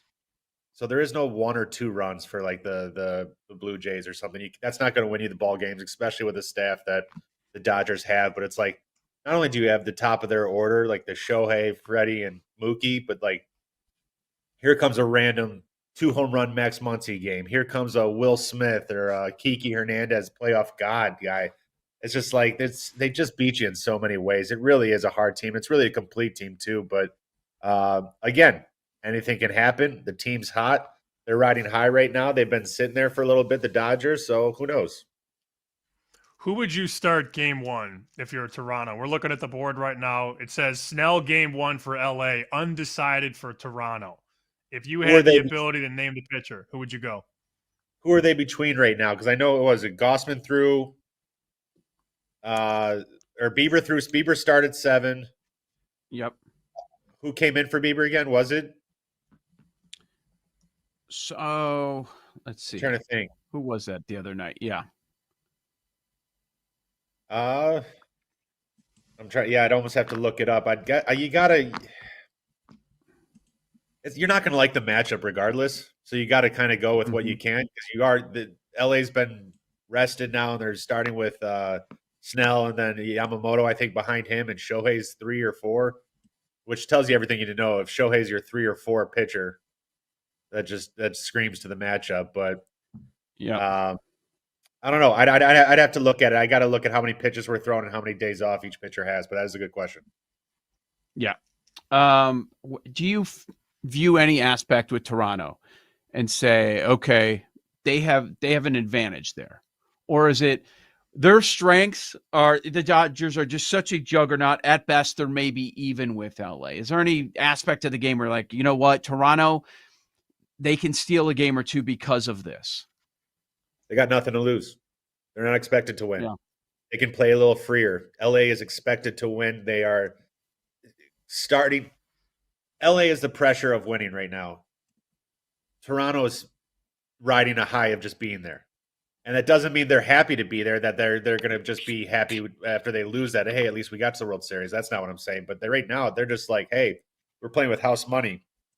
LA's kind of got a little bit more pressure. So I think that can get you a winner too.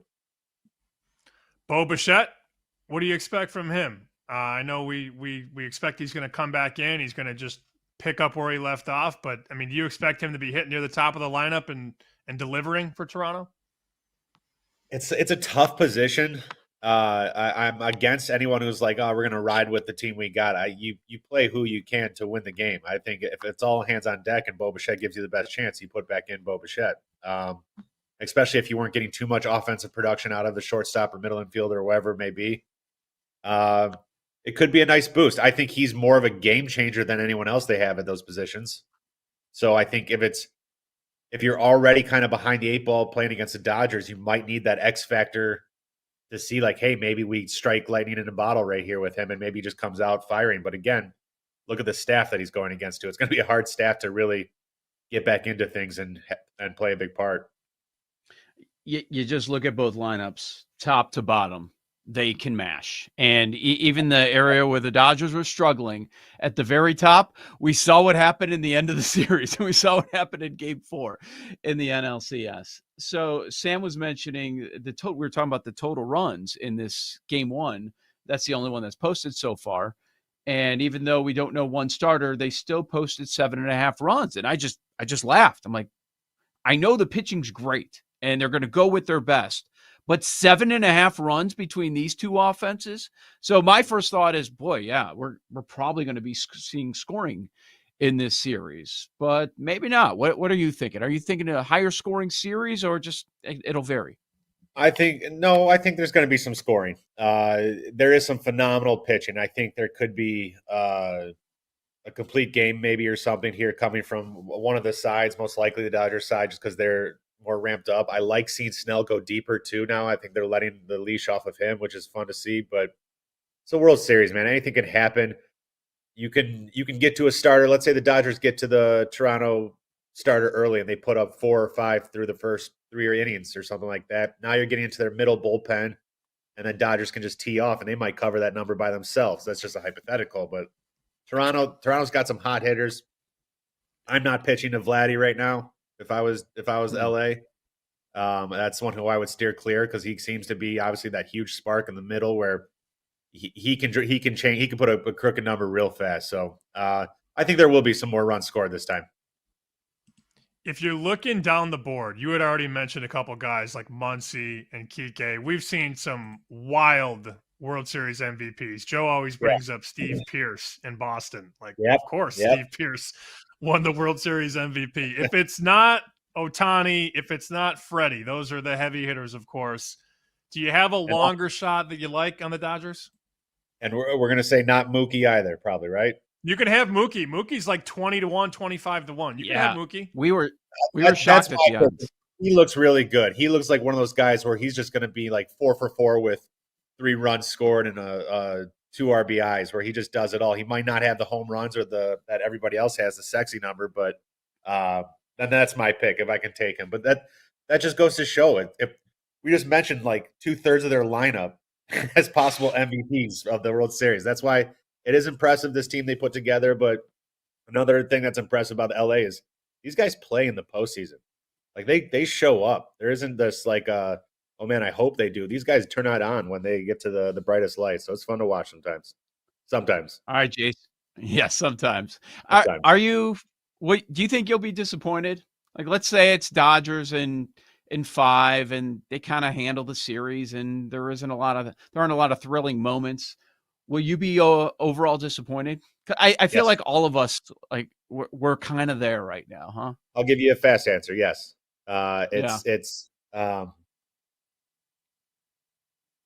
I listen. I'm more for the as part of the players' union and all that stuff. You're never going to hear the words salary cap out of my mouth ever. But salary floor, I like the idea of that. I like the idea of just. I wanted to see more competitive, and it's getting there. We have one of the most competitive leagues, but there's just if something's always winning, and one team can afford players that other teams can't, and all that stuff, and it just keeps showing up in the bottom line, you're going to lose some fans. Like we just said, we're already kind of there where we're like, that's why we tune in. We're like, maybe this team will beat this big juggernaut. And it's just like, you get tired of seeing the same thing after a little bit. Yeah, I'm never going to be against players getting the bag and getting paid. I'm all for that. Yeah. But it makes my stomach turn when the Dodgers sweep the Brewers, and then the next day or two, the story is, here's why Dodgers will sign Kyle Tucker. You're like, Yeah, come on, I man. saw Like, give me a that. break. Or Yankees. Yeah, why Yankees should choose Kyle Tucker over Bellinger, and you're just like, why?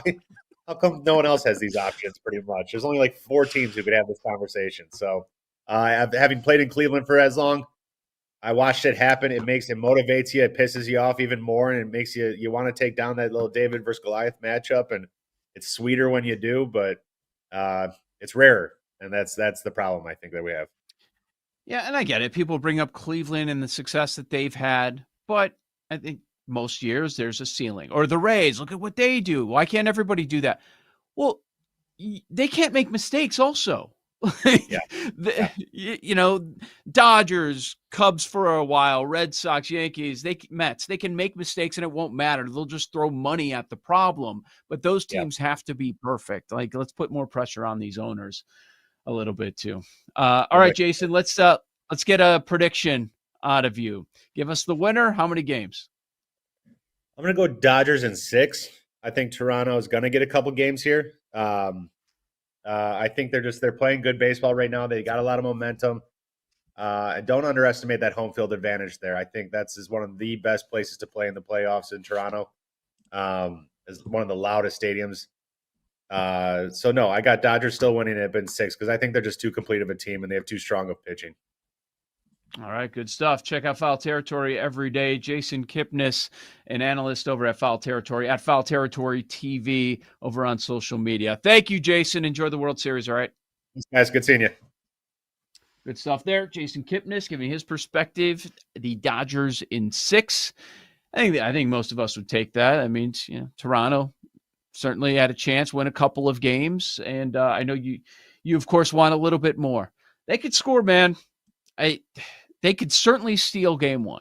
I'll say that. Like, you would think of the games, just that number 1, game 1 is the game, even though we don't know who's pitching right now, that might be the one that the Jays steal, and then you have the shift in the odds, and that would be fascinating. If you're looking to hedge at any point, Sam, if your Jays take 1, like, that would be an opportunity for you.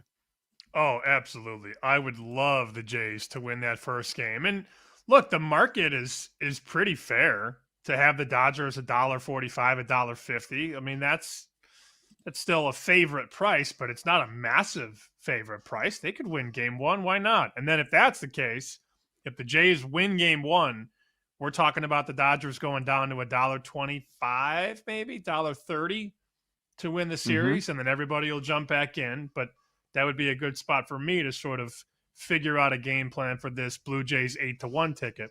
Did you catch some of the tickets for game number 1 in Toronto? I heard they were up there. What are they? Oh, 10,000, 11,000 to sit in the lower bowl in the infield. Give me a break. Crazy.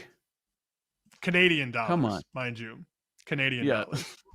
So what's I don't know. The difference? I lose track. There. I lose track. Yes. Have you ever been to Canada? I was in Montreal this summer. Yeah. Oh, that's right. Never been to Toronto. GRP should go up there and do a video with Feinberg. That's what I'm thinking. I don't think he has a passport. Do you? I don't think so. No, There's no way. There's no way he has a passport. All right, so I've got some bad news for you because I'm assuming it's something we've talked about and haven't bet yet. I can't take much more bad news right now, Joe. Please be careful. Not that serious.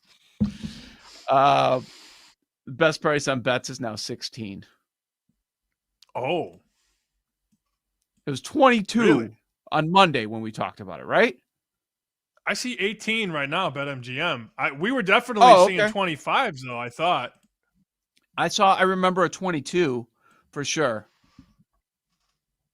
Okay.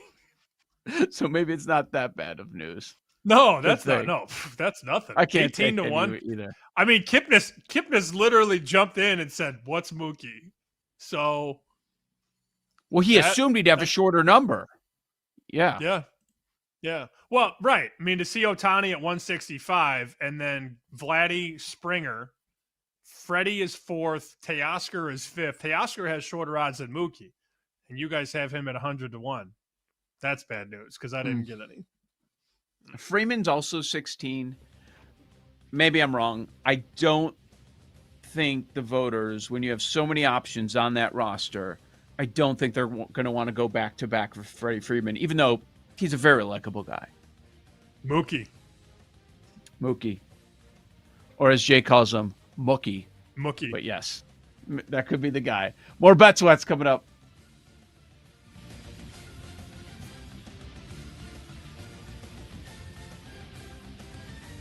You're listening to Bet Sweats with Joe O and Sammy P on the BetMGM Network.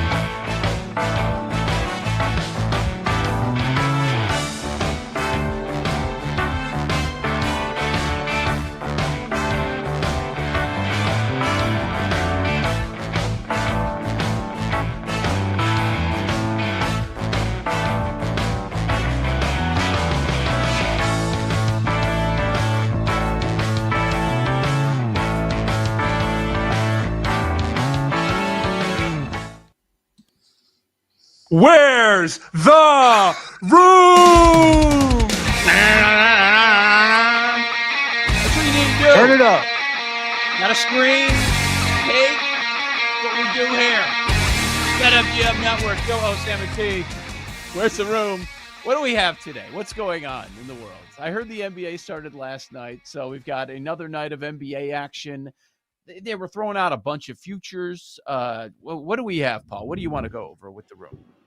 Well, it's also loud in my background, so let me know if it's distracting. I guess they're digging up the street. But we have NBA sides, the most bet sides at BetMGM for tonight, including one that we've been on for about a week, thanks to Brian Gertch and his 10 toes.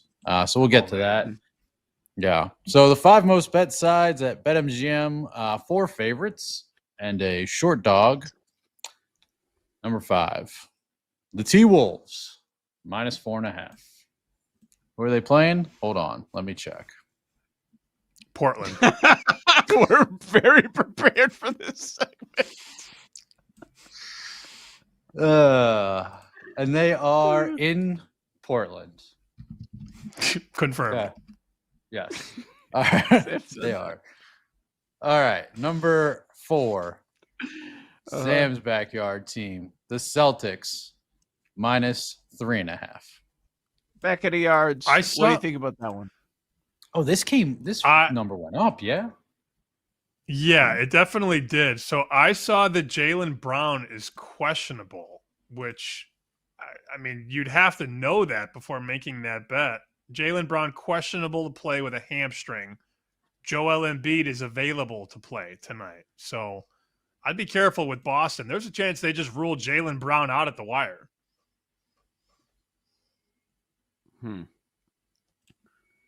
Yeah, wouldn't be me. So one favorite there, another favorite, Minnesota and Boston. Those are 5-4. What about 3?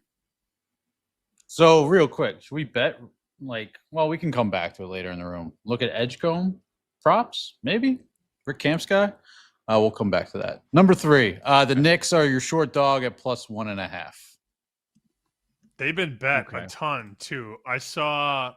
Cleveland's been bet a ton. Cleveland was a 3-point favorite 2 days ago, and now it's 1.5, 2. So I think it's sharp and square on the Knicks, but I don't know. Maybe I'll go to that game tonight. I could. Nah, tickets will be an arm and a leg. Never mind. Oh. Well, at least go. If the Knicks win, go outside the stadium. Just to see Bing Bong people. Yeah, you're nearby. They'll think they won it all. I need to see Sam in one of those man on the street videos. I need it you hold so the camera bad. up. I'm wearing my Knicks orange today, so maybe I should. I mean, the train gets in at 5, so maybe I should. Just hang out at Penn, drop your bags, go right back to Penn Station. Did you see the other day that kid that was like 12, 13, he was stopped, a Jets fan? Yes. Yeah. Very good. Very good. I'm like, kid, you are in for a lifetime of pain. This is just the beginning. You should abort right now. You can still get out. Like, no, it's my team. No, leave. You can get out now. Leave. Yeah. Yeah. Yeah. It's not worth it. Take it from us. All right. Number 2.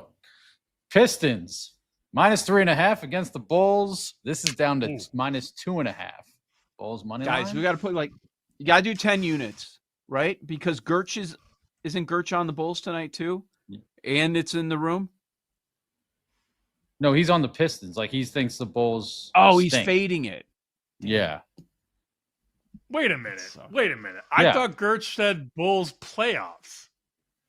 No, he had Blackhawks playoffs. I thought he had all Bulls on. You're right. And he said Bulls stink. Oh. Yeah. Yeah. He's fading the Bulls. He's on Detroit. Yeah, Bulls money line. Billy Donovan, coach of the year, right? Okay, so we got to take. So Bulls money line is +125. Right now they're +2.5 at BetMGM. The Bulls. Okay. And the room is on the Pistons. What's one? Okay. Number 1 most bet. Oh God, this is confusing. Sucks. I know. This is stupid. The Cavs are the most bet side at BetMGM, -1.5. So it's Cavs, and they're on the Cavs. They're on the Knicks. The Cavs and Knicks are playing each other, in case you weren't aware. This is dumb. So, Which I think so by this would- default makes the Pistons the most bet side. which we can't do either. No, we want to bet the Bulls because the room is on the Pistons. But you got the Gertz factor. Who's also on the Pistons? Oh, he Yeah, is? I I'm confused confused. everyone. I thought he was on the Bulls. I did that. It's my bad. I thought he was pro Bull, but he's anti. So did I. Yeah. So did I. Yeah. Okay. So we can fade the room and Gertz by betting the Bulls tonight, if we want to. Which I can't watch. God, they stink. Yeah, you can't watch it. That's right. Life is grand. You could go to the game. No. Yeah, take the family. Not taking the family. Let's all go. Come on. Joe, me, you, Oh, Paul, team Gertz, hands? let's go. Team outing? What are those tickets for? We were talking about what the Jays were going for. What are those? So I'll look right if now. you were to go to the Knicks game, what do you think it would be, Sam? Oh, a Knicks ticket tonight, fresh off of a Yeah, for postseason you. run? Yeah. I'm going to guess 500 for a nice seat. Okay. And just to No? get into the building. Yep. What do you see? Oh, I'm looking at Bulls tickets right now. I'm that's all I want is Bulls tickets. So I'm on StubHub right now. You can get in for $46, section 308. Way too much. Way too 300 much. level. Way too much. Oh, man. Wow, these ticket prices are insane. Home opener, For they'll some Bulls? probably fill a lot of the building. Yeah. Yeah, for sure. I would think so. All right. We have player props, right? Like that seems to be an interesting angle. You got a full card on a Wednesday. People will be jumping in, don't know really anything about these rosters or how they're going to be used, and people are randomly firing player props. Yeah, go ahead. Funnel me that Cade Cunningham assist over, and I will fade it to the moon. Yep. Just checking with our guy, John Ewing. I see size. Are they on the same tweet? Yeah, they are. All right, we're good. Okay, most bet player props at BetMGM. Miles Turner of the Pacers. Over 1.5 3-pointers made at minus 155.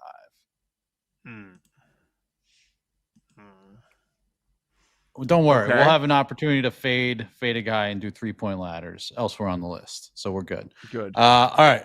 Number 4, Bryce Sensabaugh of Utah. Over 2.5 rebounds, minus 110. Who? This Who is might- this? A guy. Go ahead. Number 3, this might be our guy. Tyus Jones of the Magic, under 1.5 3-pointers made at minus 145. Yeah, he's going to make at least 2.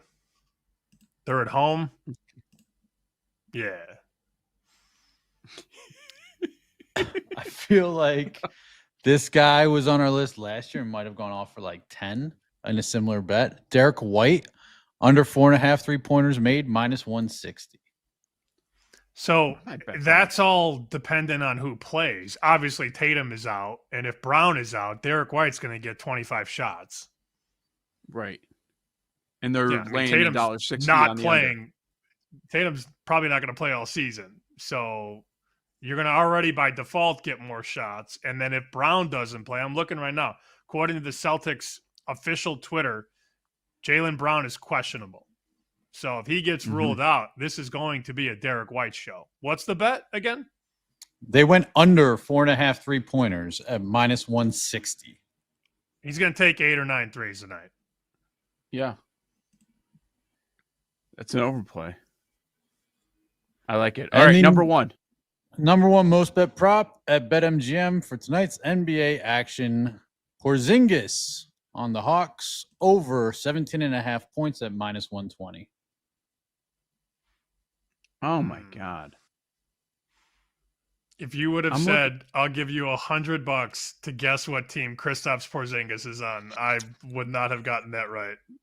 No clue. No. Sam, the prices on some of the most bet first field goals are stupid. Embiid's one of the most bet ones, plus 220. 220? 220 for Embiid. Jaws plus 290 for these first field goals. It doesn't even matter who it is. It's got to be at least 5-1. Yeah, it should be at least 455 to 1. Yeah. Wemby is interesting. Well, I'm not betting this, but whatever. I can't believe people are betting plus 220 on a first field goal for a game. Derek White plus 675. I'm not doing this, Paul. Have you ever bet it? Okay. First field goal? I have. I can't think of one oh yeah, hit this guy once. Yeah, it's like first touchdown. Well, I never hit. There was that guy at Stadium who used to. It came out that he used to just bet every player. So he would do this video and try and make it viral, and he'd bet all 10 starters, and he'd just go nuts for whoever scored, knowing full well that he couldn't lose because he had the 5 starters on one team and the 5 starters on the other. And then we had some people at Stadium that were like, yeah, he just bets every player. And I'm like, oh, okay, cool. That's so crazy. No matter what, you're going to win the bet. That's how Yes. content works these days, Joe. I've seen Was those. it Tim Doyle? No. It was not Tim Doyle. No. I know who. Yeah. can't wait to I've seen find out those. who it Yep. was. Yeah, like going nuts for a first bucket. But So he record all 10 so he could send it out ASAP. no, he would just he'd have all 10 bet, and then you just Bet watch the already. game, and they'd film him watching the game, and whoever scored, he'd go nuts. But he had What all a 10 grift. guys. Yeah. Did he show a slip? Yeah, he'd make the bet. He'd make like $5 bets on all 10 starters. Oh, okay. And then no, I was whoever wondering if he scored, actually he showed would, the slip. Yeah, well, but you wouldn't see it's like the Mayweather thing. Mayweather only showed his winners, not all of his losers. Correct. You know? Correct. So, yeah. Wow. Unfortunately, that's not rare in this business. Yeah, unfortunately. I mean, that's always been the thing with the touts that go on. They take both sides. Even on radio interviews, when touts were very popular, they would take one side on one show, on another show, they would take the other side of a big game. And at least half the people are going to be very happy that bought your service. I mean, it was well documented on that Showtime show with one guy. But yeah. Oh, Vegas Dave? Yeah. Yeah, for sure. Harry, who showed us some bet slips of him betting the Buddy Hield ladders and cashing in. Tweeted us this morning or late last night. So he just tweeted us Tyus ladder bets. He's going to go back to it. Tyus. If he did the buddy bet, what was the buddy bet, Jake? Like 650 to make 5 threes? Plus 650 at MGM, yes. And he hit 5. He took 11, I want to say. He was just gunning. That one never had a chance under 2.5 threes. He took 11.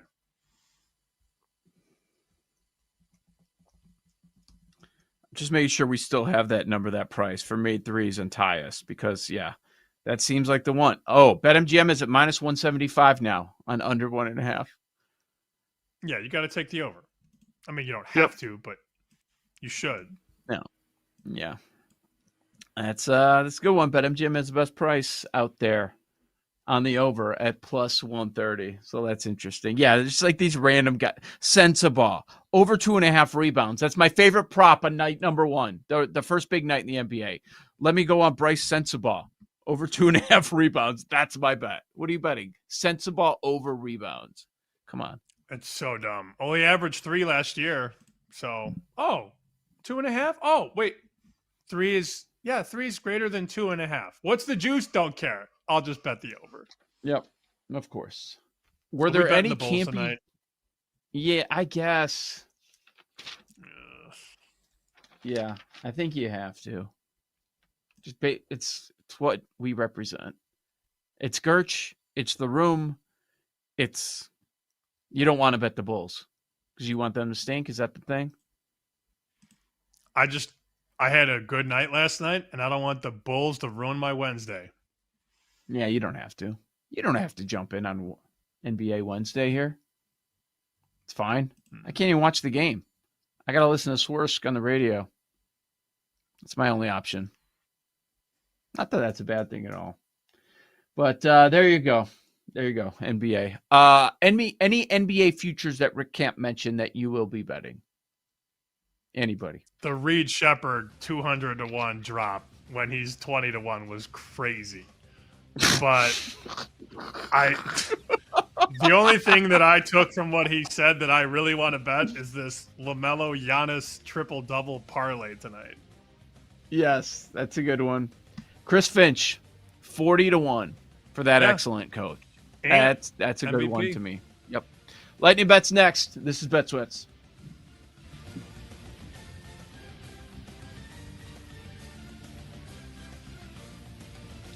You're listening to BetSweats with Joe O and Sammy P on the BetMGM Network.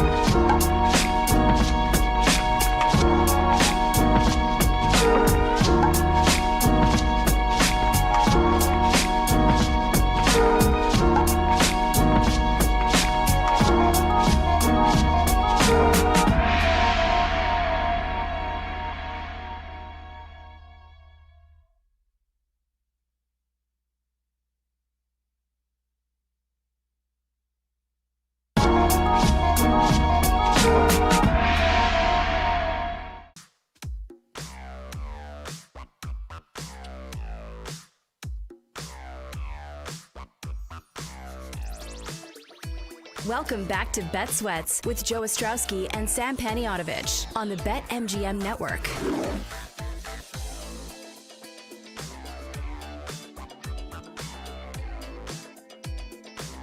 Lightning bets coming your way, coming up in just a few minutes. We'll jump in there, give you our favorite plays of the night. And Sam, I feel like I don't know if I'm out of routine or whatever, but I never know when it's going to pop up.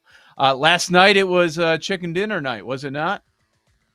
Oh, yeah. Corby was on. We had one of the guys from Forecasters on. Big prediction market mover these days. You know, prediction markets, I've been told, are the future. A lot of love for Polymarket, Kalshi, Forecasters, Novig. That is the way of the world these days, and a lot of people can get down a lot of money on those exchanges. So we talked to one of the guys who founded Forecasters and kind of shed a little bit of light on how he built it and how it's grown. So interesting times in the space for sure. Have you used any of those prediction I have markets? not. Nope, I have haven't either. not. Yeah. But it sounded like you said it a little bit in jest, but I've been hearing the same thing for years. This is the future. This is the future. But I haven't dove in either. It sounds to me like it is a way for a lot of bettors that do pretty well. Then they get shut down at the legal books in their state, and there aren't as many thriving offshores anymore. And like, this is another way where they can actually still find a way to bet, right? Right. And a lot of them are still working through the red tape. For example, Forecasters, you cannot bet on their exchange in the USA. Maybe one day you can. But there are more and more popping up. And, you know, we thought forever it'd be sports books and Vegas and all that. And who knows what the landscape looks like 5-10 years from now. Yeah, exactly. We talked to some people that decided to jump on that when it comes to this maybe Super Bowl pregame, halftime show, whatever, finding ways to get down there. All right, let's hand out our lightning bets for this Wednesday. I think for a minute. It's been a whirlwind over the last 24 hours.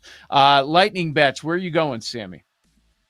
I'm going to go Dallas tonight, -2.5. It's moved a little bit, and that's okay. The news came out that De'Aaron Fox is not going to play for San Antonio, so it's moved from pick to 2.5. Basically 2.5 everywhere at -110. So I'm going to lay the Mavericks, and then are we show betting the Bulls +3? I'm in if you guys are. I'm in. Sure. Awesome. You don't sound enthused at all. +3? Yeah, we'll go +3. Yeah. Bulls. Can't wait. Can't wait to get hurt on that one. Bulls! Do you have the NBA League Pass? You get it yet? No. Yeah. Yeah. I'll watch the Knicks game in a hotel room tonight and hopefully be asleep by the end of it. I'm sure you won't have any internet issues on the train ride up. Ugh. Yeah. Can't wait. Showbet is right. I'm in on the Bulls +3. And of the under made threes, let's go Tyus Jones. The popular one is under 1.5. I get it. I do find it fascinating that of all the games, all the player props available, that one of the more popular ones was a bench player to go under 1.5 made threes. But I think the volume will be there. I think he's going to have a pretty good role as a vet on the Magic. So I'm going to have Tyus Jones over 1.5 made threes. You can get that at some pretty good plus money. Paul Aspen, what are your lightning bets, if any? All right, Bulls. Excuse me. Bulls +3. JLC over here. Yeah. Appreciate it. Tough. Whoops. Thank you for doing that into the mic. Yeah. Well, should have hit the red button. No, you could have turned. You could have just turned and done it that way. But you did it that way. Well, it's bad timing. All right. So UVA, I had them circled, and then it went through the 10 against North Carolina. But after talking to Nate Collins, we'll do it. I do think they steamroll North Carolina, so UVA -10.5. And you know what? Let's back that up with the ACC title bet off of our 3-2-1 conversation. Cavaliers at plus 450. And then, Joe, I'm not going to get there today on the Houston Big 12 bet, but I will bet them plus 7.5 against ASU. I think it's a good spot for them. It's come down a little bit. I think it was 8.5 a day or two ago. Still north of a touchdown. So, Cougars. Jake? All right, Jakey. Jakey's a new one, not tried. Love that from you, but we'll take it, I guess. It's going. We're doing it. We're doing the ladders. Tyus Jones over 3.5 is 9-1. Like, come on. Yes. Really? Yes. Run it back. Definitely Run it done back that. Yeah. Run it back from Buddy Hield last night over 3.5 into tonight. Let's go. I'm in. Nice. Good job. Good job. I like it. Thanks, man. All right, Jake. I did see something making the rounds that I want to say Jake might check every box. Okay? So this was making the rounds. The least attractive male hobbies, according to women. What a start, first of all. what a start this is. I actually think all four of us are going to check many of these boxes. No. But I was Awesome. thinking Jake might be 5 for 5. I might check more than Jake. Who are we kidding? Okay, number 5. Least attractive male hobbies. Gambling. Well, that's a start. Number 4. Online trolling. Online trolling. There's no Jake, don't even. When was the last time I was in the streets trolling somebody, Joe? Like, You've never? Not You've never, but like it's been a while. Do you have a fake account? No. Oh, there was a pause there. Who has time for There's that? a long pause. Did you see him bite his lip too? Like, bit the lip Yeah, a little like bit. I don't think so. Maybe. He's done it. Yeah. I used to troll hard, but then I just stopped years ago. Yeah, I miss it. Right. If we're talking ever, then Do you like really? yeah, check the box. But it's been a long time. Okay. Number 3. This one, I definitely thought of Jake here. Magic tricks.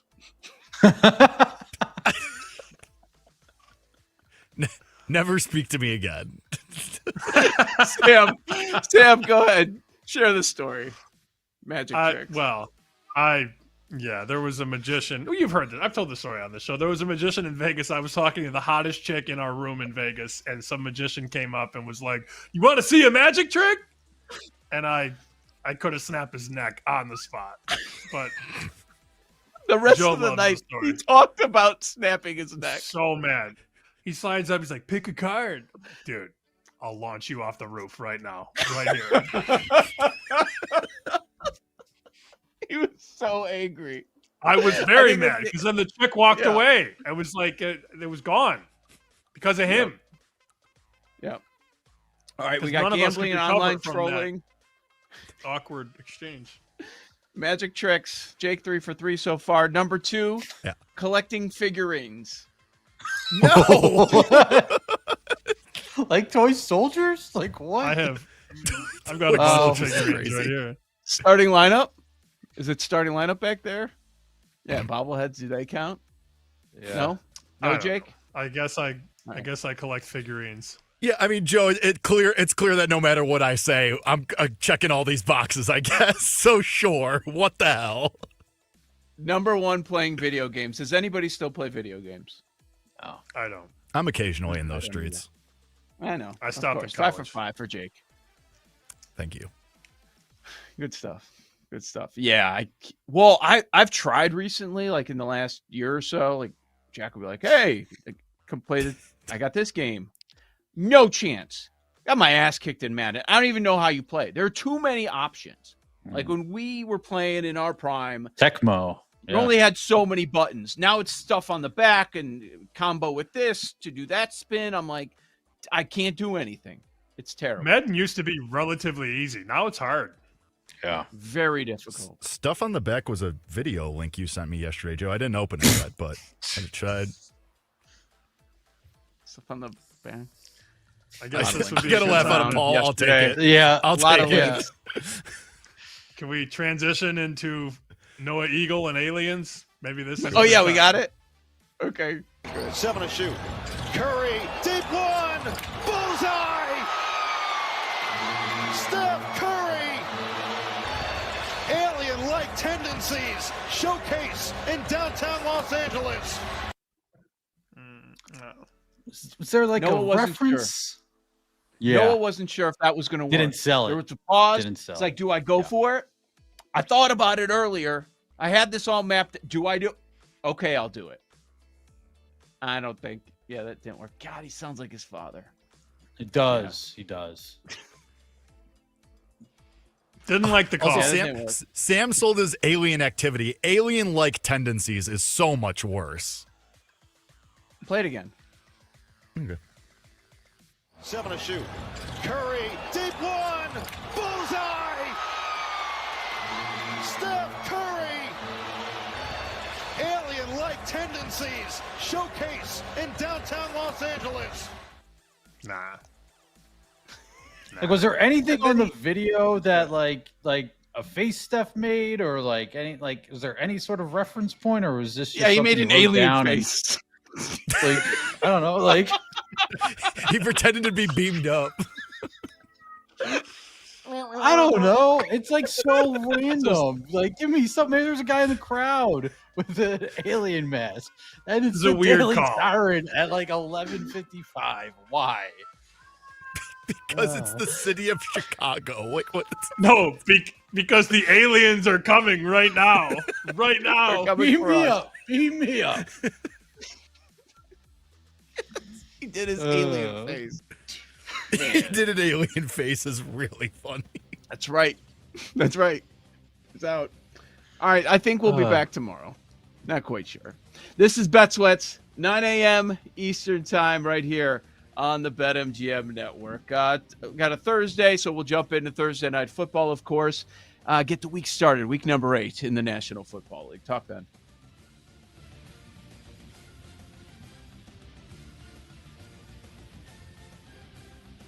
Thanks for listening to Bet Sweats. If you missed anything on today's show, make sure to listen back on the Odyssey app or wherever you get your podcasts on the BetMGM network. Make it legendary.